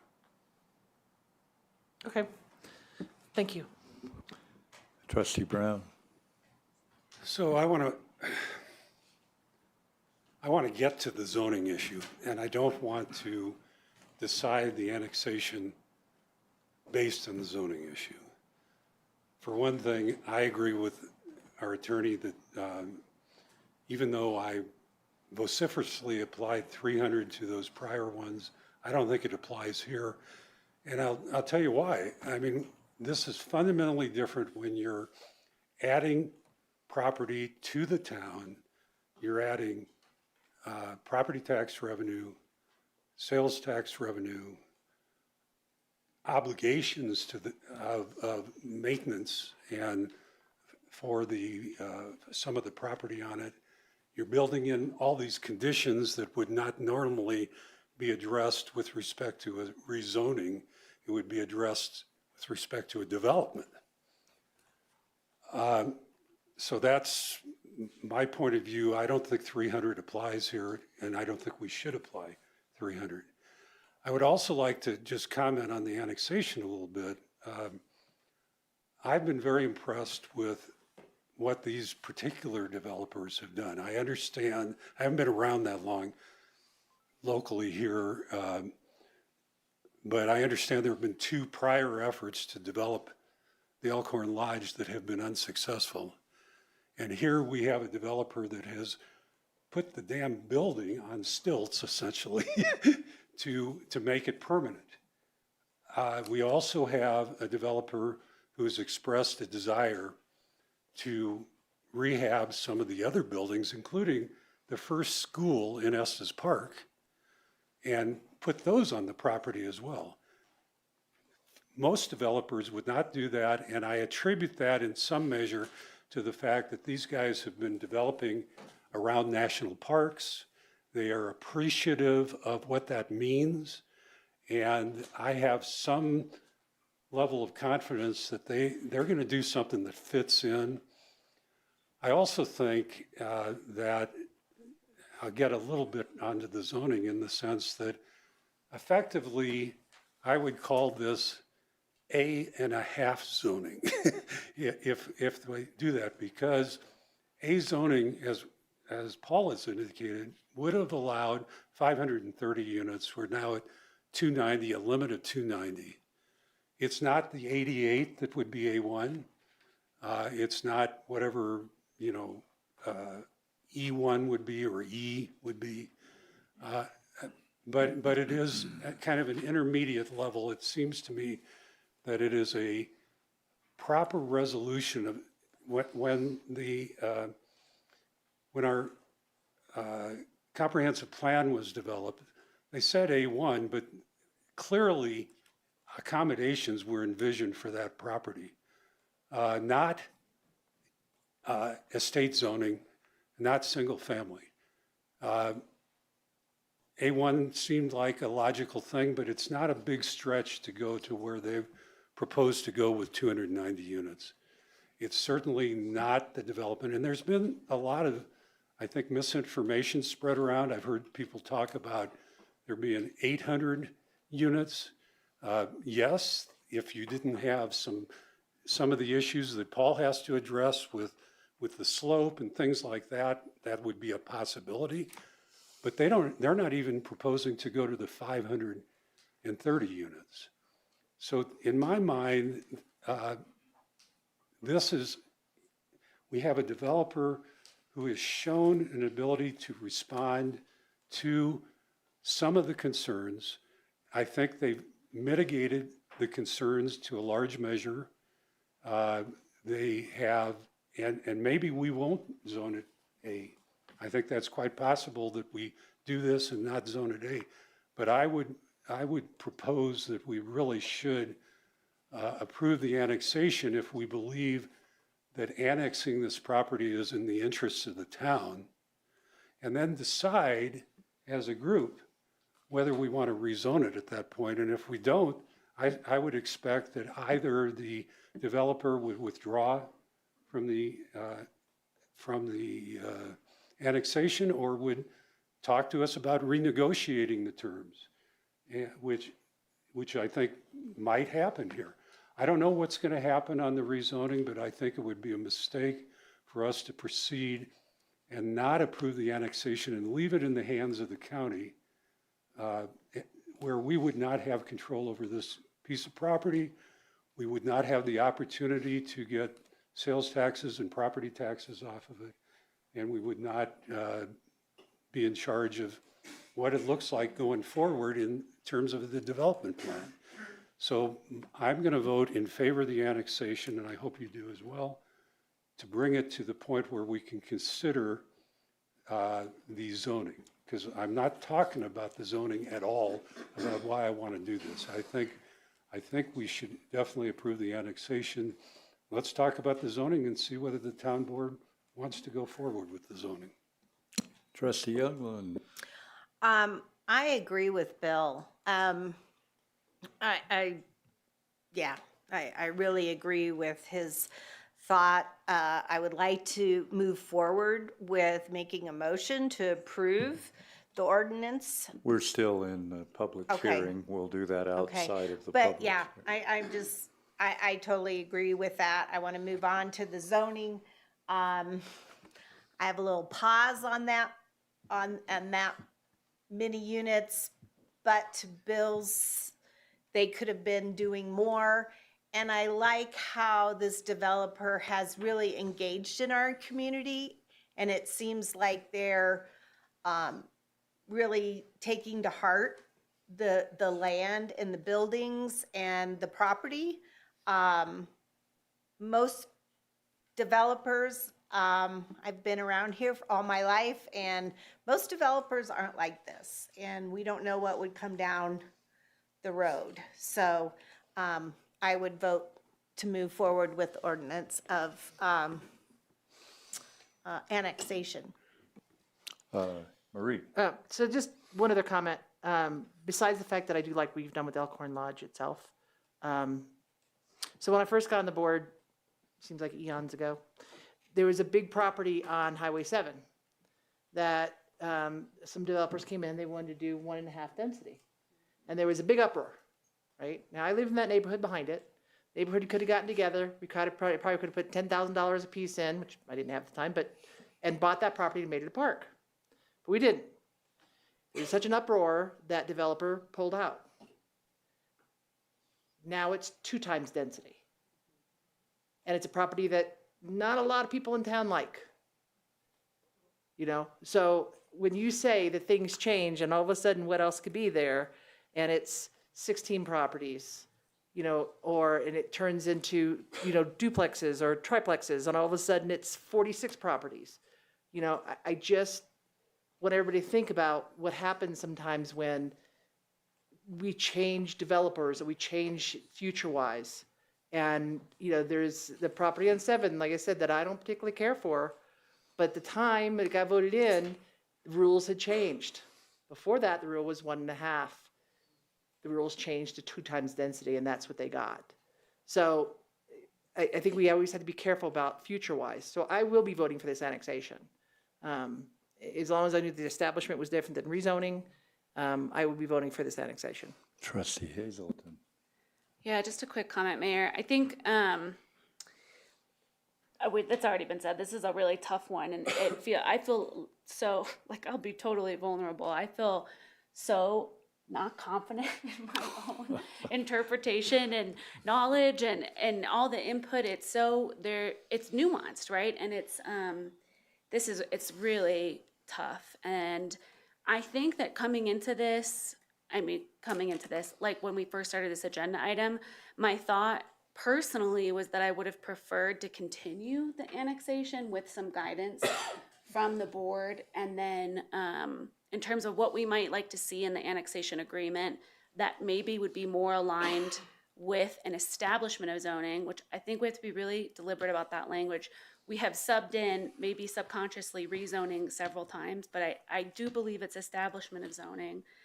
And so I think that would have been a cleaner way. I tend to agree with Attorney Kramer that that's how I'd prefer to do it, but I don't know if collectively as a board we're there. And the way that we have to follow how our public hearings are set up to allow for a consistent and fair process, and not having some of those, pieces addressed in a presentation, or, having it be lumped more into the zoning tilts me away from what I actually would like to do and into approving annexation and then having the tough conversation about zoning. But I don't actually think that's the cleanest and best way for us to approach that. So that's really unhelpful, but I feel I need to make that comment because it's not my preferred way.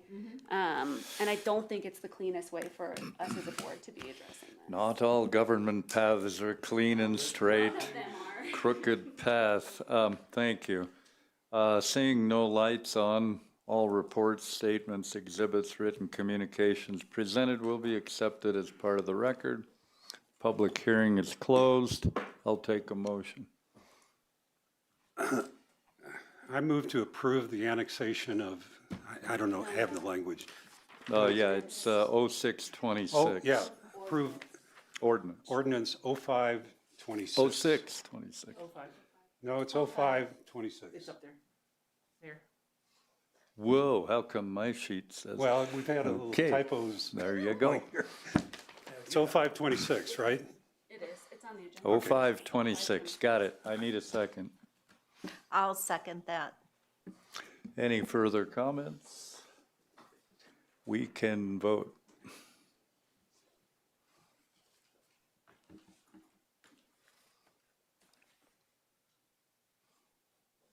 The annexation passes unanimously. We will move on to the next topic, which was defined as action item 5, but everything's moved around. Ordinance, is it 05 or 06? 06. Mayor, This is 0626? yes. Okay, got it. Mayor, just a point of clarification. The town board's policy does state that you have to vote again to go past 11. You may vote The town board reserves the right by majority vote to further extend the meeting to conclude any business the board deems necessary. The last time we hit that at 11, we decided that wasn't applicable, but maybe the rules evolve We're in the over midst time. of one, and Yeah. this is a new one. So this is policy 103, which states that every town board meeting will end no later than 10, except that any item commenced before 10 may be concluded before the meeting is adjourned. Okay. The town gotcha. board may by majority vote All right. extend the meeting until no later than 11, and Got then it, you got it. reserve the right to We're extend it good. further. Staff got taken to task the last time we missed this one, so we Yes, don't want to miss it and, again. you know, as I mentioned before, we have a couple topics that we have to come to resolution on. Therefore, I'll move that we continue. I would like to make a motion that we extend the meeting past 11 to complete the agenda. There you go. I I'll second second it. that. Okay. Trustee Youngland, I'll give you the second. We can vote on that. Yeah, don't go yet. Okay, we carry on. As I said, the next public hearing, action item 5, ordinance 0626, establishing zoning of the Elkhorn Lodge Phase 2. I will consider all the information in the public hearing from staff, applicant, public comment, written comments received on the application. Has any trustee had any ex parte communications concerning this application, which are not part of the board packet? Silence. Any member of the board may ask questions at any stage of the public hearing, which may be responded to at that time. This public hearing is open. Paul, you're up again. As you're aware, the applicant has requested a accommodation / highway corridor zoning be established on this subject property. I have little to add that hasn't already been covered in the previous agenda and in the packet materials. I will quickly mention review criteria. There are no review criteria in the development code for establishment of zoning. The rezoning criteria could be used for general guidance and are provided here. The Planning Commission did vote 3-1 to forward a recommendation not to approve the requested A zoning. Sample motions provided for your reference, and that concludes my presentation. All right, any other conditions for approval that weren't in your report? No, sir. Thank you. Applicant, you have comments and presentation you'd like to make? I know we touched on some of it, but now we're into this other meat. First off, thank you for passing so that we can talk here. Matt mentioned earlier last week when we were at the Elkhorn Lodge and we opened it up for a neighborhood so that people could see it. And if something were to happen to it, we at least wanted people to know that we had genuine intentions to make this work as far as the lodge. We realized the fragility of the future of the lodge when we got there that morning. And somebody had got in a few days prior and thrown chairs and sinks and doors through most of the windows. So if you go through the lodge right now, we've had no issues for 5 years. And a couple of days before we held a public open house, it was destroyed. By the time they finished the police report, it was 10 o'clock. The open house was at 12. We almost canceled because we didn't think it would be safe because of all the glass.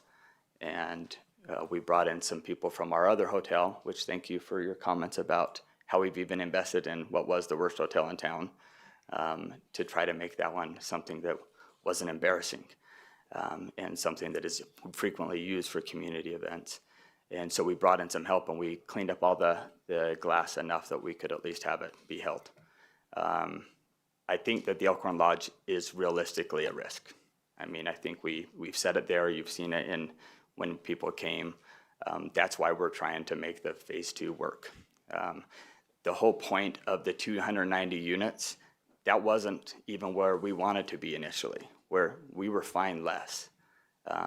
But when all the requirements came on us as far as the size of the road, the need of the road, the trails, and then all the improvements all the way down to the highway and CDOT improvements, you're talking millions of dollars of improvements, and the only way that we would ever be able to do that is by being able to, unless we got some money from the town, if there's money available for the town to build that road, we'll gladly lower that units. We're just trying not to come to you begging for money. We're saying, we will make this financially viable by increasing the number of units to 290. And what happens to us? We get slapped day after day in the face in these private message boards that nobody can get on, saying total falsehoods to generate signatures. Even as early as yesterday and today, they were saying we were trying to ask for 850 units. Never, ever have we asked for that. Who's out there policing that? Nobody. Why? Because nobody can make a comment against these private silos or they get kicked out of the group. And at what point are you as a town council going to recognize these private silos are dividing the whole town? And when are you going to show leadership to step up above the jibber jabber to actually lead in a real way? What lies are being told? Let me just go over a couple of them. I already talked about the units. 290 units will come down off of the units if the other requirements are done. But we're done dealing with the town and going back and forth. I mean, the whole annexation, we almost didn't even get past annexation because the town required us to put the number of units in the annexation. We didn't need to do that. We didn't ask for that. We could have dealt with that in this zoning. We could have had a more flexible discussion now about numbers, but we were forced to pick the maximum number in the annexation agreement. That wasn't us. The fact that the property has already been sold, literally today or yesterday, somebody's spreading, to remain nameless, that we've already sold the property. Completely factually incorrect. But do you think that we want to do anything else in this town after we've spent 5 years here trying to do something? That might become prophecy, but it's factually incorrect right now. The skyscraper, never have we ever shown any skyscrapers on the property, nor anything bigger than what we did in the first phase. And if you look at what we did in the first phase, we hugged it into the mountain and we're obstructing no views and we're not having any issues. So maybe someday, like you're talking about, the next person that owns it will make a skyscraper out of it. Huge out-of-town developer. Okay, Matt and I are half of the employees of the huge out-of-town developer. Do we live in Estes Park? No. Who in Estes Park wants to do this? We went to the only other developer that's developed anything in town. The two other ones that are probably capable of doing it, do you know what they told us? You're an idiot for saving the lodge. Cut it down. I don't know why more people haven't stepped up in the past. Even your previous mayor wanted to make it of a ski area or a sledding tube or something and cut out all the stuff that we've already saved. Yes, we don't live in Colorado, we live in Utah, but we live right next to a national park, national service too. And if you look at our history, we're around all these places that we focus on environmental stewardship. I want to go on record again. We are not in favor of the road going through. We never have been. That's been mandated on us. We went months and we couldn't even bring this to the town, to you all, until we were forced to put it in our application. And then once they get it zoned, they can build whatever they want. The whole point of zoning is that you can't build everything that you want. You're regulated by the city, the town ordinances, so we can't build whatever we want. We've already talked about how, yes, it is true that if we do not get the zoning that we're asking for tonight, that we will not be annexed. How will you, and how are you going to, how do you even validate the petition or even the signatures that you got that were given to people when they were told fraudulent things about the property? So I'm hoping there's no fraudulent signatures, but I will tell you there's fraudulent information. In the end, I'm not even going to go over some of the other stuff that we talked about. I think I mentioned it all right now. Are you voting on the upper 40 acres today for zoning and annexation? Yes, but I think you're voting for a lot more than that. And sometimes there are unintended consequences. And when you look at what we're asking for, 290 units is a small fraction of A zoning. The only reason we went A, we would do A1 if you would let us consolidate the buildings. The A1 doesn't allow us to consolidate it. Everybody in the neighborhood meeting said less environmental impact, less wildlife impact. So what do? We consolidated buildings. So everything that everybody's complaining about is actually what happened in the public think. So we'd be fine with A1 as long as we could have the consolidated buildings to have less environmental impact. It's not even for our standpoint an A or A1. It's a matter of we've already agreed to everything we said we'd do. We showed you our site plan. We showed you the number of units. They literally, legally forced us to agree that our plans are going to be conceptually the same. Our attorney feels like we're crazy for even agreeing to that in an annexation agreement because it's not even where that information should exist. But what did we do? We're trying to keep it moving forward. So you're going to hear a lot of people here in a little bit, and you're going to hear all the same things that you've heard for the last 15 months about how bad we are and greedy developers and noise and sound and height. And, you know, Mayor even taught us a new word. It's not even, or what is it, banana? Build, there's a bunch of build absolutely nothing. What is it? Yes. So what you're going to hear is build absolutely nothing near anybody. But I appreciate your comments, Mayor Pro Tem, that you might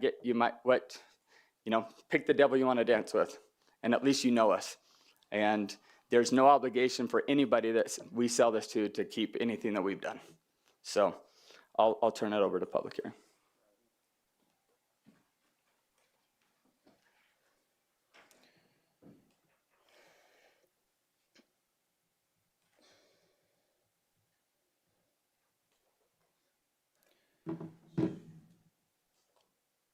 We're all tired.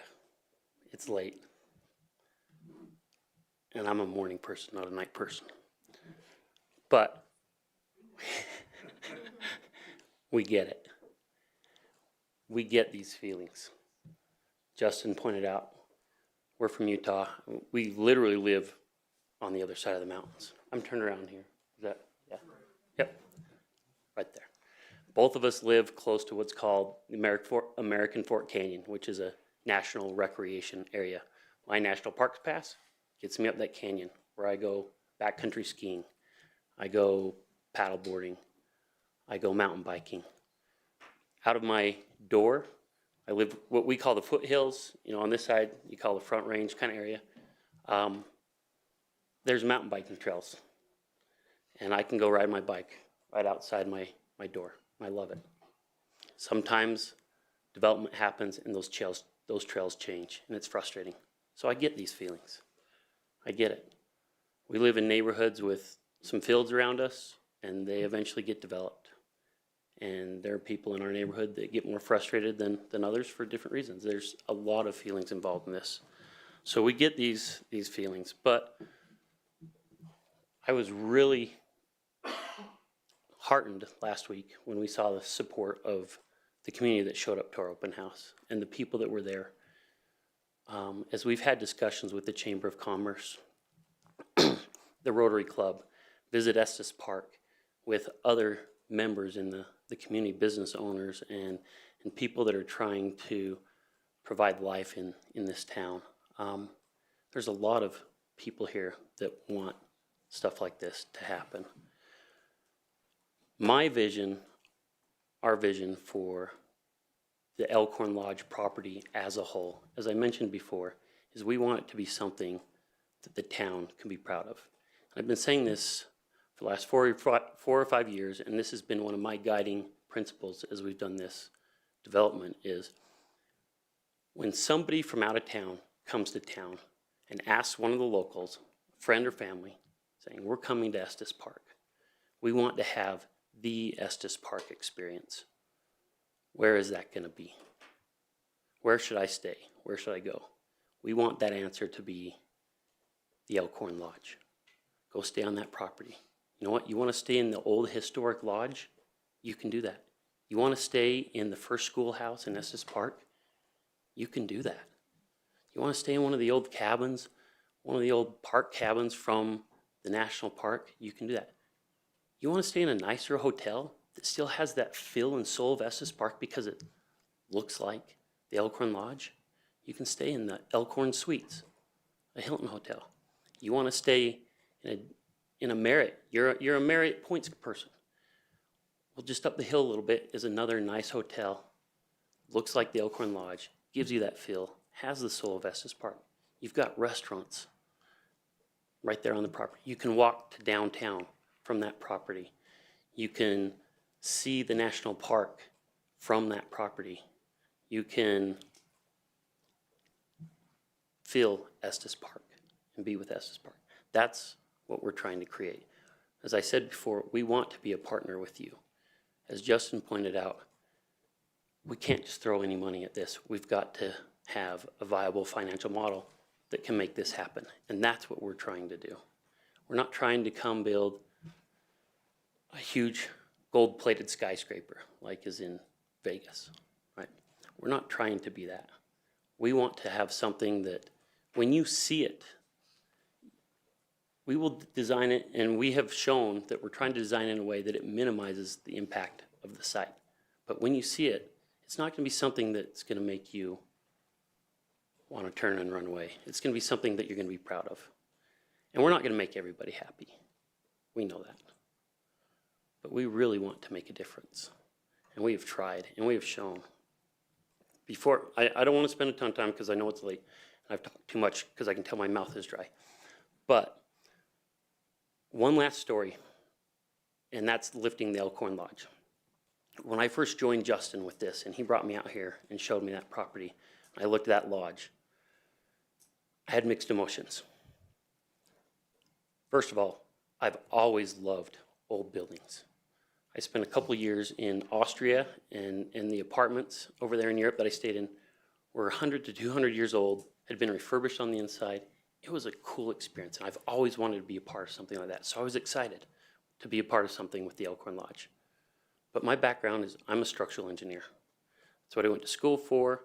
I got my license. I did consulting work for about 10 years. And I looked at that feat and thought, there's no way. There's no way we can lift this lodge. Justin introduced me to the contractor he'd found to lift the lodge. I found a little hope, but I was still very skeptical. To me, that was the most difficult task we had to finish this project. When we finally got it lifted off the ground, I didn't sleep for 3 months.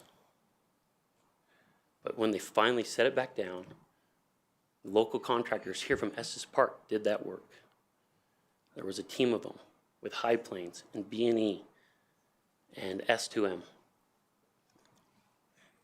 The first time I'd walked into that building after it had been lifted up, just the feeling of walking on that floor. And if anyone was in this room that they walked in that with Justin or I last week, you know, it feels different.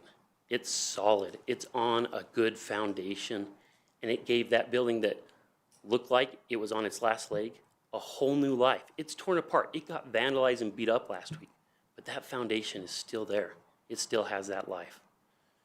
And that's what we want to do with this project, is create a foundation for Estes Park that can be built on for generations. Thank you.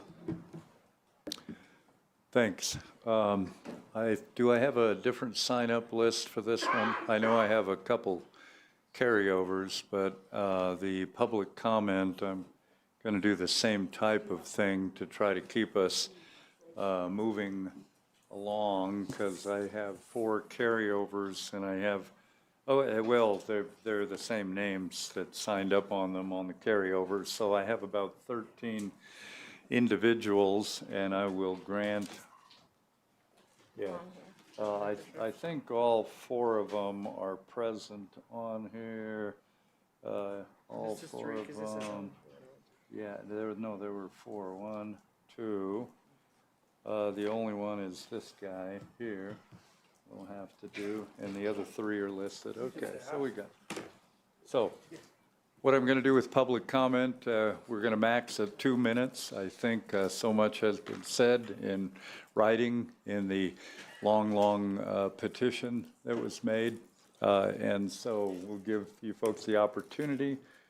Gina Stein, you are first. John Smith, you are second. Winnie Sponley, you are third. And I'll go to my magic machine here. 2 minutes. Gina Stein, 290 Elm Road. I've already sent long letters, information to you, so I won't repeat. Other things are going to be covered. I would like to address Justin. The Estes Park jibber jabber, I have been one that has been posting on there, mainly because there's been no information put out to the citizens in Estes Park. I've requested from EP News, the Trail Gazette, and Estes Valley Voice to do some articles. We've only had one neighborhood meeting a year ago, December 19th, when most of the citizens were out of town, winter birding, or busy with their Christmas schedules. The petitions that were signed was an I-petition. In the jibber jabber, it lists information for the petition, and then it 1 minute. also requests that you, to inform yourself more, please go here with a link to the information so citizens can review all of this stuff for themselves. As far as forged signatures, I can attest that I received signatures written down. I'm not sure who else submitted them, but none of those signatures were forged. So I'm offended at that remark. And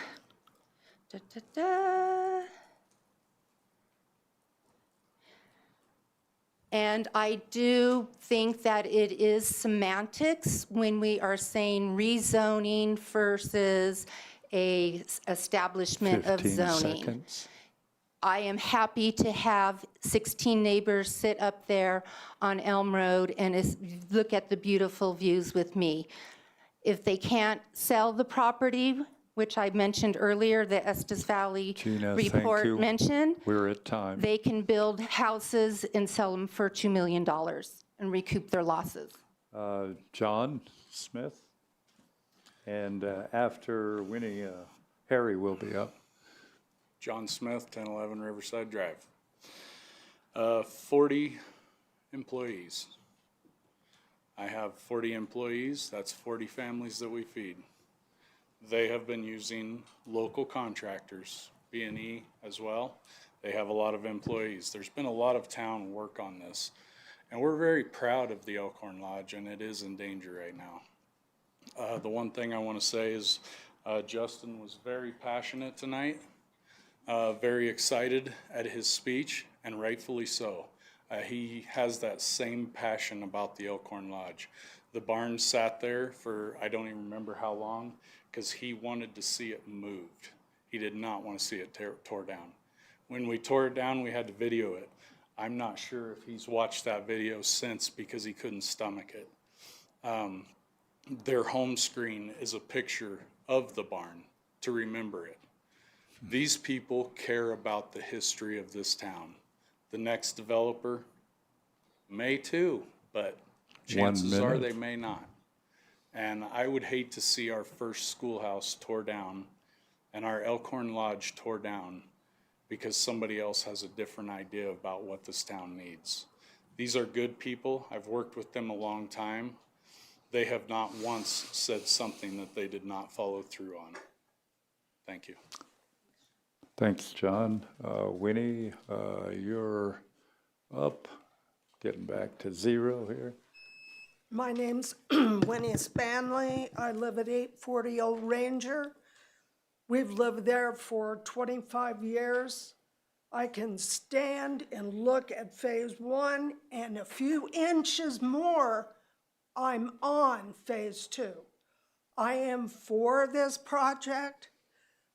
I feel like to keep the history in this town, because so much history has been torn down, I think the one to keep the history where it belongs at the Elkhorn is East Avenue development. I feel nobody likes change, nobody. The older you get, the worse you like it. And so I think sometimes we have to suck it up and look at this change as a good change. I am for them continuing this project, and I cannot wait to see it continued and finished and brought to, I'm sure they have an idea in their head, they have the vision, and I want to see them continue to finish it. Okay, do I have more time? You I have a think the half- wildlife You has have been. a half minute. The wildlife has been taken care of by the wildlife people, Department of Wildlife. And I think that somehow the elk, the deer, the bears, the mountain lions seem to work around us no matter how we get frustrated with them as 200 cross Highway 7 right in front of us. I don't want to be selfish. I want. You're at time, Winnie. Okay, thank you for listening, and thanks for doing all these late night meetings. Thanks. We have Harry.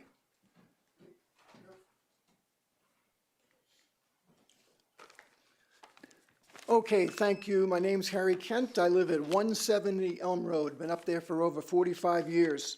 I'm going to talk about the comprehensive plan. The developer originally states that they wish to build, and I quote, 2 110-room upscale hotels, 55 to 65 treehouse units, and a year-round resort campus that embodies the rustic charm and historical appeal of the area. Please address your comments to the board. Yeah. Their stated goal in no way complements the historical and rustic history of the Estes Park Valley. In fact, it does exactly the opposite.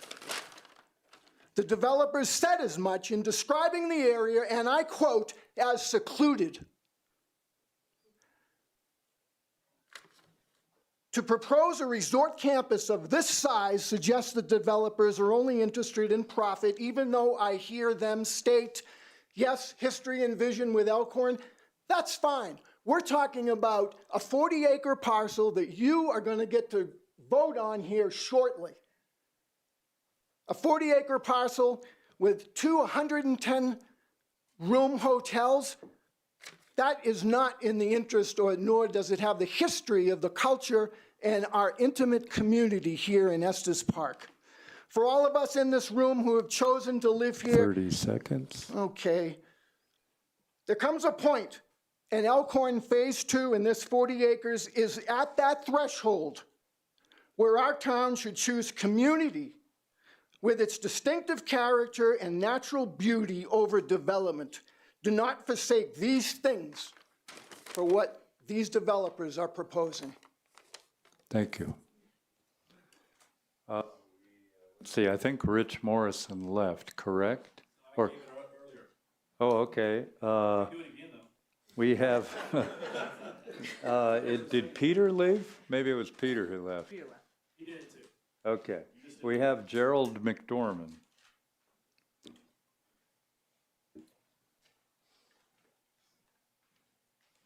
Again, Gerald McDorman, 501 Rangeview Court. I'm going to start my comment by saying that it was incredibly bad form to bring that vandalism up in this forum. People in this room are here, honest people, honestly expressing their opinion, and to have those aspersions cast on them in this room, in this forum, bad form. I want to know tonight if you're supportive of your constituents' concerns, or are you dismissive of them? These two gentlemen want to tell you what great guys they are from Utah. Well, let me tell you about myself. I spent 30 years in the United States Air Force. I deployed to 3 different combat zones, all so I could defend our representative democracy. Now tonight, I'm watching and I'm doubting whether or not you really do have your constituents' concerns at heart. One minute. You talk about this as a tough decision. Why is it such a tough decision? You heard the conspiracy theories earlier about, forged signatures. Here's the signature. They're real. More than almost 500 people signed this. You got the letters. I'm sure you've had a chance to verify their authenticity. Again, bringing up conspiracy theories in this form, bad form. I'm asking you, as a veteran, I'm going to play that card. Support your constituents. That's what I fought for. Thank you. Thank you. Let's see, the next couple, I've got Valina and Bob Levitt. Valina left. Bob Levitt, you're up. I'm on the clock. So I was on the Comprehensive Plan Advisory Committee when we created the comprehensive plan in 2022. We spent a great deal of time gathering input from the community. We had many meetings, several open houses. I remember the future land use map. It had so much discussion laid out on the table. The resulting map, like the entire plan, represented our consensus. There was a great deal of community input about protecting wildlife habitat and preserving the character of our neighborhoods. Low-density accommodations, as described on page 66 in the comp plan, was one of the ways to address these concerns. In an area that contains mostly residentially zoned properties and sensitive wildlife habitat, the comp plan addresses how low-density accommodations such as rural lodges and cabins could conceivably fit in. The land containing the Elkhorn 2 project fits well in a low-density accommodations category, not in the high-density. And then, by contrast, high-density accommodations were envisioned to be hotels and motels, together with commercial businesses and housing along major roads and thoroughfares. Think Highway 34 leading into town. This is described on page 72 in the comp plan under mixed-use centers and corridors. Elkhorn 2 property in no way resembles the comp plan's vision for high-density accommodations. Now, the comprehensive plans are advisory documents, we know that, but when it comes to enacting development codes, what I want to say is that the comprehensive plan is the guide that you need to follow. 15 seconds. Okay, along with your own decision-making when you want to do rezoning or, in this case, new zoning. Our comp plan is based on a great deal of community input, and it points the direction for future development. And we're at time, Bob. Okay. I would just say. We're at time, Bob. Okay, I'm at time. Thank you. I think you got my point. I believe Carl Cove left, unless he came back. I still need to get to Brad Nielsen if he's still here. Yeah. That was the one that wasn't over. I'm Brad Nielsen, and I live at 1265 Rangeview Road. And I guess the clock will start. So I do agree with the developers. This issue is about preserving the soul of Estes Park. I just have a different view. And the one thing when they were showing their slide, their first slide up there, was a picture of the Estes Park and the Estes Valley. And what's the first thing that pops out on you on that picture? It's the Stanley Hotel. It's huge. But the Stanley Hotel is 140 lodging units, or 190 if you add in the newer Aspire. This is 290 units, like 2 times. And, you know, you see the Stanley Hotel from a lot of different places in Estes. This you're going to see is going to be as visible or more visible than that. And that's what just really freaks me out about the project. It's just, I just think that the scope of it and the magnitude of it is just way too big for that property. You know, if you think about 290, so that makes it the biggest hotel in Estes Park. I think the zoning issue would be controversial probably anywhere, you know, like if it was on a highway corridor, but this isn't. And then that gets me to the road, and I think a lot of you see similar concerns that plan for that road is just not rational. It's just not realistic. I think to get a road in, 30 seconds. a connector to get up and down that ridge, you really, and to make it a safe road with a reasonable grade, it's just gonna take more property, not only on that, or more space on that property, but on the adjacent properties as well. And so I just don't think that's a realistic plan, and the plan for the zoning and the plan for the property as it sits right now is a good thing for Estes. Thank you. Thank you. We have John Spanley.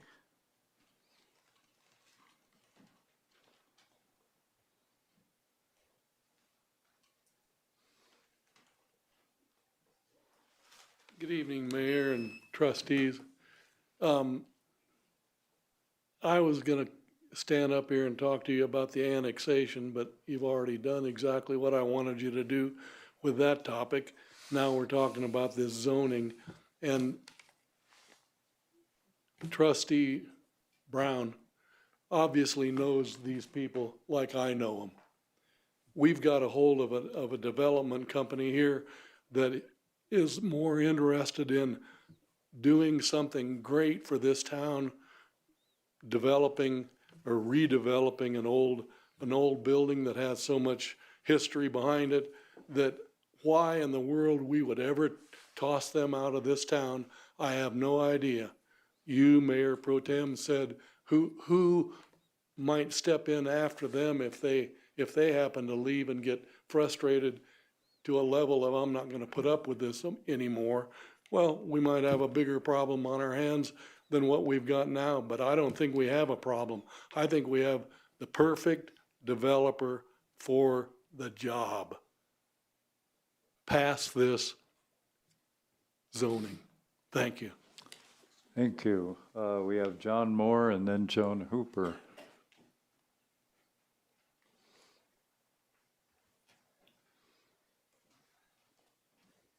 Thank you, Mr. Mayor and Board of Trustees. My name is John Moore. I live at 1911 Silver Tree Lane here in Estes Park. On a personal level, I have a deep respect for history in this town, across our nation, and deep respect for Justin and Matt and this team that are looking at restoring the Elkhorn Lodge. I have extended family who worked at the lodge as early as the 1940s. And on a professional level, I support High Plains Excavation here in town as their operations manager. I've had the pleasure of working on several parts of the Elkhorn Lodge over the past couple of years. And I think looking back at my professional experience with zoning and construction and development for the past 25 years, I think the zoning decision is a means to an end to deciding what's really going to happen there. And are there problems? Is it problematic? Potentially, but seeing that you have a developer that cares so much about our community and what actually happens there and has made the concessions they've made is a huge step forward. I think that's something you should consider with the zoning decision. And I think the bigger question is 10, 20 years from now, looking at the benefactors, I see it as the town, the constituents, even though you may hear negative comments about it now, and the tourists that are going to just keep coming into Estes Park. Are they going to regret seeing the Elkhorn Lodge here? I think the overwhelming response would be that there's going to be a huge positive response from all of those people. So thank you for considering. I hope you move forward the zoning decision tonight. Thank you. Thank you. Joan, and I really appreciate people very concisely. I think all of you have made your points very well within the compact time. Thank you for that. Joan Hooper, 1270 Rangeview Road. I heard the most beautiful, passionate presentation from Justin and Matt about historic Elkhorn and their efforts for restoring it. And it is a wonderful thing that they are trying to do to our community, for our community. Fully support that, and we all do. But that's not what we're discussing or thinking about, pondering here tonight. What we're thinking about tonight is what's going to happen to 40 acres that's currently on a ridgetop. It is pristine, it is beautiful, it is surrounded by either completely empty land or quiet residential neighborhoods. this is the wrong place to build this big hotel.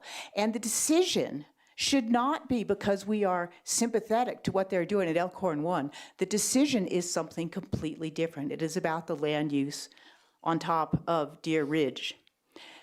So I would just like to plead with you, do not be swayed by the emotion of Elkhorn restoration, and pay attention to the decision that we are asking you to make tonight to preserve the character and all the things that we love in Estes Park.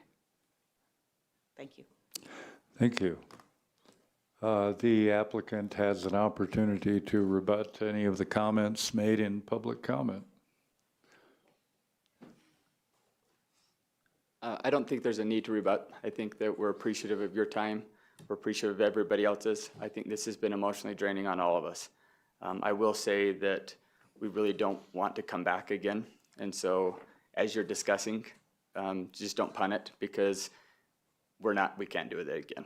I mean, the joke that I gave when I was giving the tour last Tuesday was when we started this project, I didn't have gray hair. And I seriously thought it was a joke. And then this morning, I got up and I was looking at all my pictures of Estes Park starting back in 2017. And then 18, we met with the owners originally. We didn't come to an agreement. And then in 19, we finally came to an agreement, and all of this started. I didn't. So it wasn't what I thought was a joke. It's not. And so we're not interested in coming back, at least right now. Emotions are too high, and as you can tell, it's a beating for all of us, and we're sympathetic to everybody's emotions, including your own. And so as you're considering options today, don't just punt it to another meeting. We've done that for a long time. So thank you. Thank you. Town Clerk, are there any other communications that have been received in regard to the application which are not in the board packet? You had one additional comment. It looks like that was delivered to you at the dais. Yes. We all received that, and that'll be in the record. Board of Trustees, comments, questions? Trustee Brown. Well, no great surprise that I want to speak about this. I want to give a little perspective beyond this. Some time ago, we drove away to a developer who was going to develop the property of the Olympus Lodge. It wasn't really community pushback that did that. It was actually town staff that insisted on a roundabout being put at the corner of Highway 34 and Mall Road. That would have been a very expensive and unanticipated cost for that particular developer, when I think most of us would have felt that probably a stoplight was needed, but probably not more than that, maybe a left turn lane. I'm afraid that this community, if this rejects this, is going to get the reputation of not being favorable to things that can improve the community, whether they be developments like this that are accommodation, or commercial developments, or large residential developments. I remember when I bought my house here in 2000, my realtor, I looked at a house that was in Boulder County, and he said, "You don't want Boulder County. If you want to make any improvements to this house, you don't want that. Estes Park is where you want to be." And I'm seeing a change. You know, obviously there's this large anti-development group, and I think they're people of goodwill and good faith. I think they believe strongly in what they're doing and what they're proposing, and I don't attribute any ill will to any of them. I have got to meet several of them, and really think that they've done a fabulous job of organizing, much better than most communities would see in organizing opposition. I'm not sure, however, that they reflect the full view of the entire community. Certainly, they reflect a view of a substantial portion of the community, no doubt about it. However, when you hear all these comments and these public things, I want to raise another thing with you. My father developed 28 acres of land here back in the 60s and 70s. In fact, many of the people that you heard talk have property on that. It was called Rangeview Estates. It's right next to the Elm Road properties. It is not in the town. It is in the county. In fact, because of, again, some town restrictions, he became involved in developing and being an early board member of Upper Thompson Sanitation District because our local sanitation district would not agree to extend the sewer lines beyond town limits. So that sort of attitude makes it very, very difficult to develop a cohesive community. And, you know, when I look at, how do I look at this?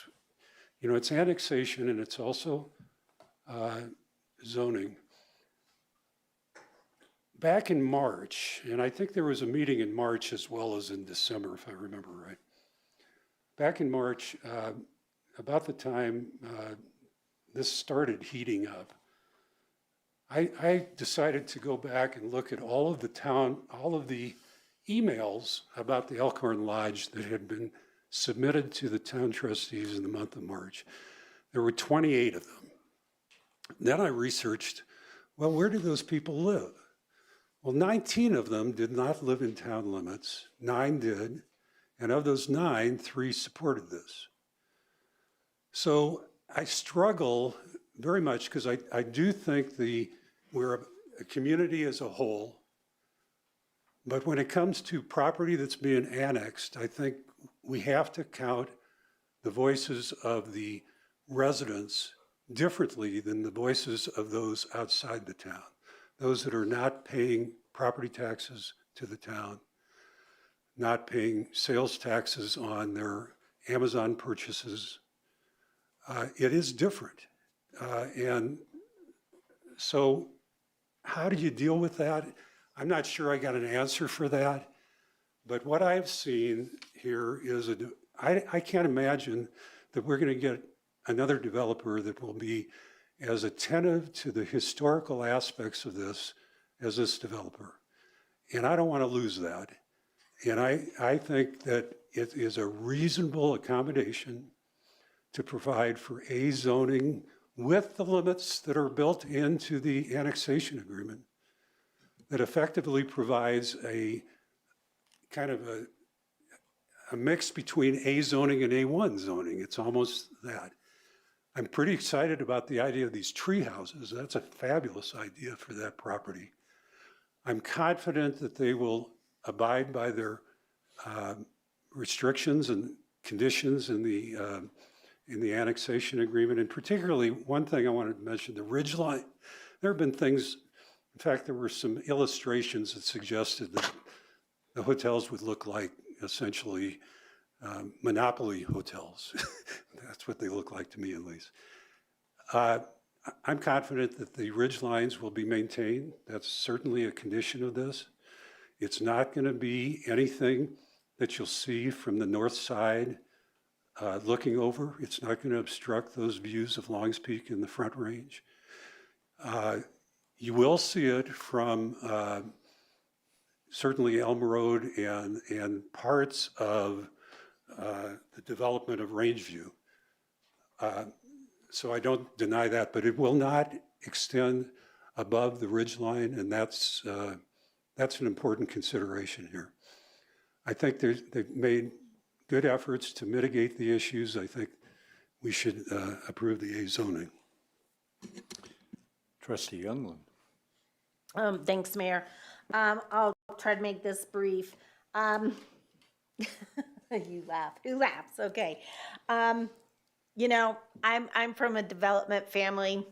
My dad developed Black Canyon And I feel that was a very tasteful, thoughtful development.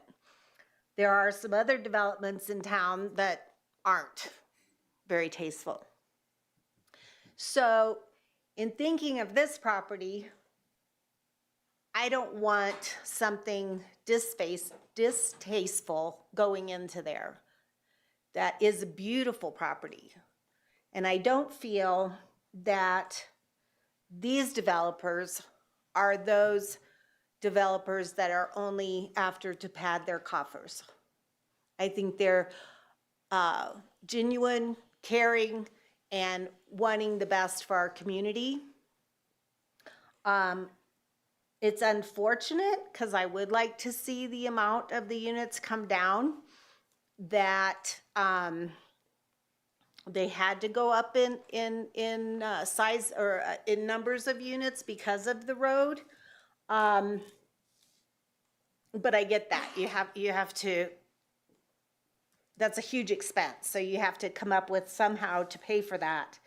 I believe with the conditions that are listed in this proposal that our staff has done their due diligence as far as making sure that those safety nets are there. And for the case that maybe, you know, somebody just comes in and wants to do something different, that they've secured that that can't happen, from my understanding, with the conditions. So with that, I would be voting in favor of the A zoning of the proposed 290 units and the 10 employee housing units. Trustee Hazelton. I too am a morning person. I'm usually up by 5, and I've been asleep for 3 hours by now, so I'm gonna try to. It is morning. Well, it is morning now, yeah. I don't have, I wanna run through some bullet points that I've jotted down, and I apologize, this isn't gonna be like a wrapped up, easy little statement. I think you can hear that we are constantly trying to balance and find balance between the needs and wants of our community when we consider redevelopment, or development. And I think that, let me back up. First, what I want to say is that representative democracy means you elect officials to make decisions for you, not tally public comment and make a vote based on that. Our job is much deeper than that. If it was that, we would just have an election for everything. There'd be no point in having elected officials up here. Our job is to consider public comment, absolutely, and hear what people have to say, and balance that with what we know from staff, what we hear from legal perspective, what we think of with community input for long-term plans, thinking strategically about our community and what it looks like in 20 years, which interestingly is the argument I hear on both sides of this. Well, think about how our community might look in 20 years to support it, or think about how our community might look in 20 years to not support it. So I want to just be clear on that I think there's this perception that just because we hear this amount of public comment, that means we have to vote with the majority. I totally disagree with that. And you might have a different perspective, and that's the beauty of that we get to debate that. I think it's a huge factor in how I decide this and why it makes this so challenging. That's the other thing, you know. It's real. I appreciate people who have a respect for how challenging it is up here, because it is so complicated. And that is just one factor, but a really valuable one. So Trustee Brown mentioned this at one point too. If we're talking representative, I mean, I don't really ask people if they're a town resident or a valley resident, because I understand that my decisions most likely will impact you, whether you live in the town or in the county. But if we're talking about representative democracy, then we would only listen to my specific constituents, which are town voters. So I think that argument really, that kind of irks me a little bit, and I'd be happy to debate somebody over that, or about that over coffee at any time. I do want to say, from both sides of the coin, no matter the issue tonight or otherwise, it is less effective to me as an elected official when people spend time on accusations of character or discussion of social media behavior or those kinds of things versus merits of the application and how it aligns with our guiding documents like comprehensive plan, development code, those kind of more strategic directional pieces. That's a personal thing. People might feel differently, but I just want to make that clear, that I wish that we would have spent more time talking about aspects of the concept plan and annexation agreement and less time talking about if somebody is good or bad, or talking about if development is good or bad, or if people are well-intentioned or not. I think, again, those are debates I'm happy to have. What we're looking at tonight is a specific proposal, and I wish we had spent a little more time on that. I'll say that again. I do think that if this passes tonight, I am really committed to getting a lot more information about the tree houses, the road development. I think there's a lot that you may wish you hadn't been annexed, if depending on how this vote goes, because I think there's going to be I think you're ready to rise to the challenge, but I think there are a lot of questions that I really do want to hammer out because it is important to me that it fits in the balance and development of our community. So I think two other things I just want to note is that one, I don't want to obligate anything to future decisions or a future board potentially, but I think there's the beauty of it being annexed is there's opportunity for negotiation as we go through that development plan. And so I don't want to, identify what that is because that's not what we're talking about tonight. But I think a lot of the things that Justin, you might have mentioned or that community has mentioned, the idea is that what we looked at in the annexation agreement is guiding principles versus a regulatory document at this point, right? So I want to make that clear. And then I just want to end on something that has crossed my mind, that it is a risk for us to establish zoning as accommodations, and then we could run the risk that you could still be like, I'm fed up with this community, I'm out of here, and you sell it. And that is a measured risk that I think we have to consider. And so that's just another factor that I want to put out there, that you sound really wonderful. I personally have had your staff send articles that we have run in the Estes Park News as an employee of the Estes Park News.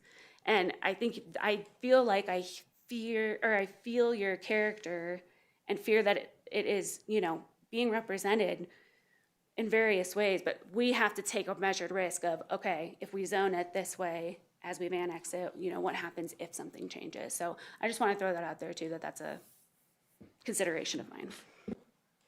Thank you. Trustee Lancaster.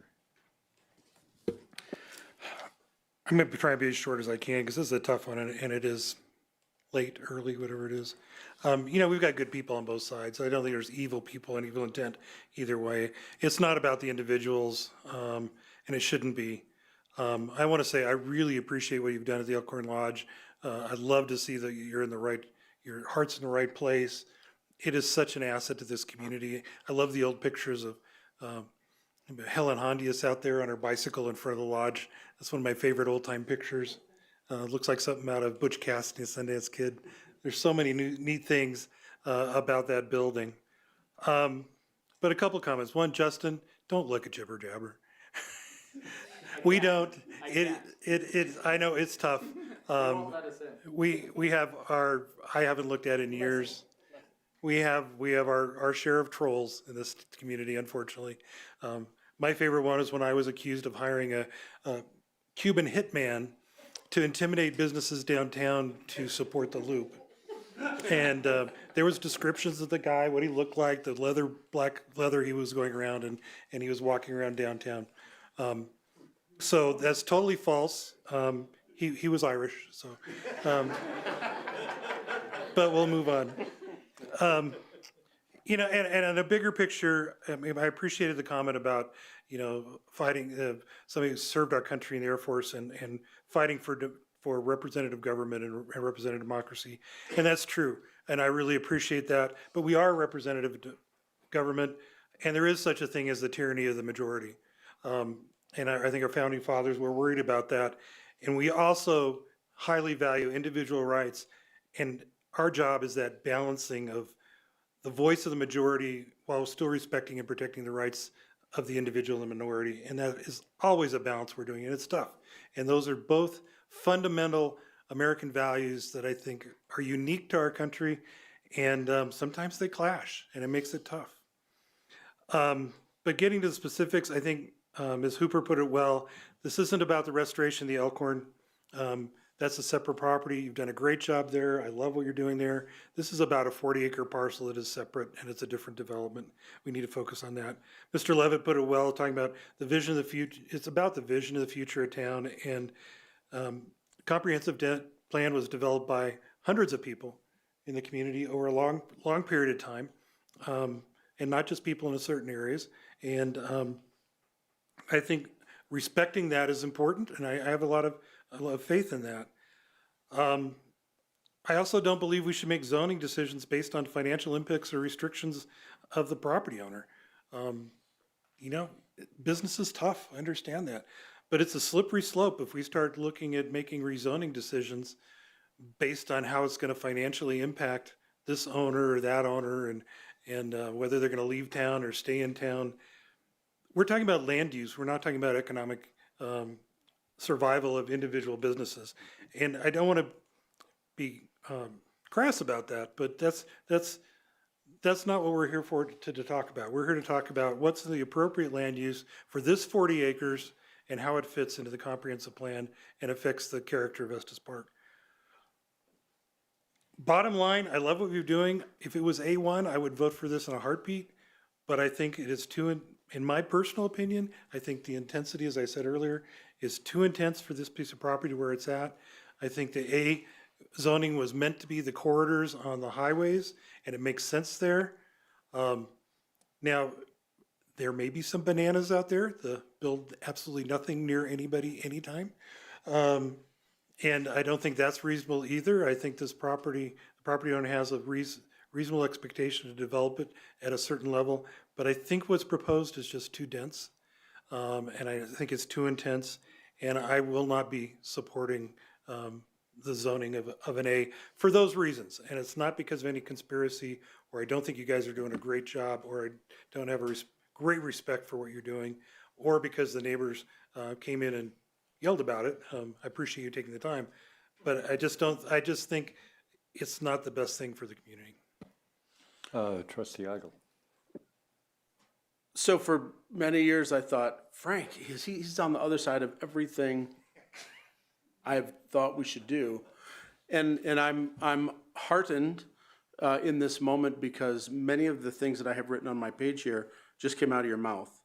And I have to say that looking at the property, hearing what you had to say tonight, listening to your character references in the audience, you're the right people. The downside for me is that we have rezoned properties with people that I'm familiar with that are on the market. And we are looking at the use of the land, not the impact to you financially. So you could be the best people in the world. And I am backing up to look at what the best use of that land is. I'm trying to separate it from phase 1 and phase 2. Can I ask you a couple of questions about phase 1? How many rooms are in phase 1? We haven't talked about that. Yeah, I'm definitely asking a question, but you don't have to answer it if you don't want to. I think it's between 185 and 185, 187, right in there. And so that's for the lower part of this, That's the lower not part. okay. So just to be clear, that we're talking about additional units on that 40 acres above. Did I hear in your comments that if we don't approve A, you're done with the conversation? Is there room Define to? done with the conversation. Well, my impression was we're tired. I'm tired. That is true. But we still have a lot of business to do, and I'm 100%. So I'm going to ask you all the questions because I want this decision to be not because we're tired, because we've gotten in that pattern before. So are you willing to have a conversation about different terms of an agreement, an annexation agreement? You have 90 days to do it. It sounded like that was an option. If we approve the annexation, the agreement may be renegotiated and come again before this board. If you're walking away from it, I understand that you're tired, But if, like Frank said, this was a different zoning request, I would probably jump right in tonight and say, please keep moving forward. But it's very hard to make that decision, A or nothing, because I won't support A. I think that that is too dense, even with the restrictions. Now, I am concerned, this is in your benefit, I am concerned about the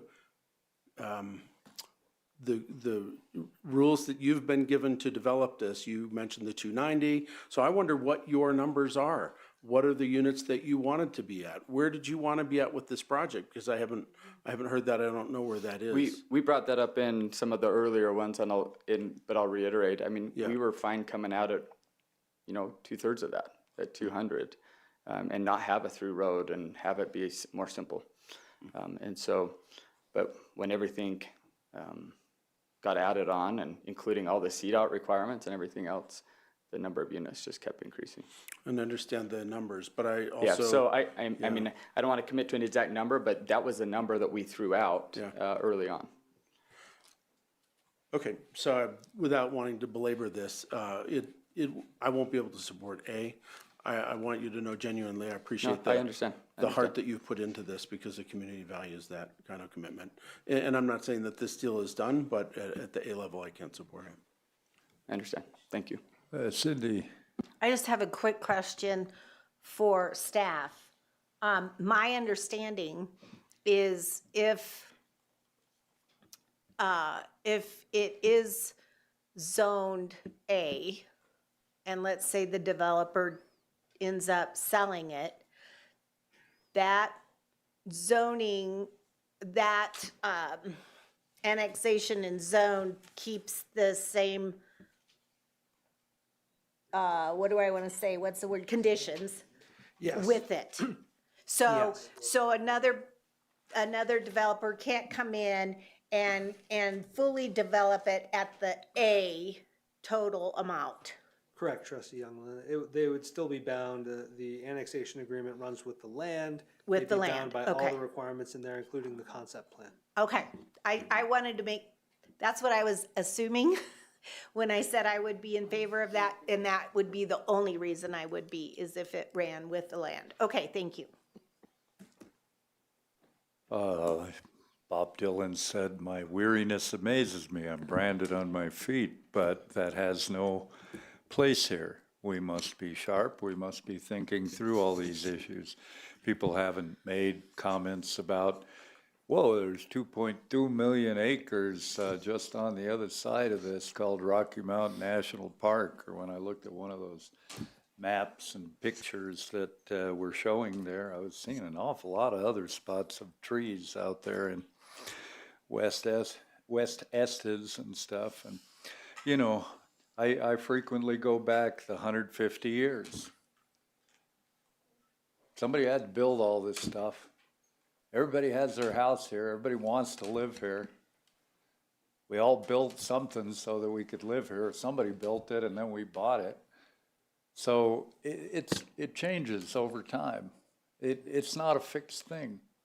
Just because we have ballot initiative, ordinance, whatever the ordinance number is, that 300 that does belong to us and that we applied on those first two public hearings, does that mean there will never be another rezoning?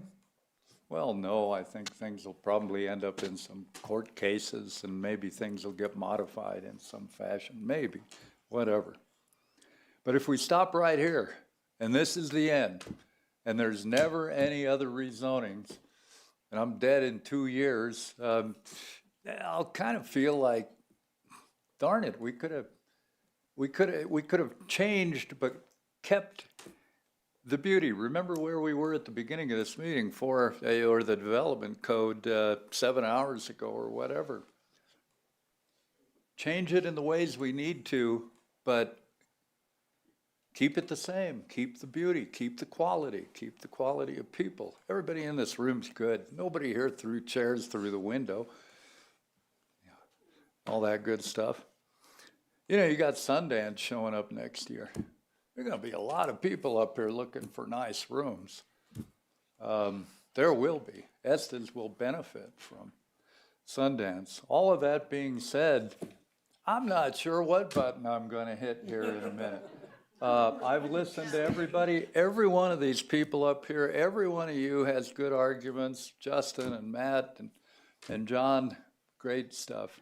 So, all that being said, all reports, statements, exhibits, and written communications presented will be accepted as part of the record. This public hearing is closed. I'll take a motion. I'll make a motion to approve ordinance 06-26. Second?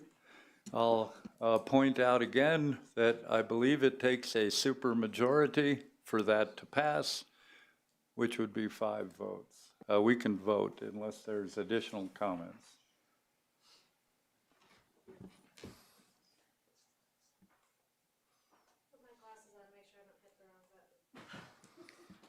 Make sure make sure the mayor doesn't hit the wrong button.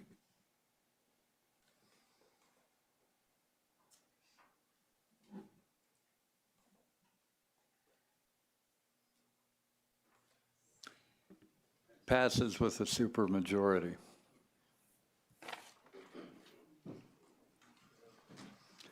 We'll move on to our next action items. Resolution 0326, contract renewal with the car park for 2026 parking management services. We have Manager Klein. And so this is actually, I think, a continuation of where we were with the prior board meeting.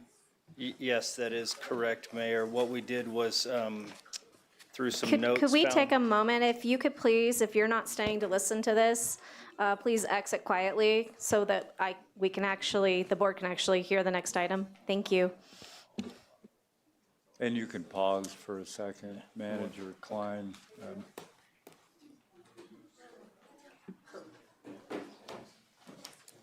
Jackie would get a kick out of this, but in the office, like if it was this morning, I would be singing Good Morning from Singing in the Rain.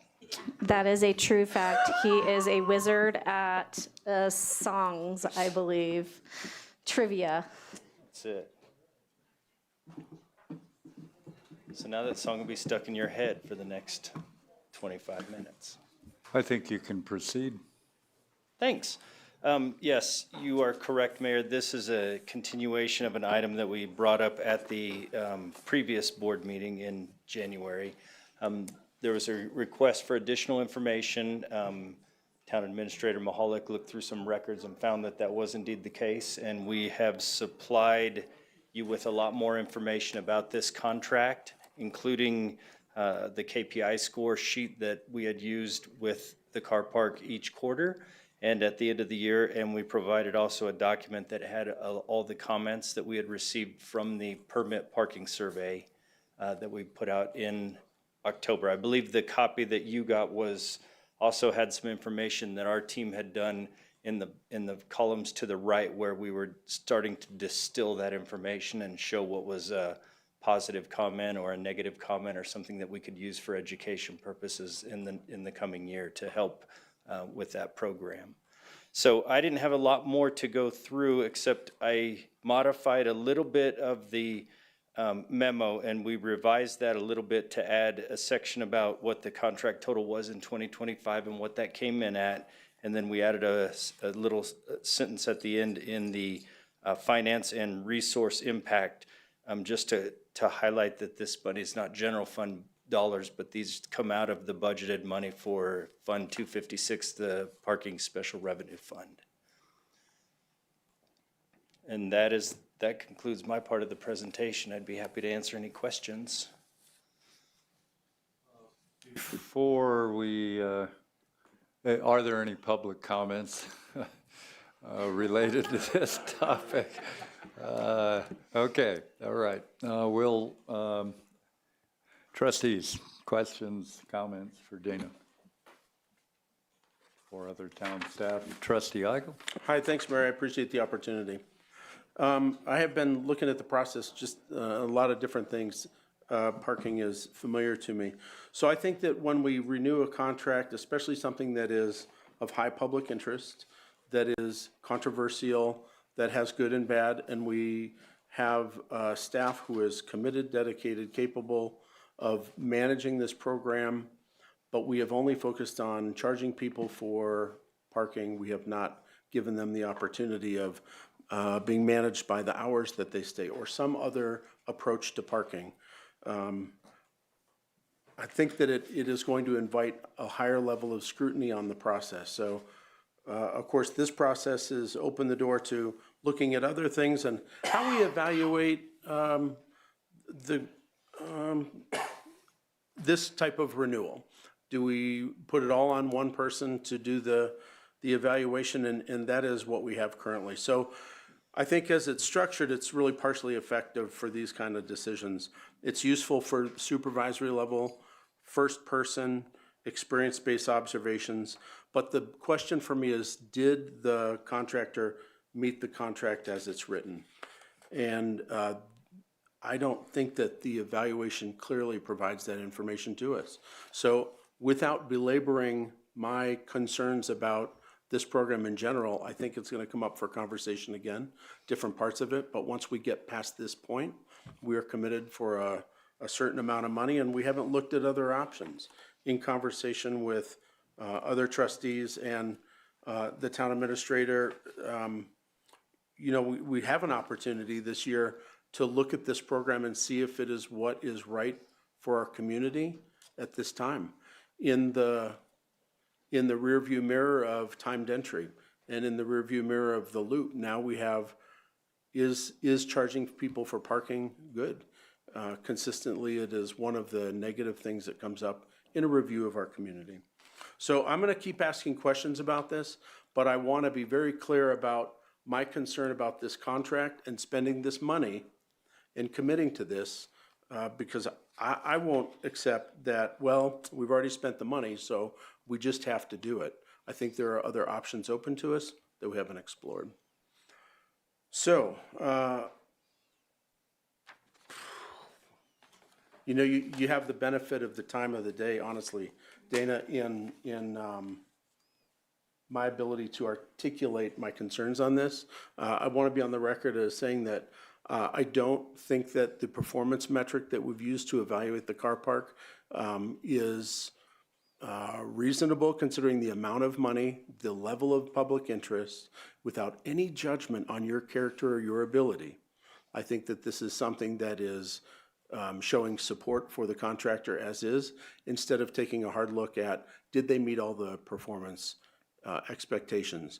3.3 on average in your evaluation, your hard evaluation, which I appreciate your being candid about that you're the biggest critic. There are so many areas in transportation that you are just killing. And you're the right guy on the team with the shuttles and the way we're going to move people around this town. But the image that we send with charging people to park in our town without really making a bunch of money on it or putting it to a specific purpose at the same level for another year is a real issue for our community. We see it in all of the data that we collect about satisfaction, people returning. It's a little abrasion that we can control. I think I'm going to rest my case and let you all vote. I will vote against it because I don't think the evaluation was robust enough to provide us good information, but it would probably be a different conversation at 7 o'clock in the evening. And I apologize for my somewhat scatterbrained, but you get my point. So I appreciate you taking the extra time to provide that information. I would like to work with you on the next evaluation to do something that is better data for us to make these kind of decisions. I'll make a comment before we move down the line here. You know, we hire 3 individuals, the town attorney, the town administrator, the municipal judge. They hire individuals. I liked the comments you made, Trustee Eigel, about Dana and how super he is at many aspects of it. And there's a certain point where, you know, I'm here to make policy and listen to the citizens and try to make my best decisions. And I have to have trust and I have to have faith in those people that looks to me like they're doing a good job on a whole lot of other things. And do I want to delve down on the 47 factors and are they meeting expectations or not, or exceeding? And so I bring some trust and some faith to the process with it. I don't know that the conversation would be that different at 7 or at 3 in the afternoon or whatever. And I'm glad we have it.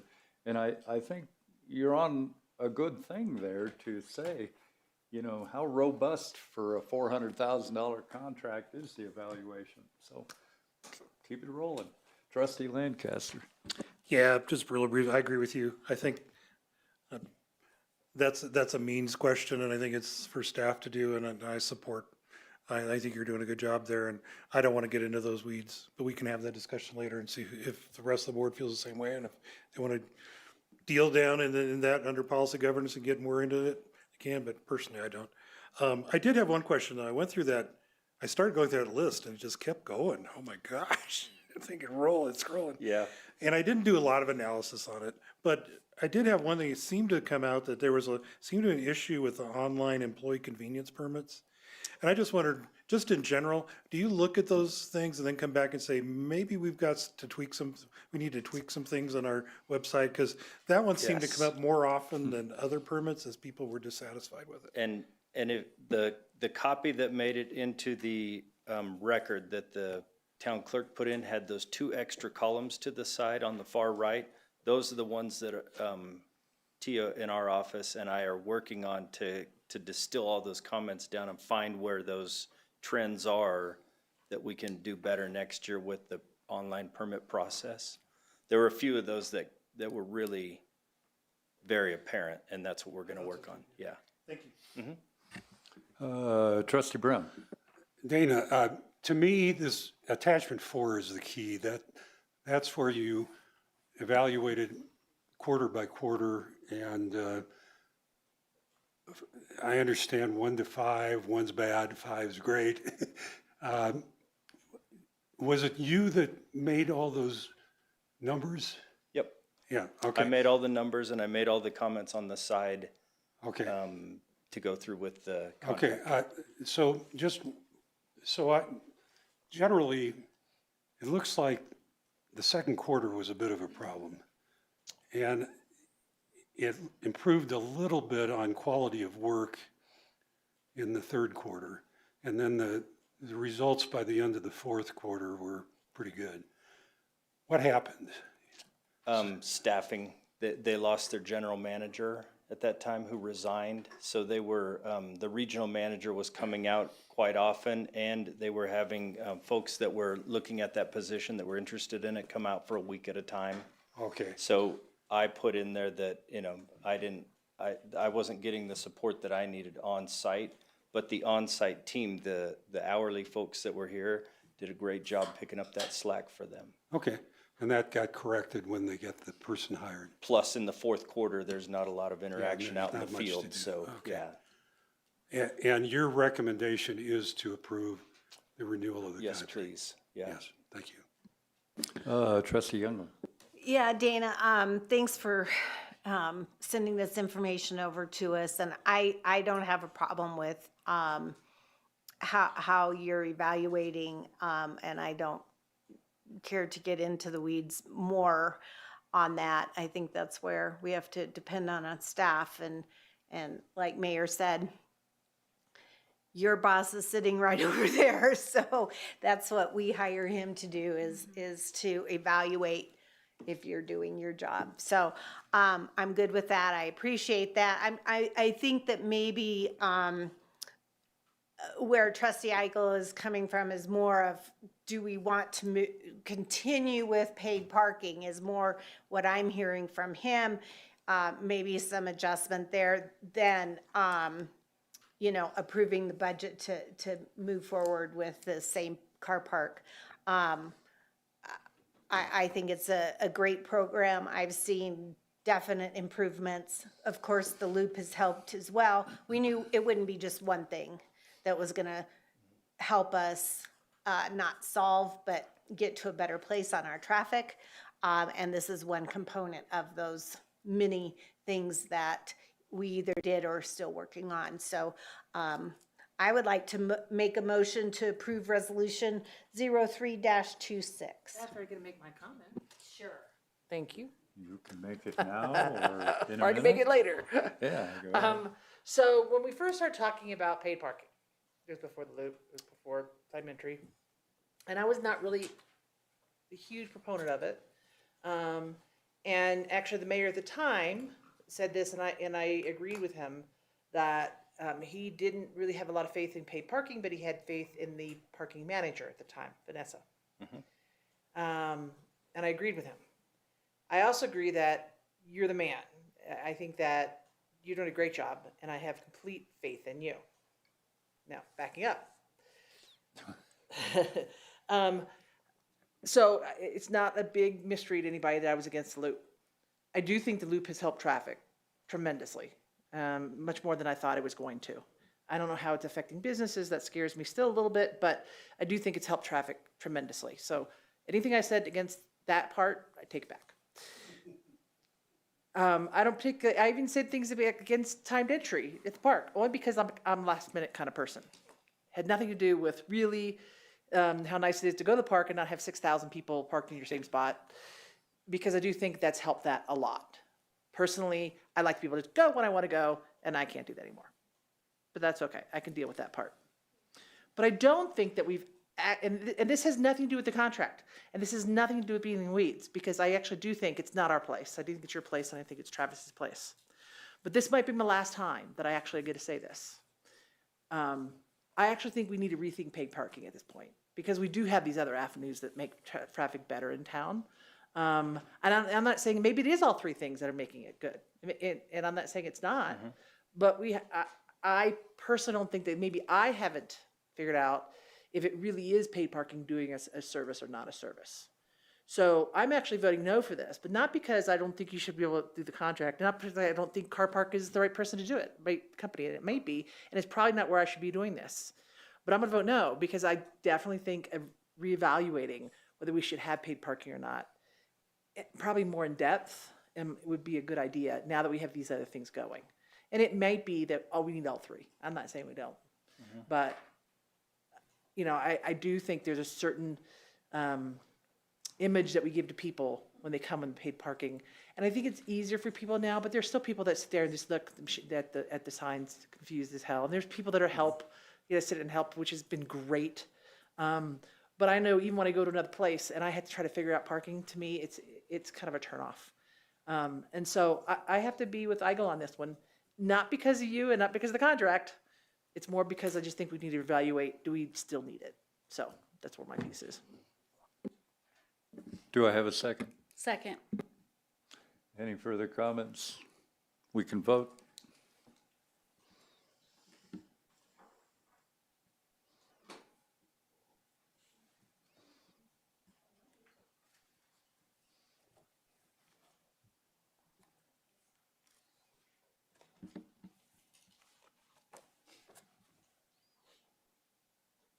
Passes 5-2.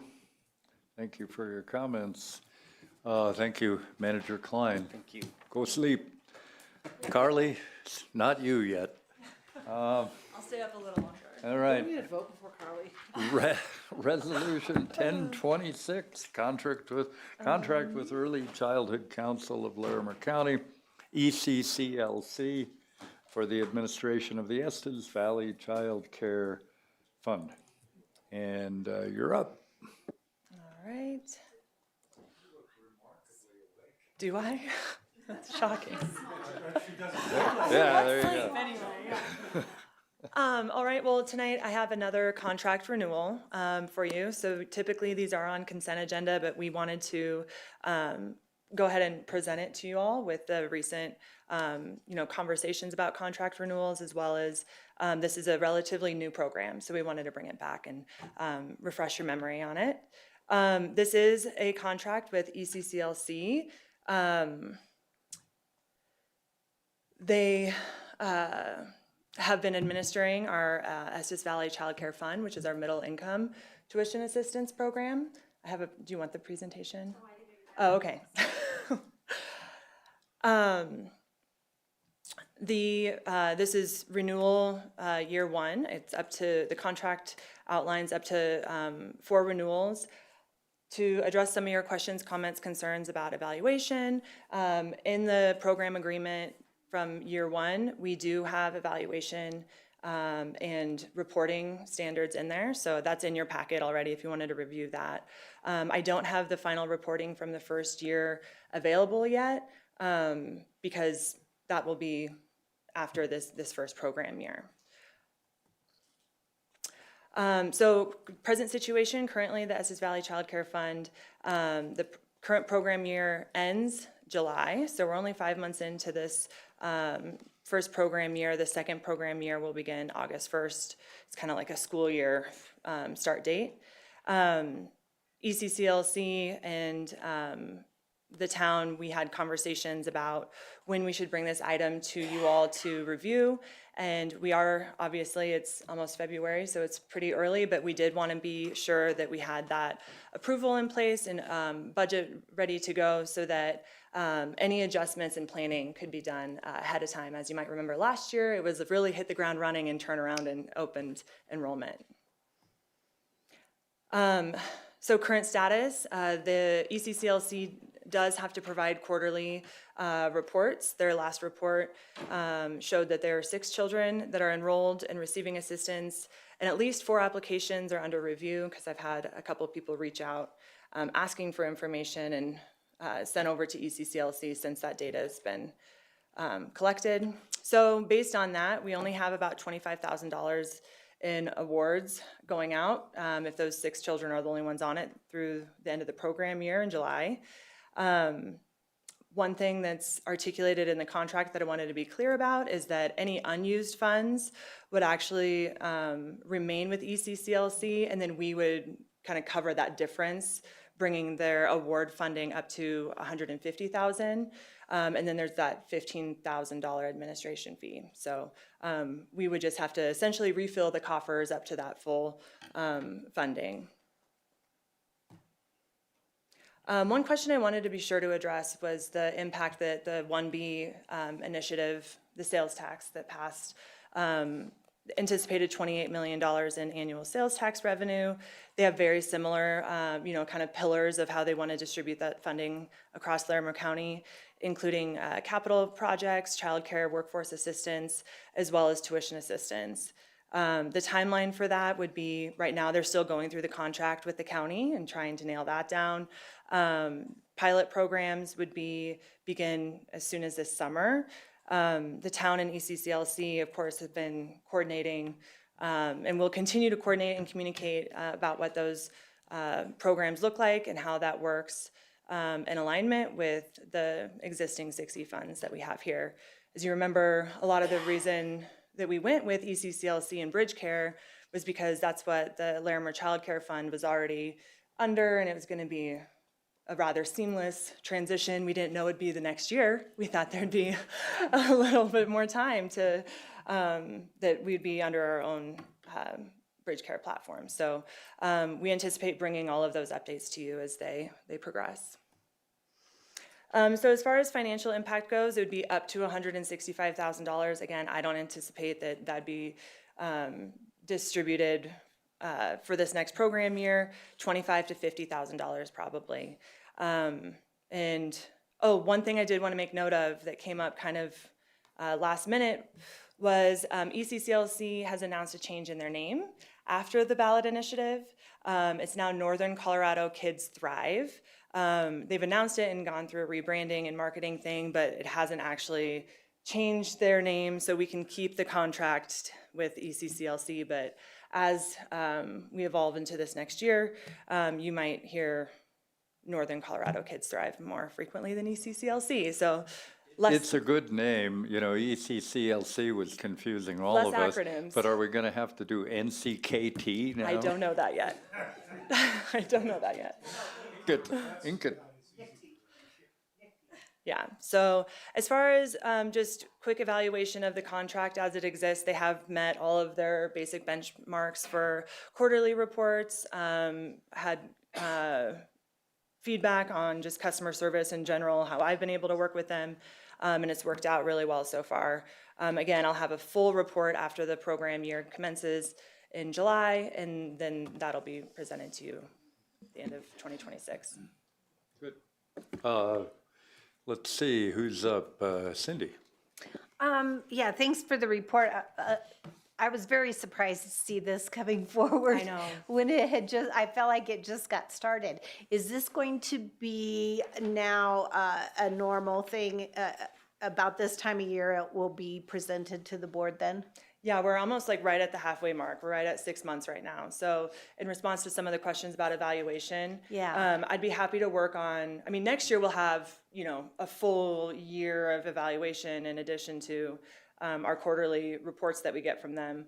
But maybe doing some kind of soft evaluation at this benchmark that I could bring back to you that would kind of show how they are doing on those measurements that are listed in the evaluation. I think that would be helpful because that's kind of gave me a little bit of pause, but I know you didn't have any much data to go by, right? Right. But I hated to be committing to another year when I didn't feel like we really had much reporting to do on what they, how successful. And it didn't sound like it was that many children.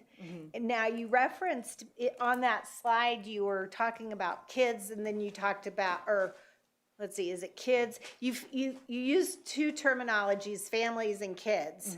So is it 6 different families or was it There's only 6 individual children. Okay, so that, so it could all be from one family. It is not, but yeah. But it could, right? Okay, so it's going to be, it's based on kids, not family size. Okay, That's how we did the projection, was based on number of children. okay. And Trustee Youngman, just one more thing to add.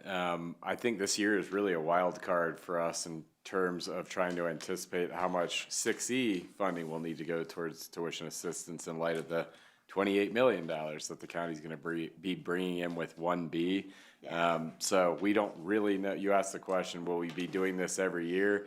And all things being equal, I think the answer is yes, but we don't know how 1B will impact the need for this tuition assistance funding. Well, from yeah, I'm 6E. hoping that maybe we can pull that money back and put it, you know, in another direction and let that county money work for this, but. Yeah, ideally, 1B would allow us to reallocate local funds. Yeah. Mayor Pro Tem. And I know you're watching this, but I'm just making a comment. I got a text from the president of the school board during this meeting. Yeah. And they are still in declining enrollment, and they're still predicting more declining enrollment. And so when the, you know, the kindergarten classes get down to, you know, 40 or 50 kids, and we're still giving 600,000 here and 200,000 here, I think we're gonna have to reevaluate I things. thought the kindergarten went up. One class, but now they're predicting it still declining. Anyway, Yeah, overall So it's, declining. I mean, it's definitely declining. I mean, it doesn't mean one year's not up, but, and they're predicting that it's declining even more. So I just think we need to make sure we keep that in perspective when we're talking about more money to go into less and less kids. Yeah. So. Other comments? I did not offer public comment. If anyone wanted to make public comment. Are you standing up to make public comment? You know, it's like an auctioneer. You can't move. Don't move your wrist. Okay, right. In that case, I think we could take a motion. I move for the approval of Resolution 10-26. I'll second. And we can vote.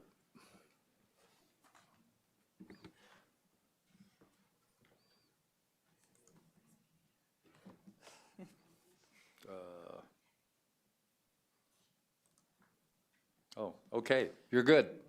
Thank you. Thank you. Buenos noches. Okay, we have one last topic, which I think it might be short, but we'll see. Resolution 926, declaring a vacancy on the Estes Park Board of Trustees and establish the process to fill the vacancy. Town Clerk Williamson, you can just run it from your seat if you want to. I don't plan on moving, Mayor, Yeah, okay. until I go home. Thank you. So this resolution, as noted in your memo, is really to acknowledge formally the resignation of Trustee Youngland as she announced at the last town board meeting after the meeting on March 24th, 2026.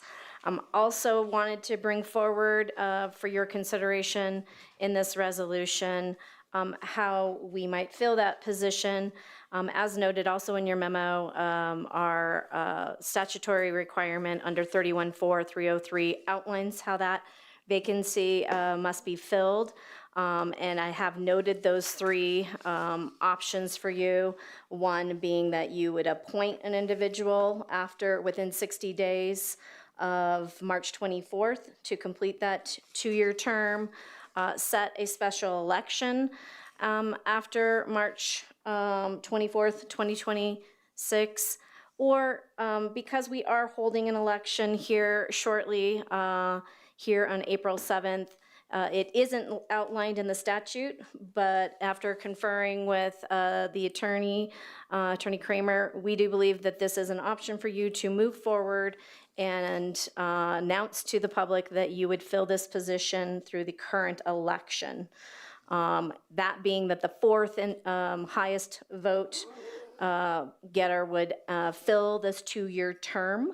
And so we bring forward tonight to you the resolution 0926, both formally acknowledging that resignation of Trustee Youngland and recommending that we use the current election results to fill the position. And I'd be happy to answer any questions. I will also ask if there's public comment. Don't move, Patty. Okay, right, yep, there you go, you moved. Okay, Trustee Agel. I don't have a comment, but I'd like to make a motion on this. Go ahead. Thank you. Vote to approve resolution 0926. I'll second, but I want to make a comment. Yes. So I'll second. My comment is, I'd rather just not acknowledge it. Does she have to stay? Yeah. We're not going to let you leave. I would love to stay. Yeah. I agree. Well, I was sitting there with the numbers and thinking, oh, she deserves to be more than the fourth most. Come on. But anyway, Trustee Hazelton. Just really quickly, I just want to thank Cindy. I'm sure this will come up again. Yeah, it'll And come there's up. everyone here, I think, understands that I really appreciate and respect the way that you had gone about this so that it does make it so our community can have a say in a way that's fiscally responsible too. So out of pure respect for that alone, I would be supportive of this resolution. Yeah. In that case, we can vote. Yeah. Yeah. There you go. We have concluded the business. I just had one last question. After midnight, does Jason's voice get deeper, or was that my imagination? Yeah. Thank you, officer, for hanging with us. I know we went through a couple of you guys, so we wore somebody out. But anyway, take care. Thanks for being there. All right, this meeting is adjourned.